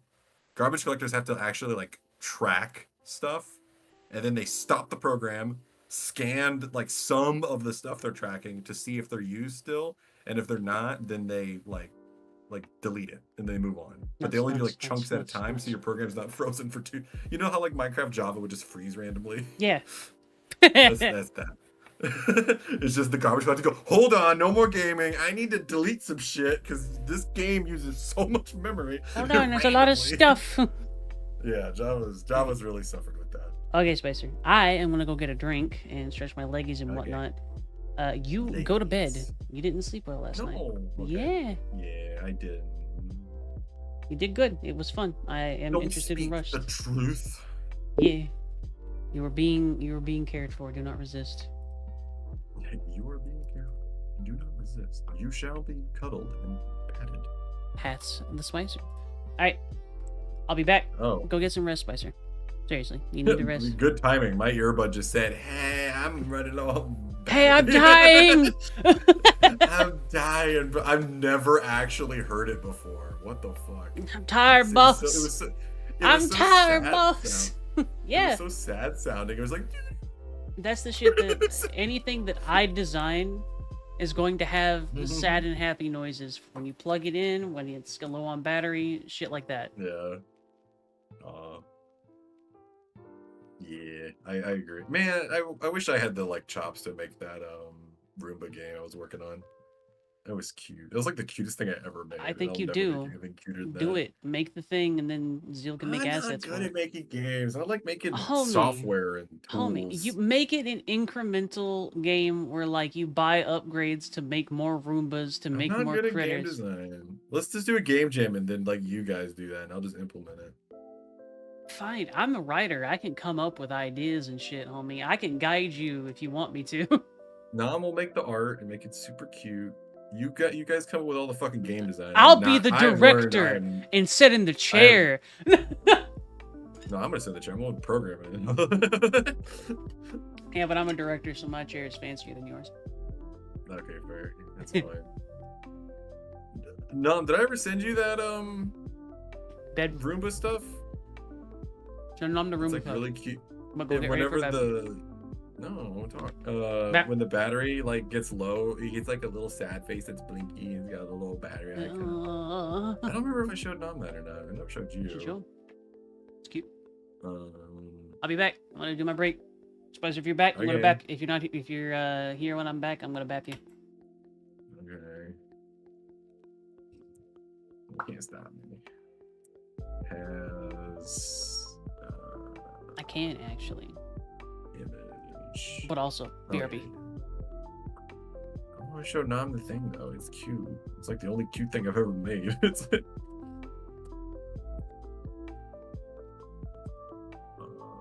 image. Okay, now I gotta figure out how to find this shit. Should be file. Miri does want us to feel bad about charging our devices. I can't have said that. Yeah, I didn't send that into these, so I should be able to find it here. It's in here somewhere. Can't be that far back.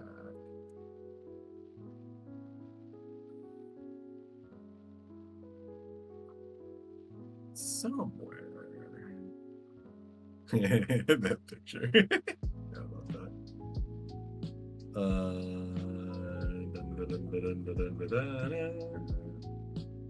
Must have said. Oh, well, there's the 3D one. Okay, so it's close. Oh, it's a cute picture. Had to be close. Oh, there was when I was really into Zig. Just Zig pictures. It's funny. Oh my god, when did I send this? Good grief. Oh, that's cute. No, don't factory send me. I'm looking for stuff. I gotta find the thing. It's in here somewhere. This is when I was playing the Libra mod pack for Skyrim. That was when I was modding the shit out of Minecraft. That's when I was modding the shit out of Daggerfall. Oh, that's when I made the Adabeat game. Wait, I just skipped. Oh, come on. It's not in here. Are you kidding me? Is it an image? Oh, it's not a file. It's gonna be so much worse. There's 158. Okay, I'm just gonna search the word fucking Roomba. That'll be better.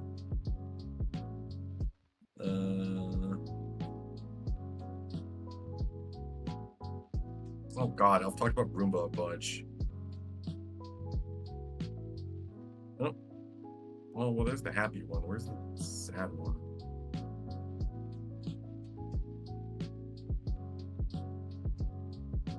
Oh, here it is.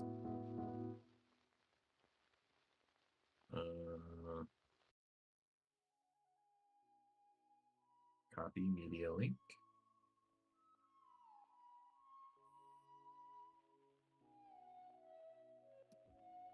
Boop. And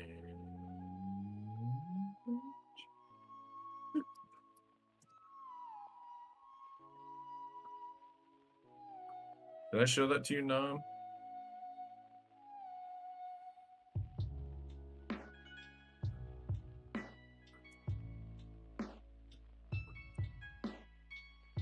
Buzz.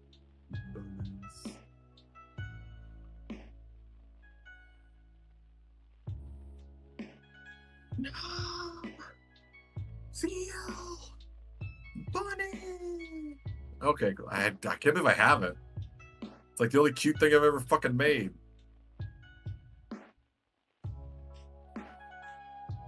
You should see how it's done. So that's not 3D at all. It's actually a bunch of slices of sprites that are stacked on top of each other, but one pixel higher than the previous one. And then you just rotate them, so it looks like 3D. I think they call it a Molly doll? Some people call it layered cake. But there's a word for it. I don't know what the name is. But yeah, it's like just stacking sprites. So it's like way more work because you had to just make a bunch of sprites, but they rotate really well. It looks cute.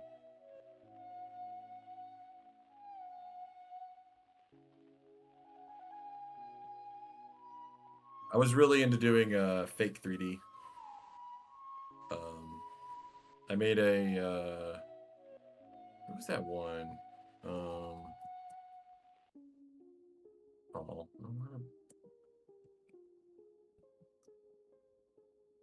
my god, why is that? From Spider as file. I got really into fake 3D when I was doing game maker programming.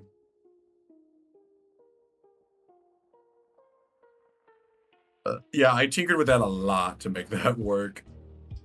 I got the idea from I hadn't heard of that technique before when I did it, but I heard about it from a YouTuber named 3 Clicks Philip, who he made a game that way, and it inspired me. I was like, "Ooh, I can do that."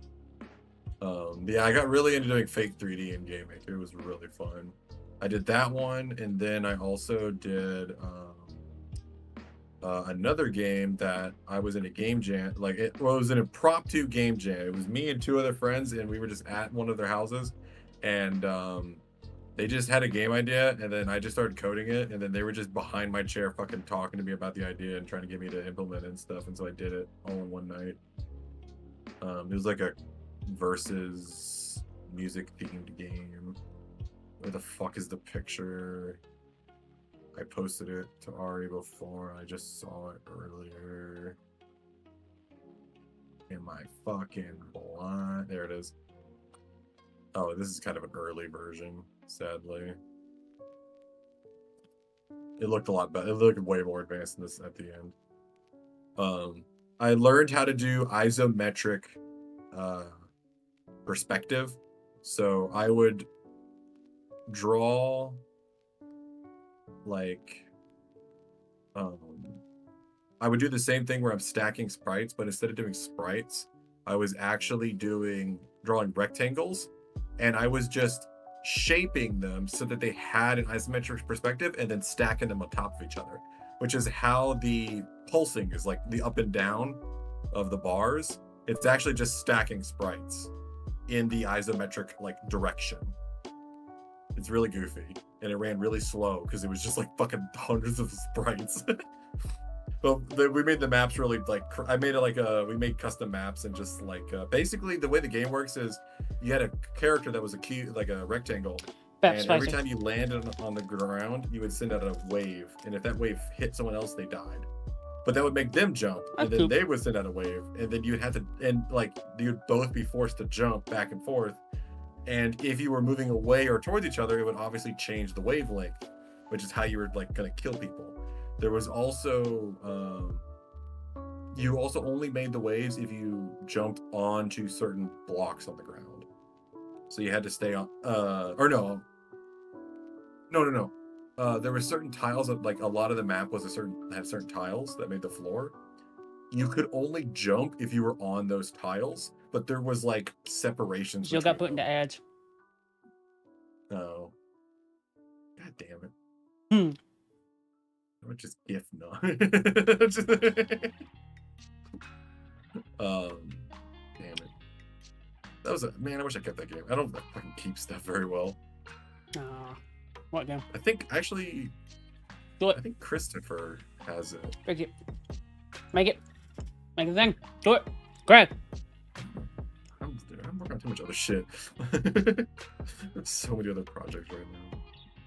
I'm spending, dude, all my like at-home coding is just working on work coding right now. Just trying to like get this stuff done. It's hard. Auri, it's hard.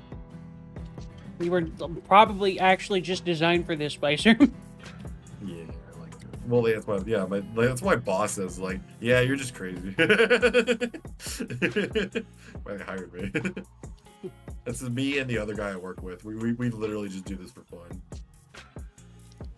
Like the only reason my coworker Paul does anything else is because he has a family, and he has to take care of the family. But if it wasn't for that, he'd just work all weekend and all day, which is what he did before he had a family.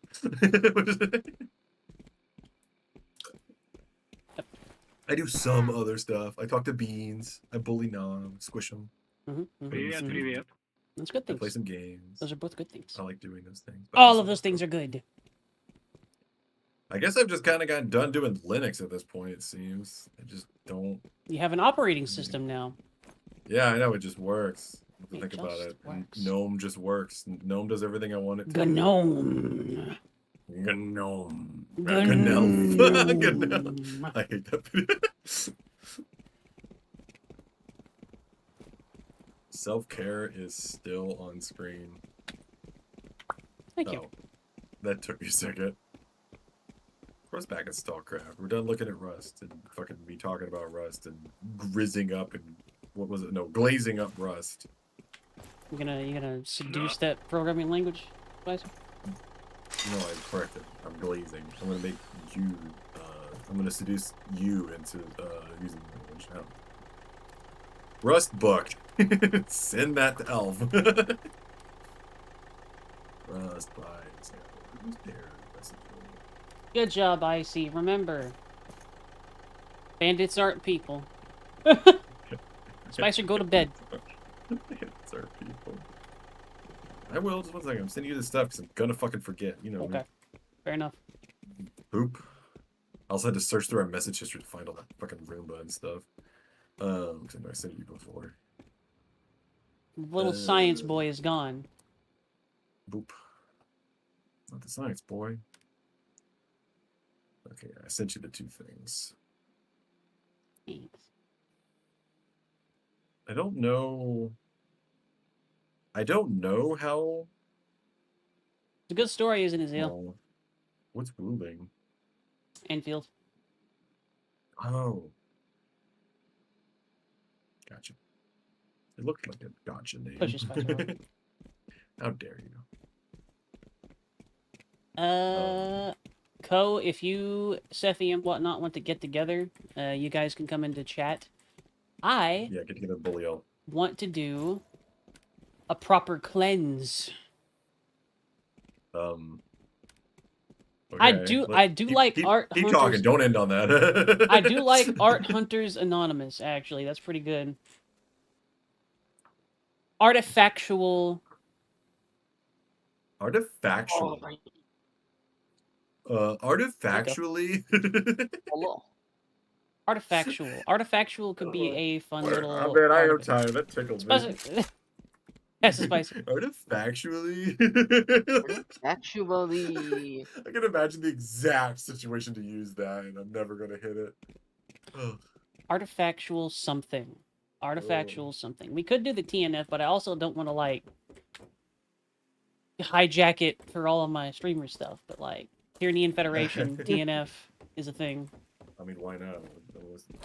Because first off, I'm not paying for it. It's Ko is the one funding most of it, and I'm still poor as fuck. Well, Ko's part of the TNF.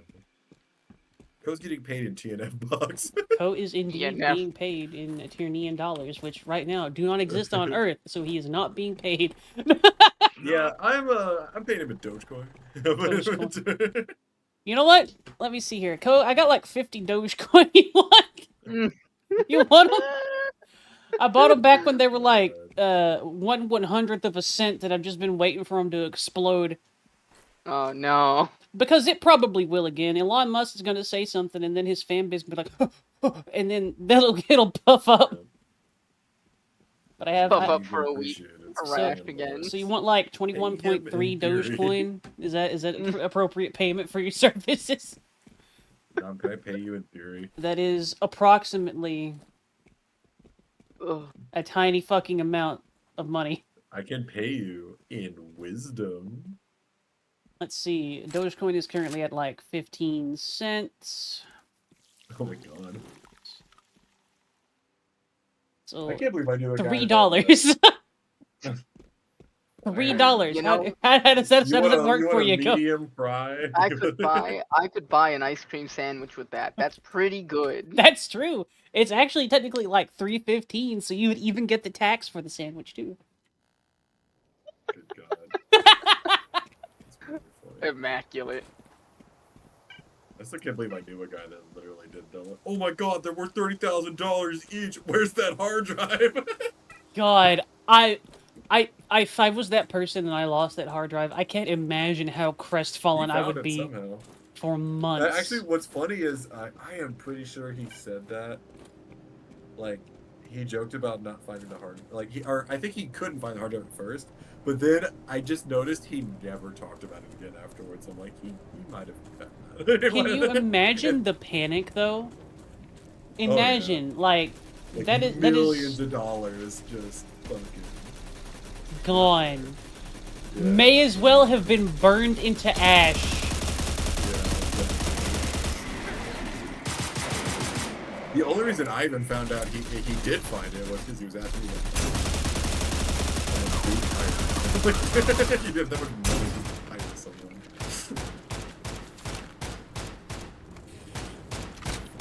So, the question also becomes, do you want me on Altera where we risk higher ranked players griefing us? Or do you Nope, we want Code? Komalu. Eh, Komumu.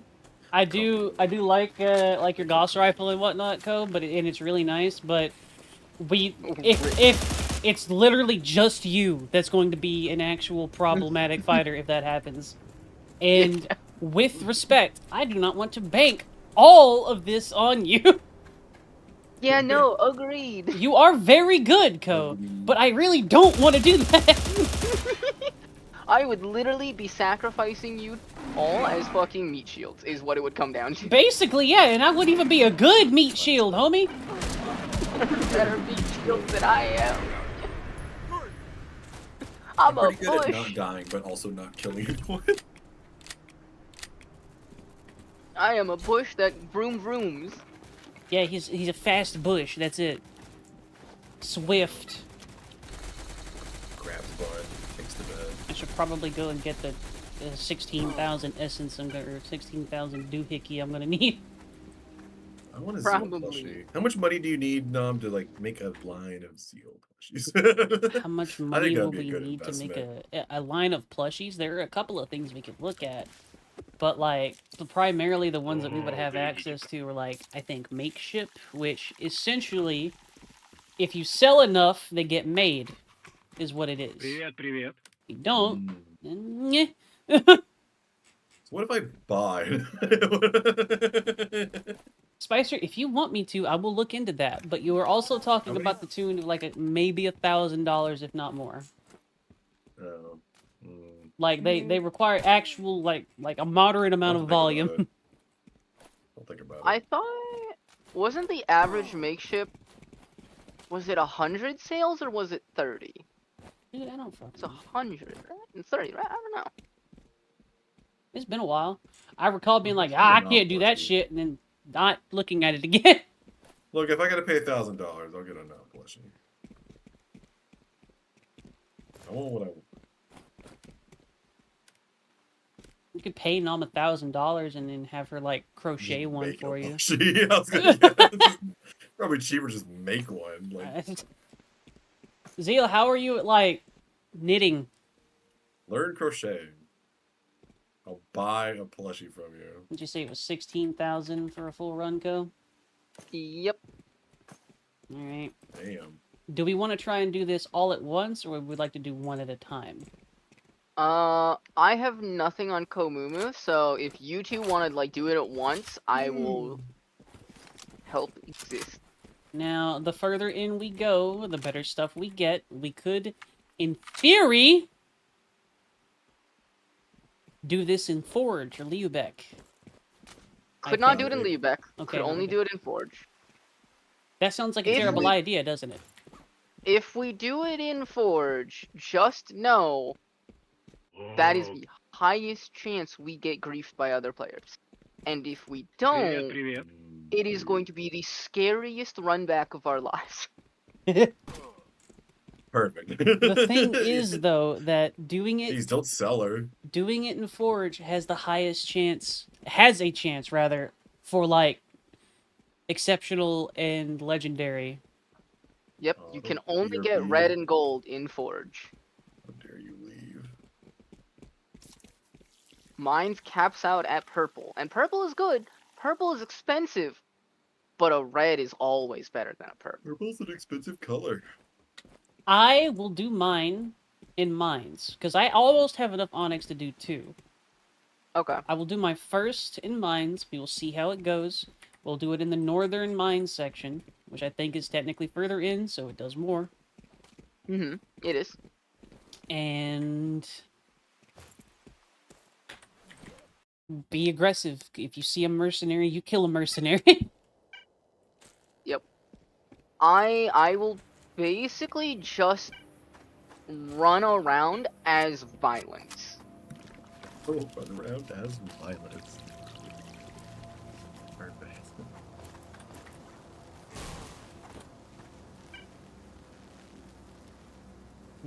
That makes sense to me. We had some deaths on the map. I wonder where they're at. It looks like it's at the outpost.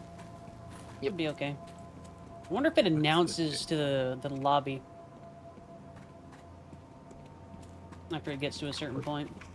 What the fuck is this? Like, It's the same. The POI just glows, and that's a glowing POI. Fair enough. If you have anybody else that wants to come, Shark's awake. The shark's awake. Is it code? No, it's a Renoa shark. Oh. Sasha, go to sleep. Look, I'm underclock. I remember I stayed up really late talking to Christopher, and he's like, "Oh man, I hope you weren't like, too tired by that or whatever." And I'm like, "I don't know, man. My brain just like the longer I stay up, the more it underclocks until I'm just talking gibberish." It just Listen, man. I heard that neuron click into place like an old mechanical calculator. Go to sleep.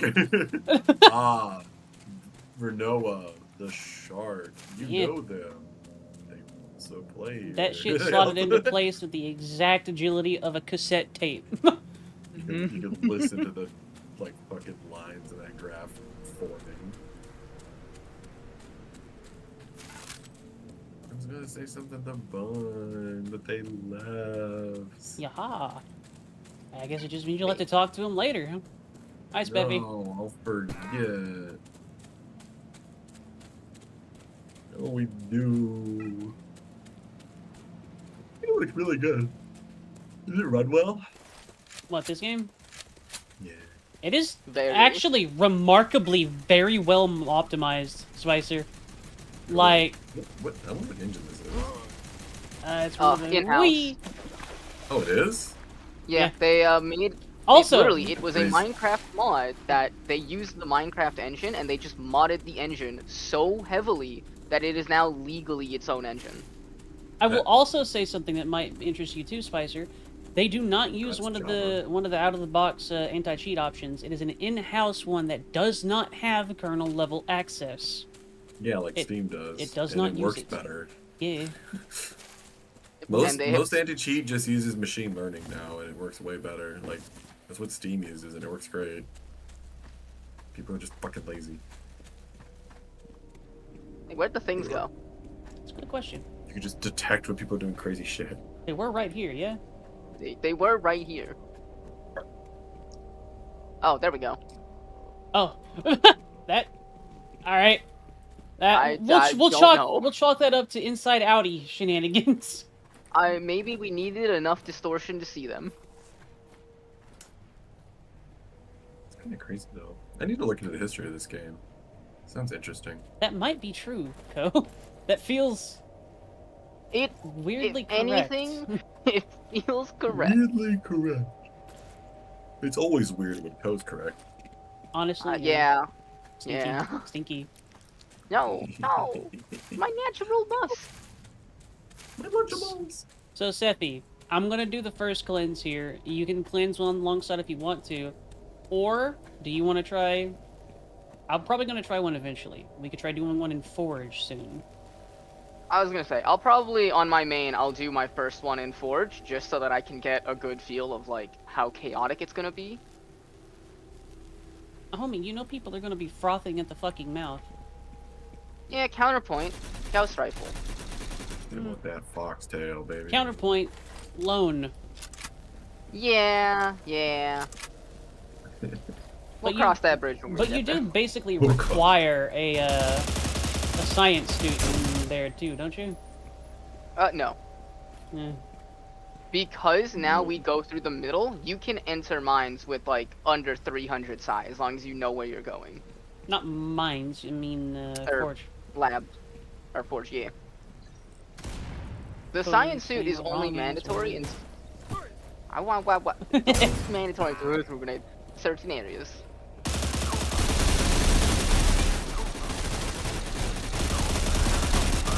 Oh, behind you.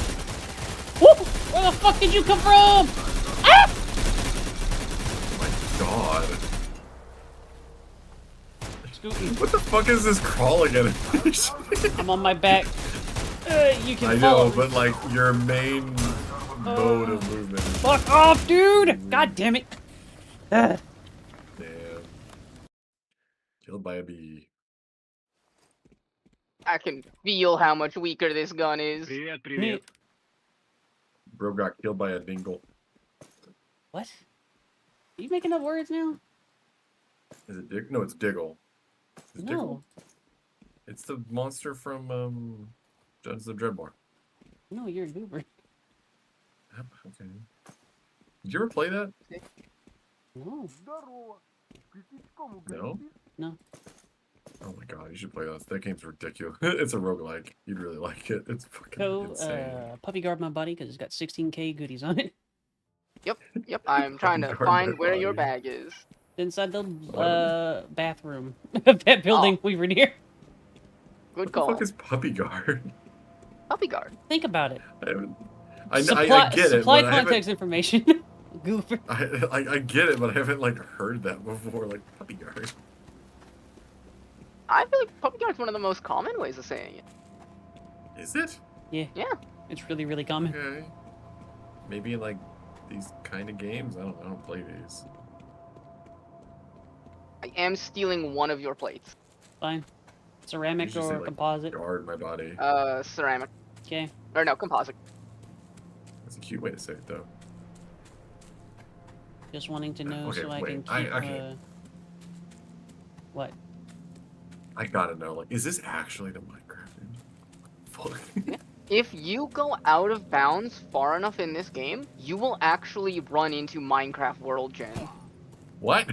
Yeah. Holy. And it runs actually really fucking well, Spicer. Like, I haven't run into any of the jank. Well, yeah, Minecraft's engine is actually easy to get working well. It's just they fucking don't. Like, you know how many times that one dev has just like, I'm gonna make the game run like fucking 10 times better, and then he does. It's like, dude, fucking Mojang. Hire that guy, like literally anything. Like, just make it not run like shit. I have had a theory since I have seen out of bounds in this game, and I've seen the size of like Minecraft reused assets. I'm pretty sure we are scaled down, and we're like half a Minecraft block is our size. So everything is a lot more compressed, and they're using that to save on processing. You need ammo, Ko? No, I'm good on ammo. Okay, I got a shit ton of 5.56 and, otherwise. Motherfucker. Where did you come from?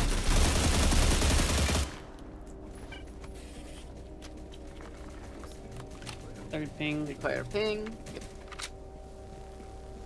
Oh, hi, Ghoul. Where? Fire.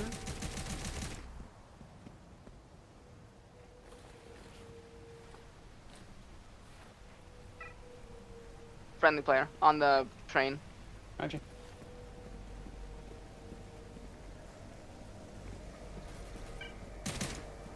Let's go see if this was a key. I'm curious. How lucky am I, Ko? You know, you never know. Not that lucky today. Also, Sephi is going to be right back to eat, and we are going to be building distortion while we wait, so... Oh my god! Art hunters. Run, boy. Why are the reviews mixed? They make some questionable decisions sometimes. Yeah, one of their reviews is just literally like, don't feed these leeches, okay.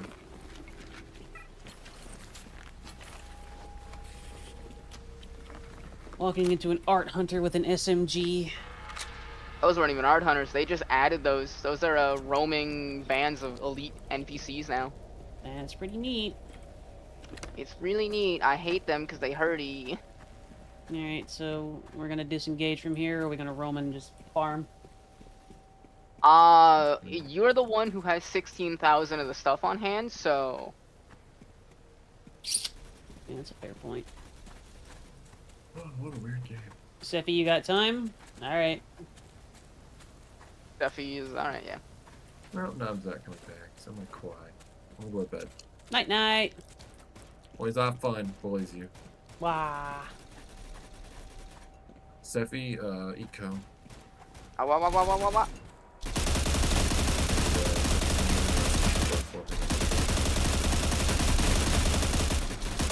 Don't have a good night. Don't get killed too much. And Have hope a- you guard your bodies. Whatever the fuck that means. Have a good one. Bye. Bye. Oh, I forgot closing that doesn't mean anything. I gotta leave Discord. Woo! I'm tired. Leave me alone. I'm gonna grab some Memoria and this fucking beam up. You good? I went to go grab a Memoria. I turned the corner and there was a behemoth looking me in the eyes. Oh boy.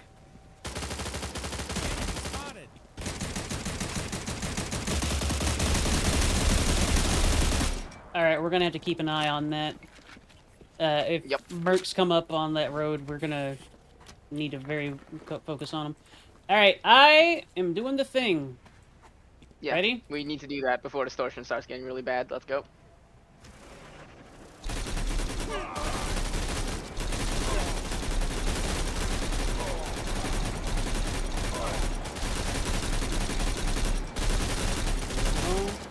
Yep. All's in.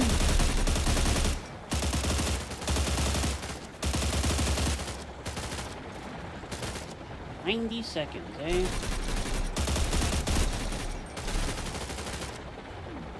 I think they also said in a future update or a future patch, they are going to nerf the amount of time that you have to sit on these executions. That's nice. I saw that.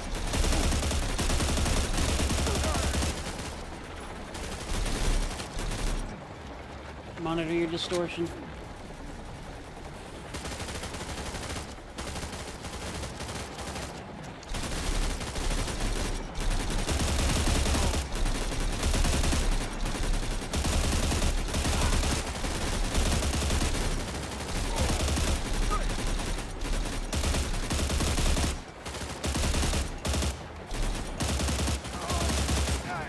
These things counting for extermination tasks are hilarious to me.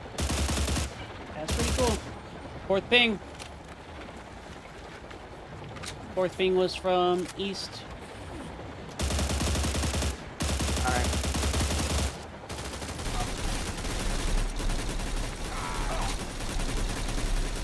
One of the outposts below us just got tagged, so they may be a friendly doing the outpost.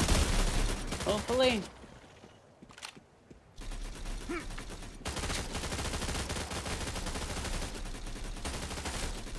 That is a lot of glass. Let's see. Wicked Hedgehog Crystal. Just some lights, unfortunately. Damn. Shit happens. A bunch of It money would not- things and a couple of white artifacts. Would not be Stallcraft if you didn't have to do it multiple times. Fair enough. Mercenary NPCs.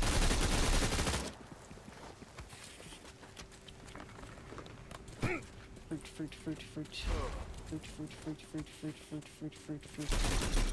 Nom, nom, nom, nom.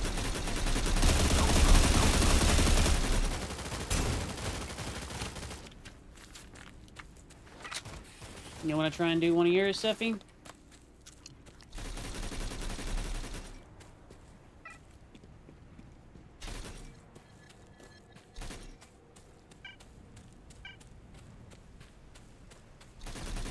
Whee!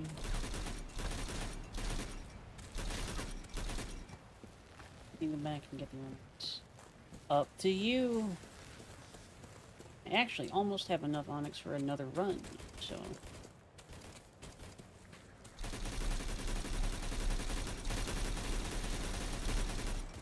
Wow.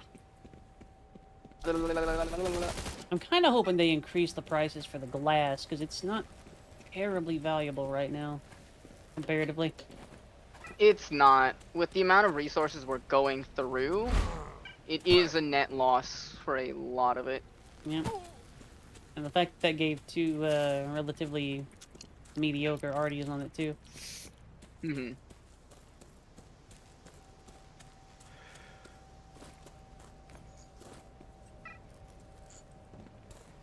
Taking the field for it.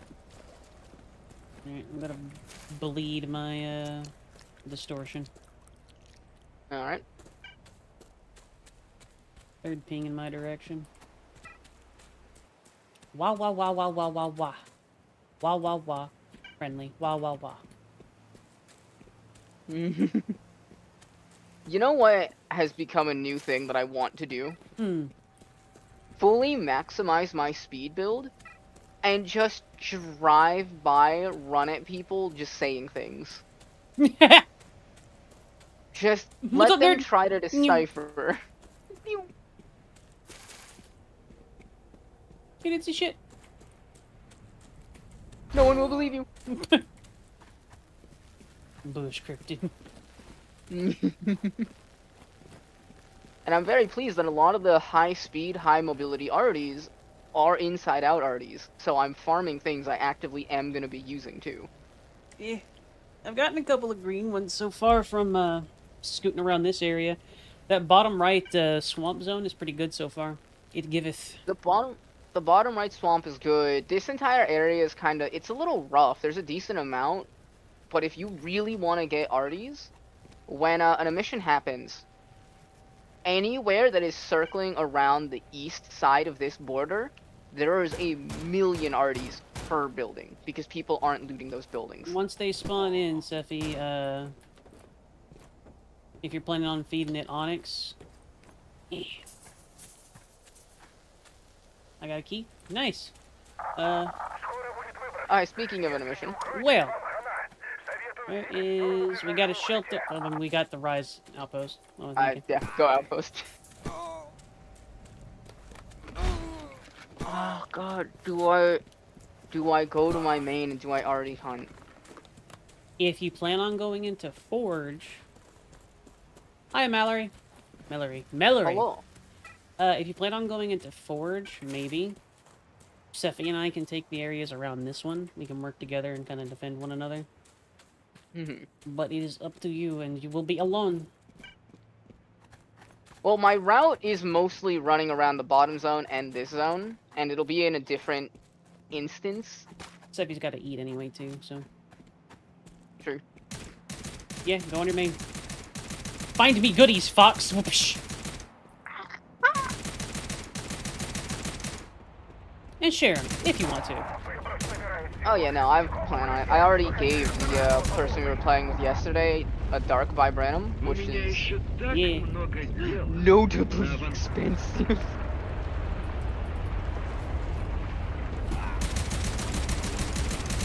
What the fuck? Why can't I shoot? We literally cannot shoot him! You're in a safe zone. Leave the safe zone so you can shoot him. The eruption! It's not happening yet. You can leave. You can leave long enough to kill him and get back in.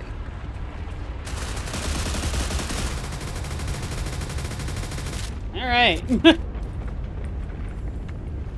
That is a little goofy. Wouldn't be Expo without these kind of bugs. I mean, it's not really a bug. He wandered in here, so like... just kind of figure, you know, Chatsky would light him up, but meh. No, we don't do that here.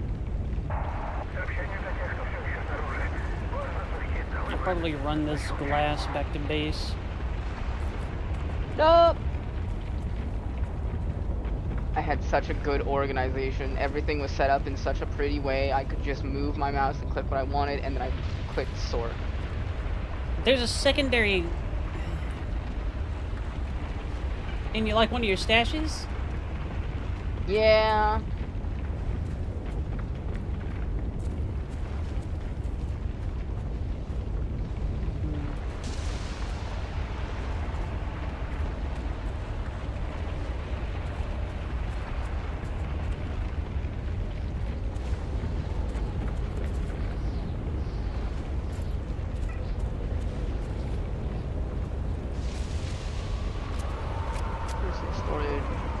I'll bring you gals. I don't trust people not being shitty. Yeah, dude. Don't bring your gas. What are you talking about? You know better than that shit. You will get shot. Yeah. Yeah. I was hoping that this was like kind of a little after prime time. People wouldn't be. No, they're gonna. Stairs. Pushes Ko over. Wee blows up into glass. Oh, wow. I guess the Inside Out got it.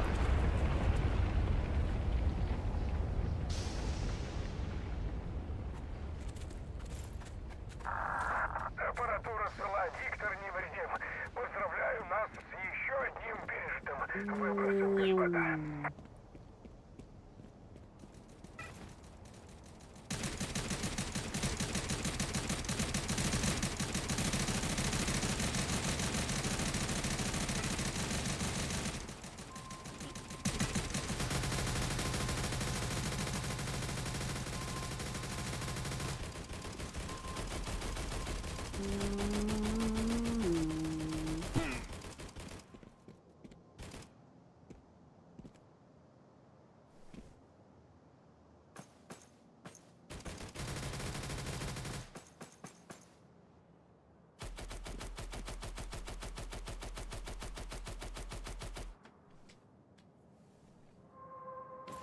Yeah, what instance are you in? Just as a check? 3. 3? Okay. So I am in a different instance. Good.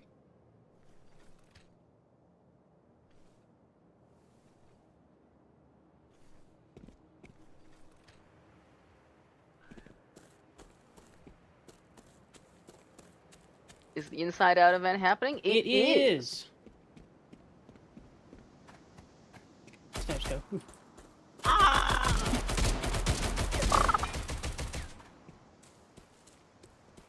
My kidney.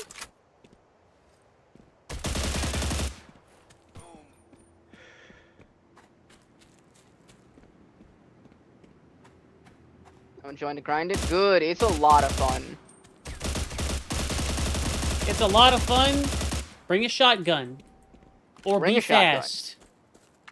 If you played the first Inside Out, every rule that was there, it's basically the same, if not worse.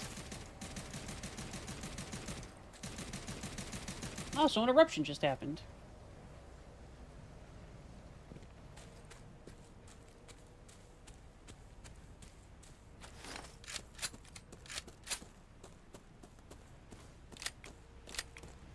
Yep, this is the new event.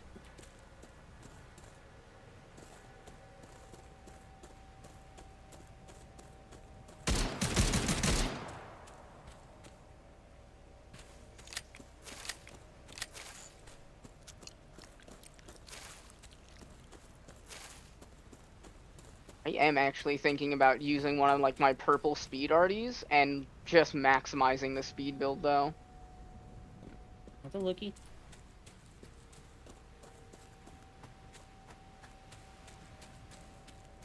How long does it usually take for arties to start spawning? The first 15 minutes it's supposed to be a lot, and like that's when they're gonna spawn the most, but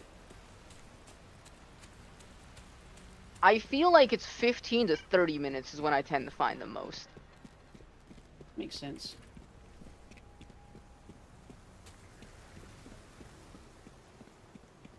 Piggy.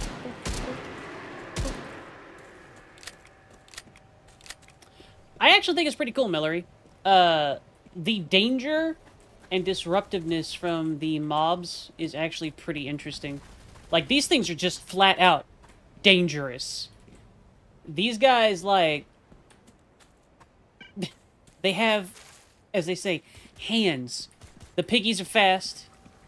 The ghouls are damn near deadly. A ghoul can two-shot you in this one, and they can outrun you. Can they outrun you? Those thing on the ground that I was picking up, the little glowy things, are Memoria fruit. You see, it's kind of behind my head, so you can't quite see it, like my damage and whatnot, so I can scoot over here real quick. But you'll see a distortion bar that's building while I'm in the zone. That basically is, the higher it goes, the less healing you get, and the more damage you take from mobs in the distortion zone. So you'll take more damage from pigs, you'll take more damage from bullets, some of the stuff that the things do to you can build distortion. To get rid of the distortion, you have to eat fruit.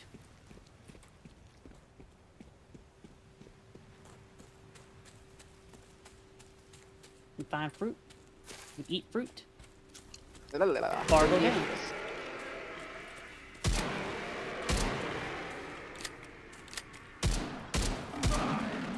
They also aggro from very far away.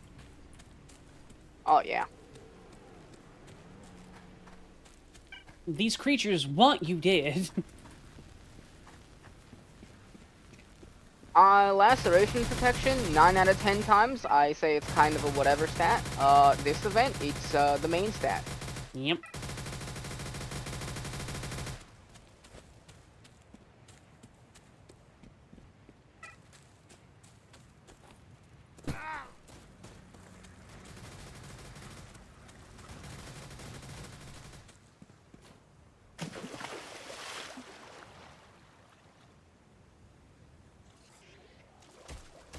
So, what I do think is really funny is the plate nerf. Just the overall durability nerf of plates is really noticeable this event. Oh, yeah.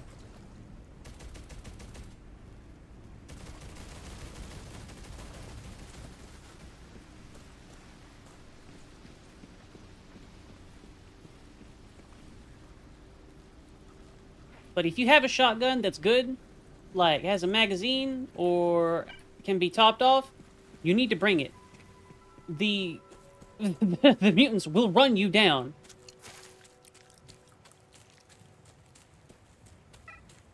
And I know you think you probably have a lot of armor if you were thinking otherwise. You do not have enough.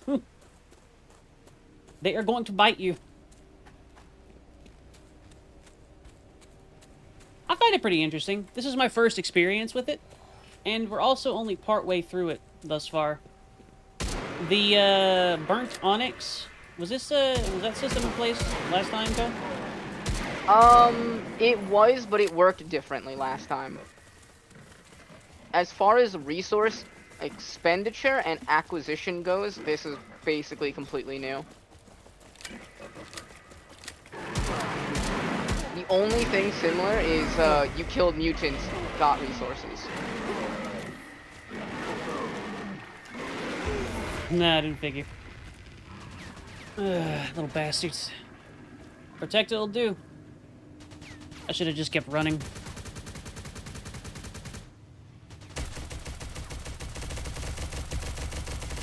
Yeah, I'm getting to the point where I have to drive by Artie's. If I don't get it on the first run through, I have to just like plan a return run. Ah, that's so annoying. I hit the respawn button, but it was right after the outpost went, so it sent me back to Rise base. That Ugh. little shit.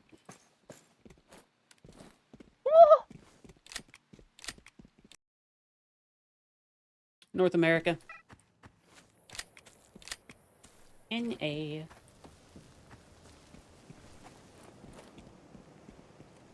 Sure, I just Onyx had can about be 30 pigs.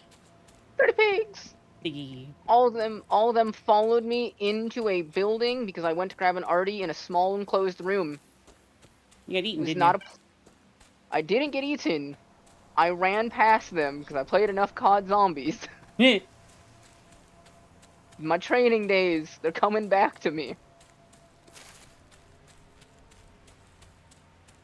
Good Tindy, Seffi.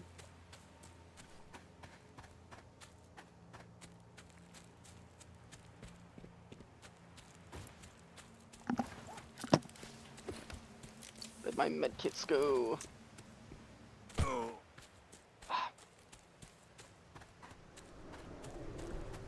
What would make attendees better, Seffi?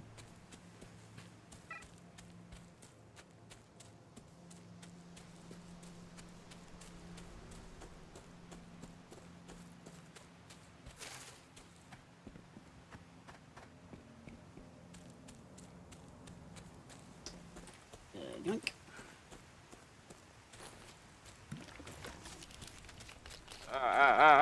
There's a primal fear that fills me every time I have to run between two POIs.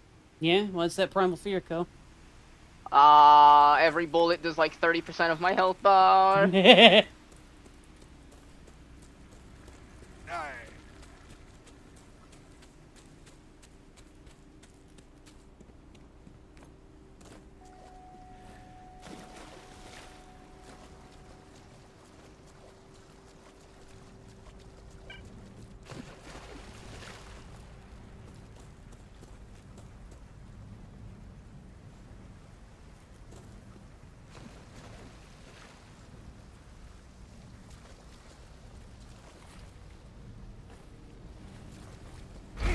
Wee.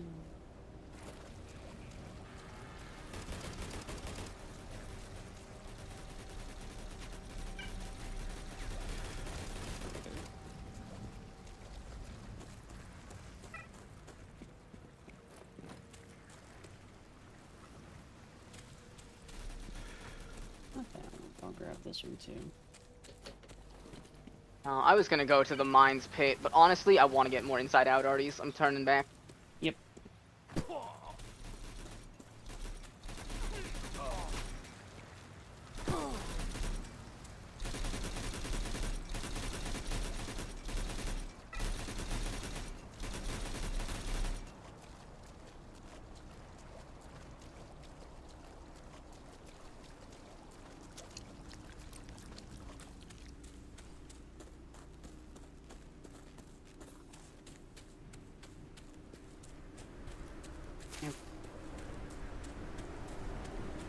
Whoop.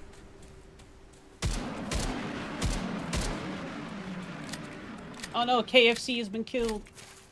Oh no! Not the Colonel's best.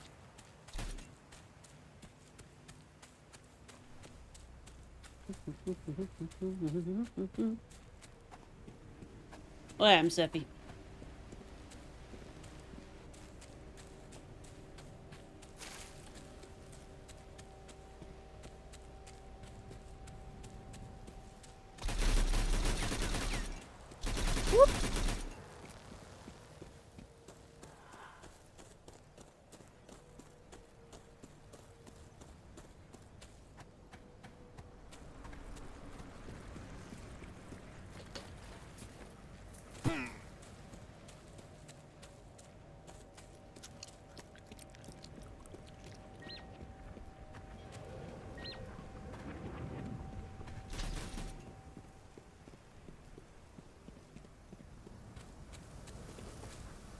Pig. Physics.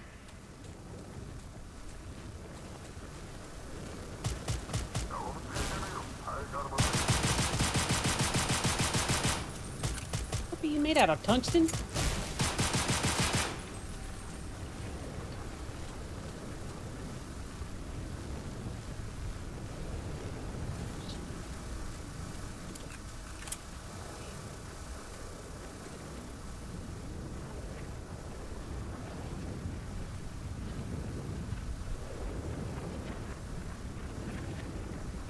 Same instance. Grab the science suit. I'm gonna agree. I'm gonna go forge.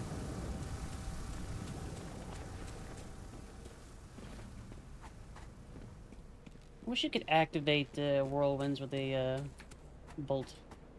That's- Agreed. I think. Go ahead. That actually frustrates me a little bit. That feels like a pretty standard, you know. Stalker. You do this in Stalker. No, whirlwinds are just the culmination of the dev's shitty design. The fact that they're not as punishing as the devs wanted them to be, North and America, originally Mallory. made them. Sorry, continue. Ugh. All good. The fact that, like, the devs had to be arm tied behind their back to make it so that you could actually even somewhat get your loot afterwards says just how shitty those things are designed. Yeah, I understand the intent behind them, but if they're trying to emulate Stalker, they need to actually, like, you can counteract some anomalies and whatnot with clever interactions. Especially if they played Minecraft, like maybe diffusing certain things with different things other than bolts and whatnot too. Like, be creative. I was about to say, literally the thing that their philosophy of all conveniences must be met with tens of dozens of hours of inconveniences. Just make craftable, unique bolt builds. Let me build a bolt that has the weight to do that. I mean, Because I'll put the resources down. That's a good game design. yeah.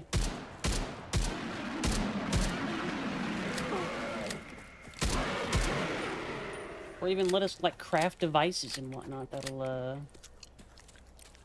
manage different anomalies and stuff like that. Like, there's a lot of option to, like, do interesting things there, too. Difficulty for difficulty's sake, when there are options that people in the game, lore-wise, would do, is just a little silly. Yeah, and But it's like, I get... Go ahead. I feel like they're getting a little bit better about that sort of thing, too. I will continue to hold out hope. My biggest thing is, like, it is very clear that there are supposed to be methods in place to deal with things that just aren't there, because when you look at the design of those the whirlwinds, they eat the ground around them. That is cool. That is unique. That is what that anomaly does. Yeah. But the game engine doesn't let you get up inclines when you are floating. So half the time, if you step into where one is, you just die. And while I agree with what you're saying right there, that's actually okay to me, because that's a main part of the hazard for the whirlwind. Like, if you do get caught by it, and you're caught in one that's been there for a while, you're probably fucked. But then there should also be a way for me to be careful around it, and, you know, like, if I get caught by it, be like, I fucked up. I made a huge mistake. Instead of, I got a little too close of an arbitrary distance. Yep. And, like, you can barely even tell the range with the bolts, too. Like, that might be a thing that could be done a little bit more cleanly. Like, you can see a sort of barrier around it if you throw a bolt at it, but it's not significant enough to be able to bank anything on. For sure, yeah.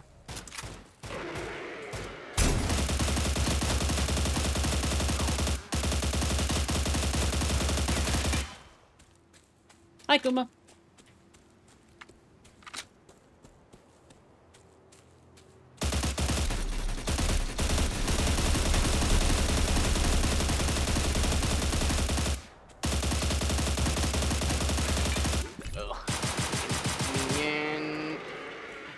Let me get into the Auri zone, please. Do not, like, let people know I am here when I'm doing this.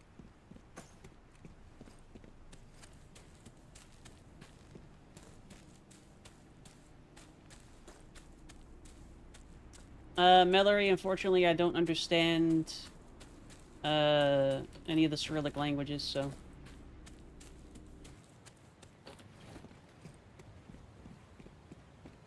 English, please.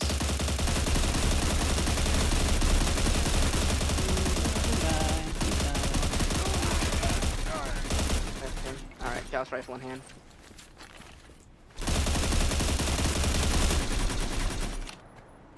Ooh, 2-player pings. Ooh, 3-player pings. Have That's a fun! group. Alright. Enjoy the game.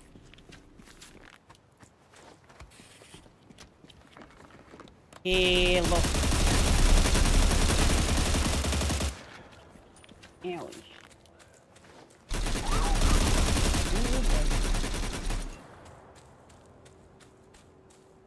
Well, I didn't get any special arties, and there are definitely too many people there for me to reliably get arties, because they're running in groups. But I got a green retina, and I will take that. Yeah, I got one of those too. Found a blue steel head, or blue ice hedgehog along the way. You know, not a bad run. We take those. Could have been worse, could have been better. Probably will wait till it's later in the night before trying those. That's fair. It was a good experiment.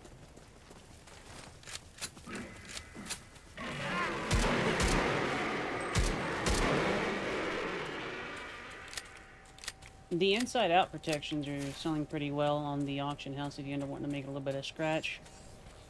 You have extra ones. Could also probably farm them, but... Yeah. As long as the event is new, everything that can be sold will be sold, and it'll be sold for a pretty value price. Value. Value. Such is the way of early game event. Or not Yeah. early game event, like early in an event. Yeah, people don't know exactly what the value of things are. Everybody's kind of excited about it.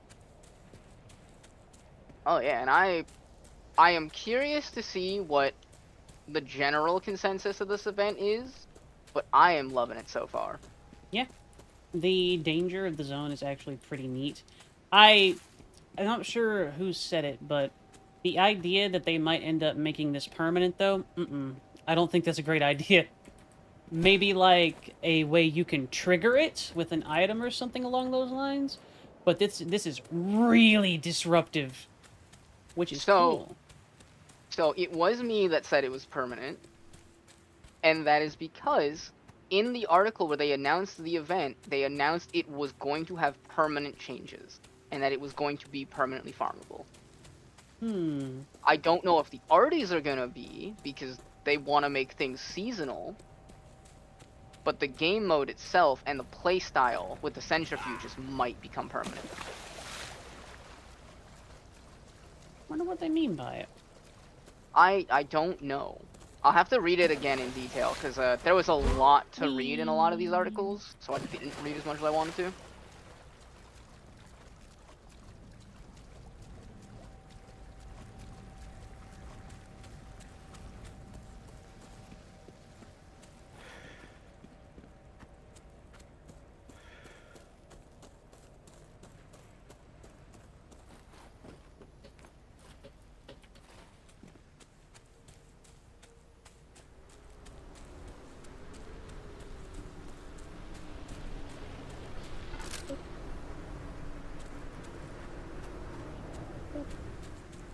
God, the pathing on the AI is good!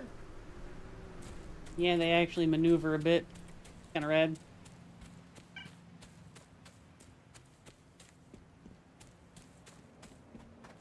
The elite mercenaries actually cut me off out of the building I was trying to leave. God. That's a little spooky. It's a little, you know, not great for my soul, because I don't have the armor to survive that. But you don't squishy. Good news. Good news, I had the arty I wanted and was already out of the building. Hey.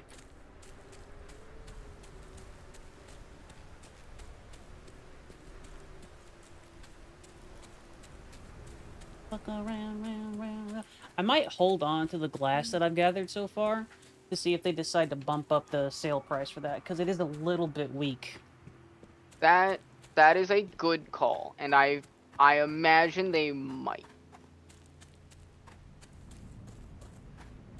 I think it's unlikely, but I think they might, just because of how expensive this event is gonna be otherwise. And of course, they're looking for money sinks, so if they really just like the idea of, hey, this is a good money sink, they're not. Is the freezer container worth it, or should I sell it, pull it in a case? I feel like it's pretty worth it. I kind of want one. Like, it's got 6 slots, it's got good effectiveness. It has a little bit of stuff that you're going to have to counteract. I think it messes with your temperature and a little bit of your bio, even as a case. But you should be able to deal with that pretty easy. I mean, a container with 6 is always a container with 6. Like, that's just good. Plus, it looks neat. I've seen it used a few times. I think it still loses out to the barrel, but I'm not sure what its efficiency is, so I can't say for sure. Big thing is if you don't have one, probably keep it. It's probably worth it. Oh, yeah.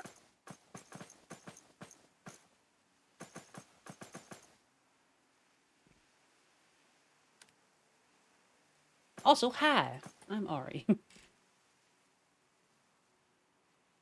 This is a fox. Gestures at code. Wah wah wah. He does I play this crimes. game too much. And he is a criminal.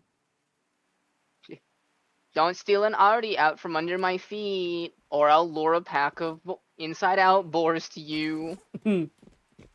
I've done it again. I'll do it again. I've done it again. I'll do it again. I don't mind if you beat me to the Auri. That's one thing. But if I'm standing on it and you take it out from under me, I'm gonna be angry.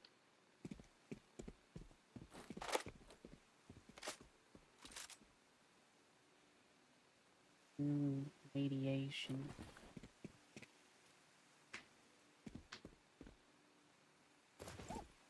О, гляди. That was the most upsetting way I think I have ever died ever. What happened? I was being chased by 30 boars into an Artie zone. Get out of here, I fox boy! Redeem. And I went to go run them out so they despawn, ran into a mercenary assault group that spawned on me, turned around, ran back into the Artie zone, stepped on a jump pad, and they shot me in midair so the landing killed me. Oh shit, you got comboed! Jesus Christ! I got the worst wombo combo of my fucking life. I can't even be mad about it. Actually, I can be mad. I'm pretty mad about it, but like, it was impressive. Wow, that was cool. Wow, wish that happened to anyone but me.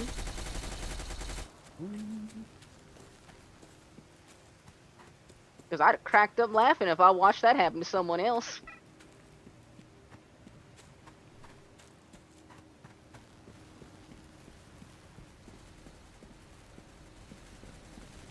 Typical fox boy, wishing misfortune upon others. But it'd be funny though. I mean, yeah, probably.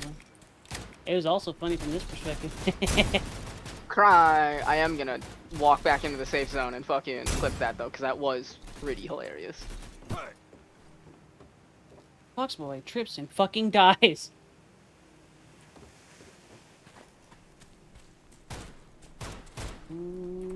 That.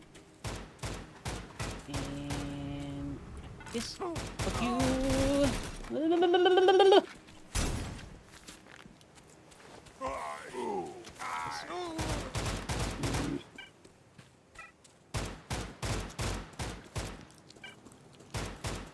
Crawl. I mean, I'm using a Soviet travel backpack. Ah! Thanks for the follow, 10 after. Would you guys Hello? fuck off? Leash already! Damn! Of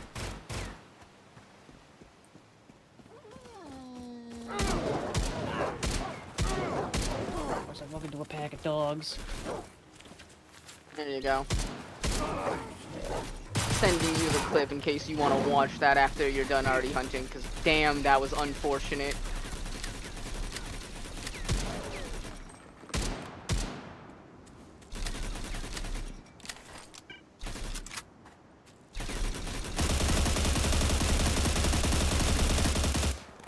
Minutes outside your fucking zip code. Back off.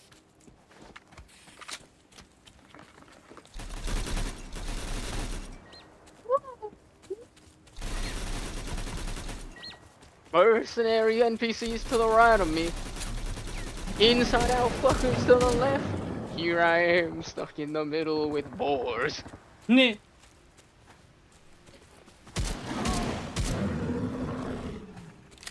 Oh, mother. Ah, mother. The forest is full of them! And it will remain full of them. Yeah, 'cause I'm not gonna shoot them.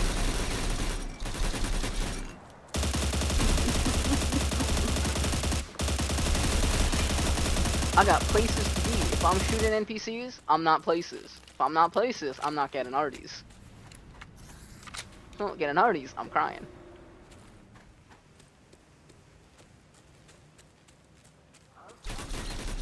Ah, their notice range is so fucking wide.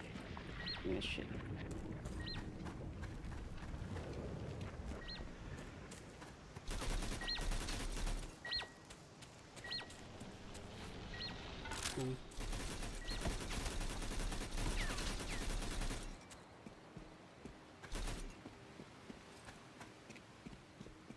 Cole got comboed.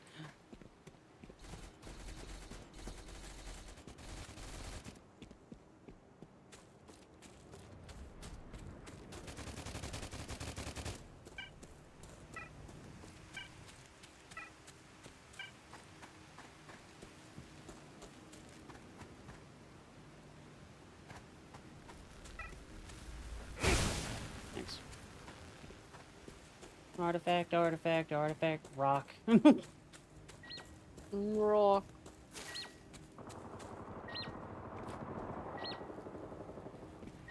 Why are you in this building? Are there gonna be a bunch of people?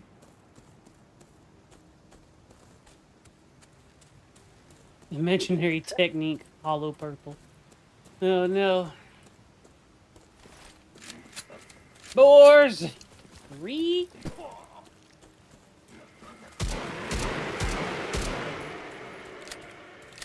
The pigs are the worst threat in this entire fucking thing, I swear to God. They're pretty fucking bad.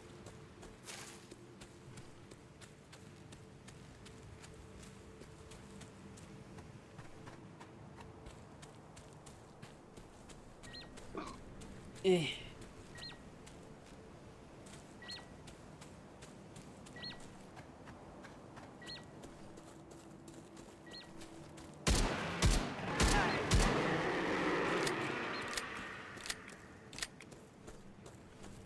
Oh, put me in a new instance. Let's go. Maybe more arties. Candy? Oh my God, the pig army has spawned. Ah! Ah!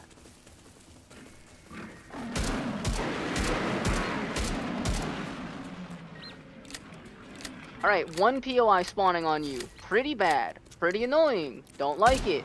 2 POIs spawning on you. Hate that. All POI spawning on you, all at once.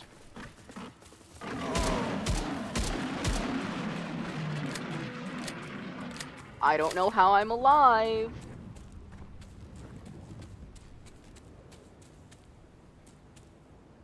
Fox boy. Survivor. Luck of the goob. Luck of the... I do got some crazy luck when it comes to just the bullshit I get away with in this game.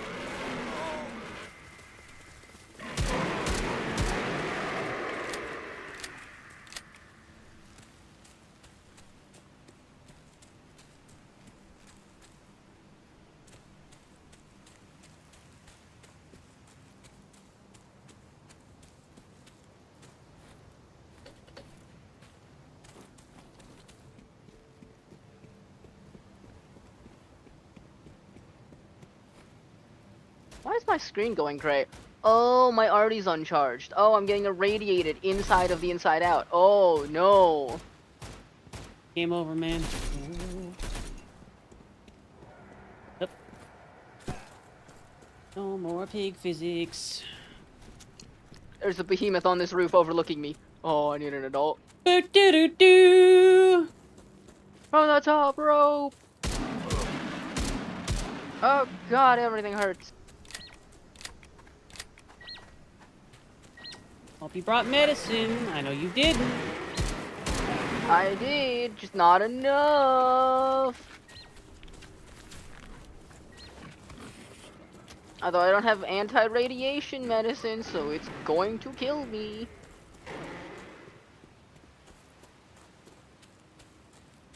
Everything is looking like a like it's a black and white film right now. Oh God, I'm so irradiated.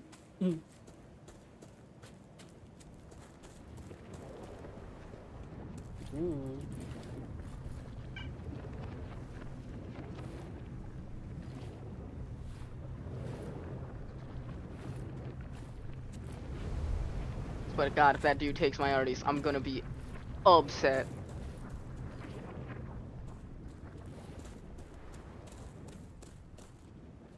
A good day to all.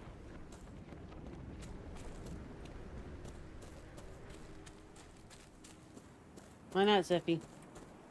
Is the peasant pleading for his life?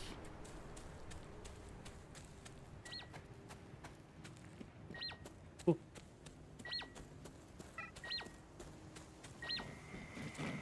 Eh.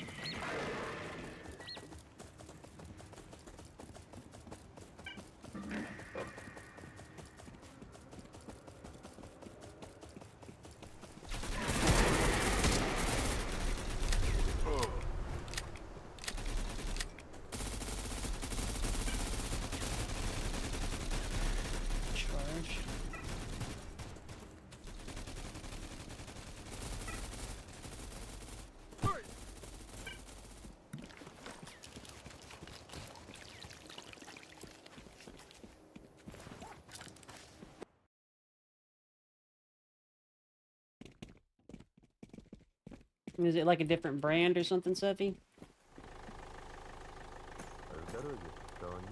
Show you an artifact. Charge this shit. Hmm.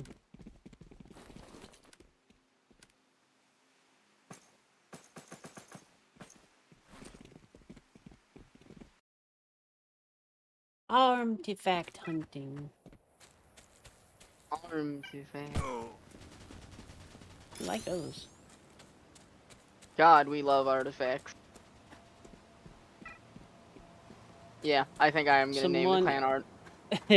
Something artifactual something. I don't know. That is also a good name, though. But I like the word artifactual. It tickles my brain. I do like artifacts. Artifacts anomalous. Artifacts anomalous. A good one.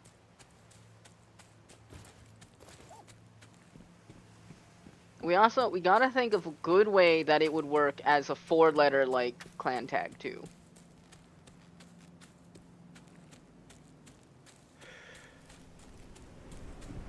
There was a kill in Mines 3. Ah.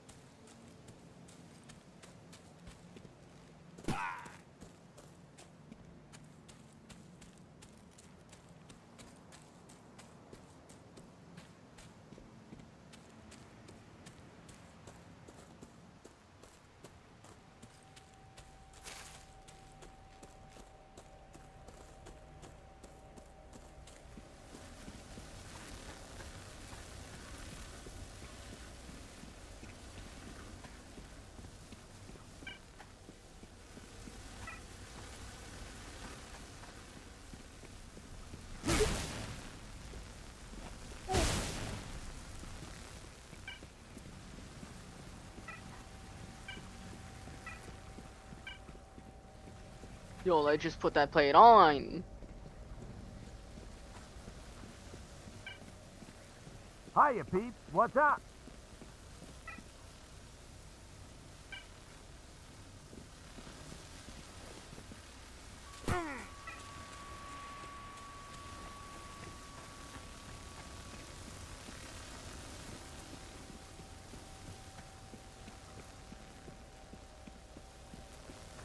Hmm.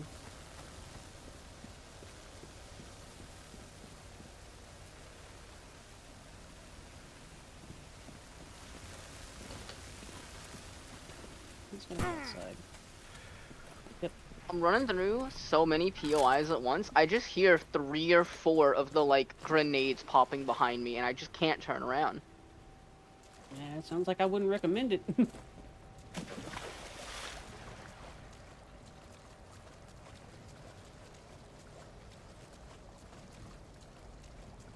Seppi, that name is beyond massive. There is no way all of that's fitting.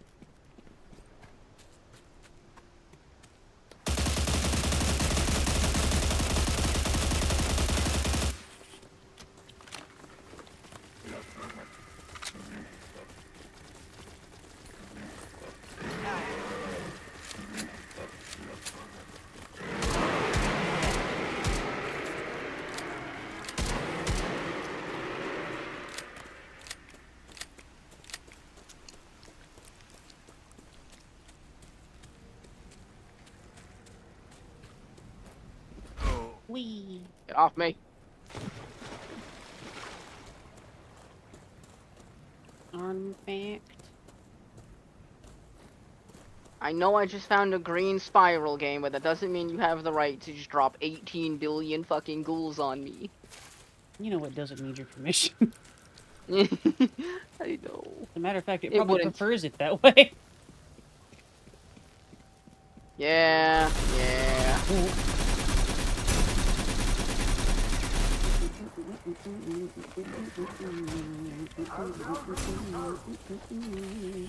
Whee!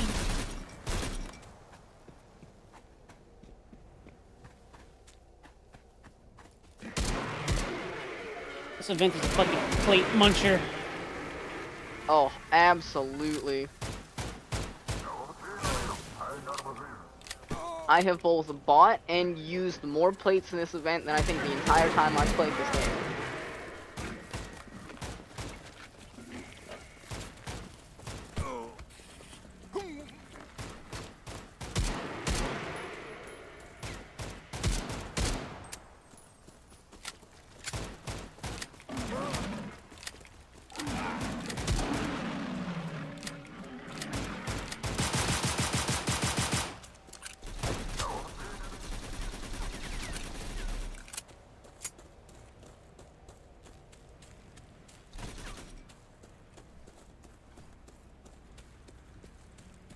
What's the limit for clan names? No clue.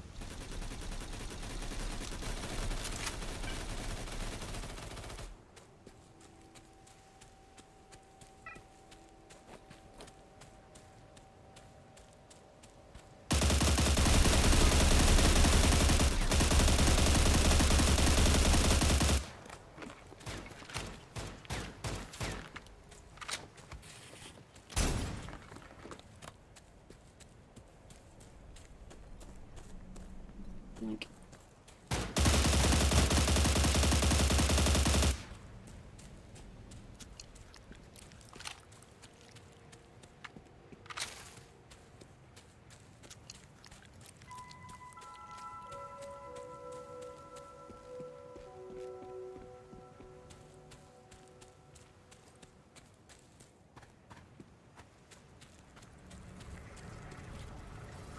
yoink.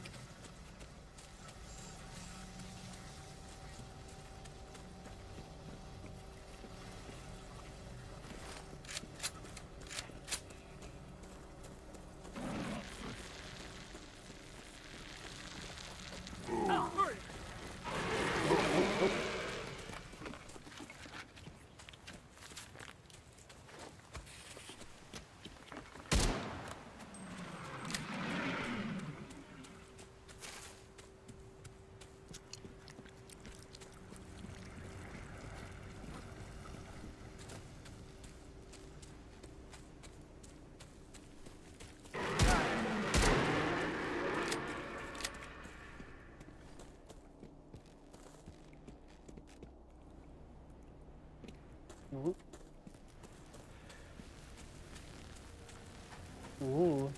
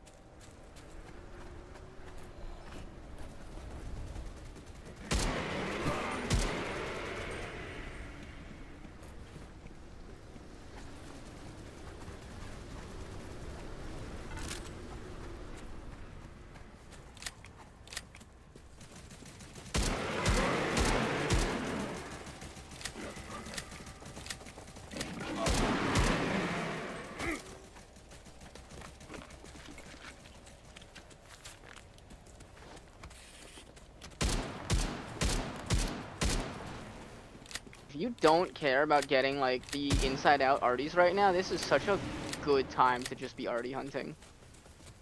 I've been getting so many of all of the things, Go. It's so nice. I, like, genuinely, I think if you had an Elbrus right now, you would have already made a few mil.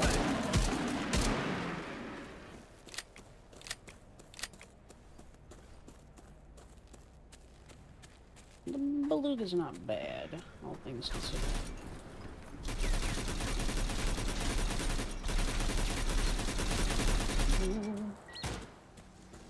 Let's see.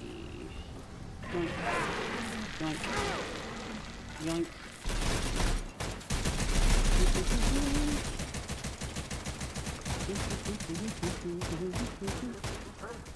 Seeing that spot with so many arties.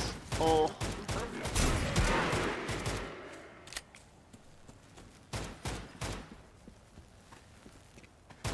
Leash, you persistent fucks!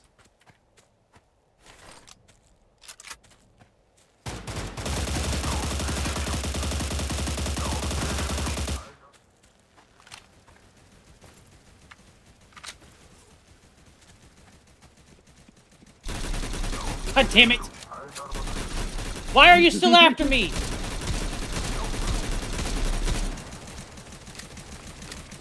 Never not, only violence.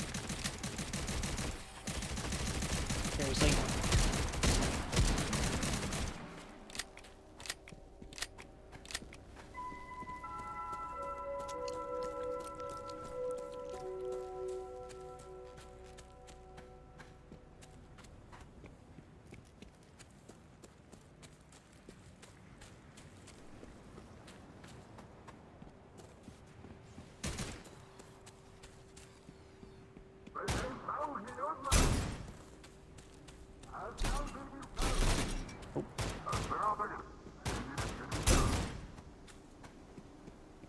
He's running.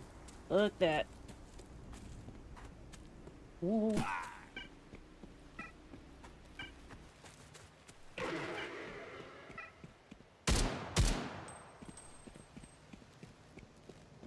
There just wasn't Rise player over here. Yeah, be careful. There's some boys roaming around. I'm running with the Gauss rifle at the ready now.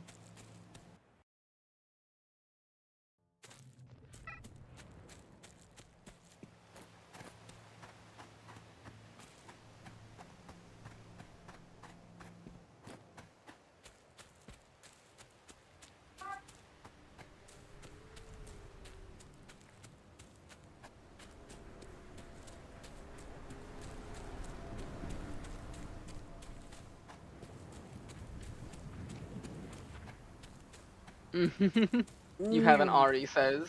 Come on down to Auri's Arties. We got all the trinkets you need to help you survive pure fucking hell.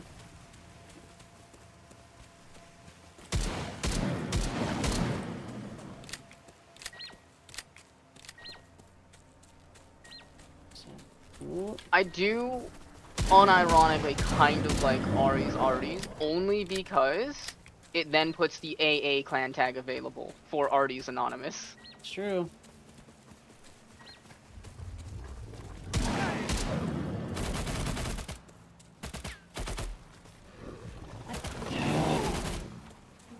Fuck off! All of you!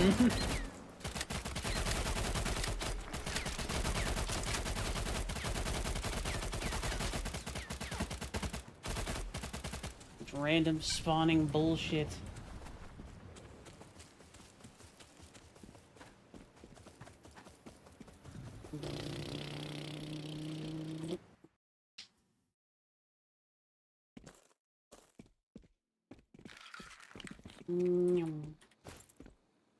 Some storage.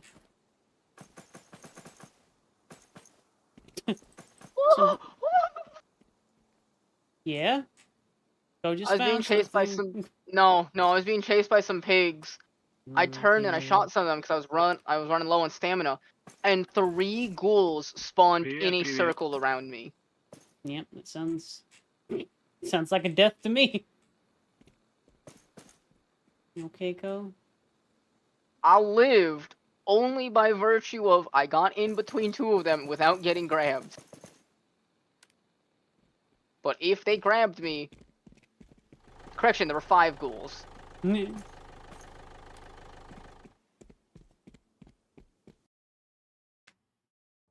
if you got any name recommendations, Icy, we've been chewing on them. Auri's Arties, Artifactual, could be fun.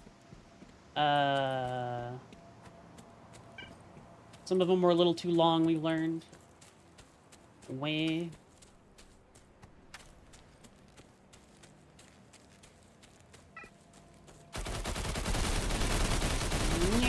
Let me jump. Jesus fuck. Now he's gonna leash and chase me for the next 20 fucking minutes, because of course he is.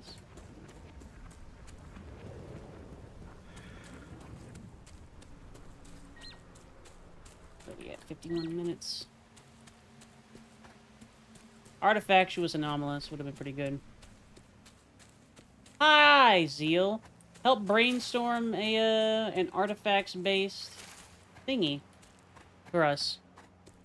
Artifactual Anon. That could be fun. That's a good one. That's a decent one. I didn't... Someone needs to count that for me. Because if there's one more letter, I can use Artifactuals Anon. Or 2 more letters, Artifactuals Anani.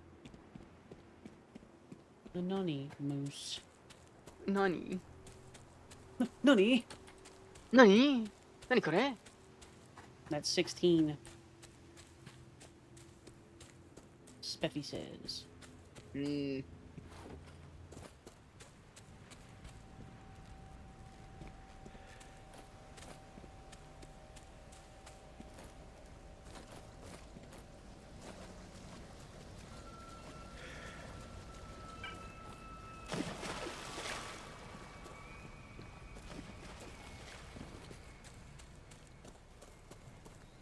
I'm not quite on your level yet, Ko, but I'm getting pretty good at finding shit. Even with my little beluga. Oh my god, this artifact run was 1.2 million. And I didn't even sell all of them. Ugh.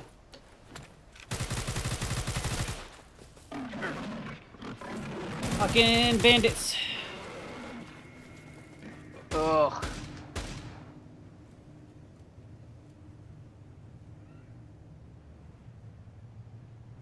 Did you have Arties on hand? No, I'd already banked. Oh. Okay, good. I just swapped characters immediately in case you didn't. Kick his ass, we got shit to do.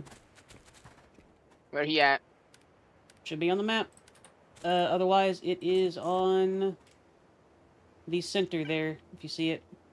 Center there. Okay, good. I loaded in, so I didn't get to see it. I'm on the way. Roger. I'm heading your way, too. Yeet. 3-player ping on me. Likely still in the area. Yeah, he hasn't had much time to run.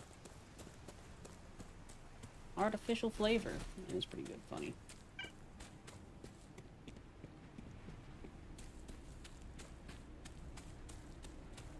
Getting my stamina.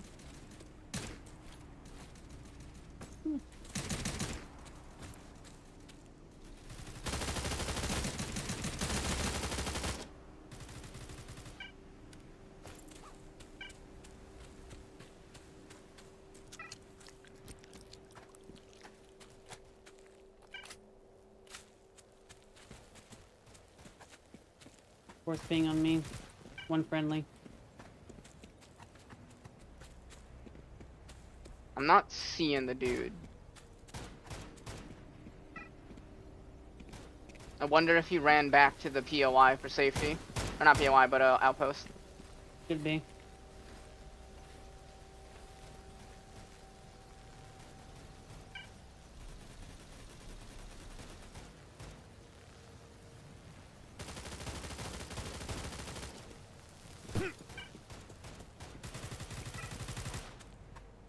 Oh, that's the same person. He's still in here. Yep. Almost got him, but he's...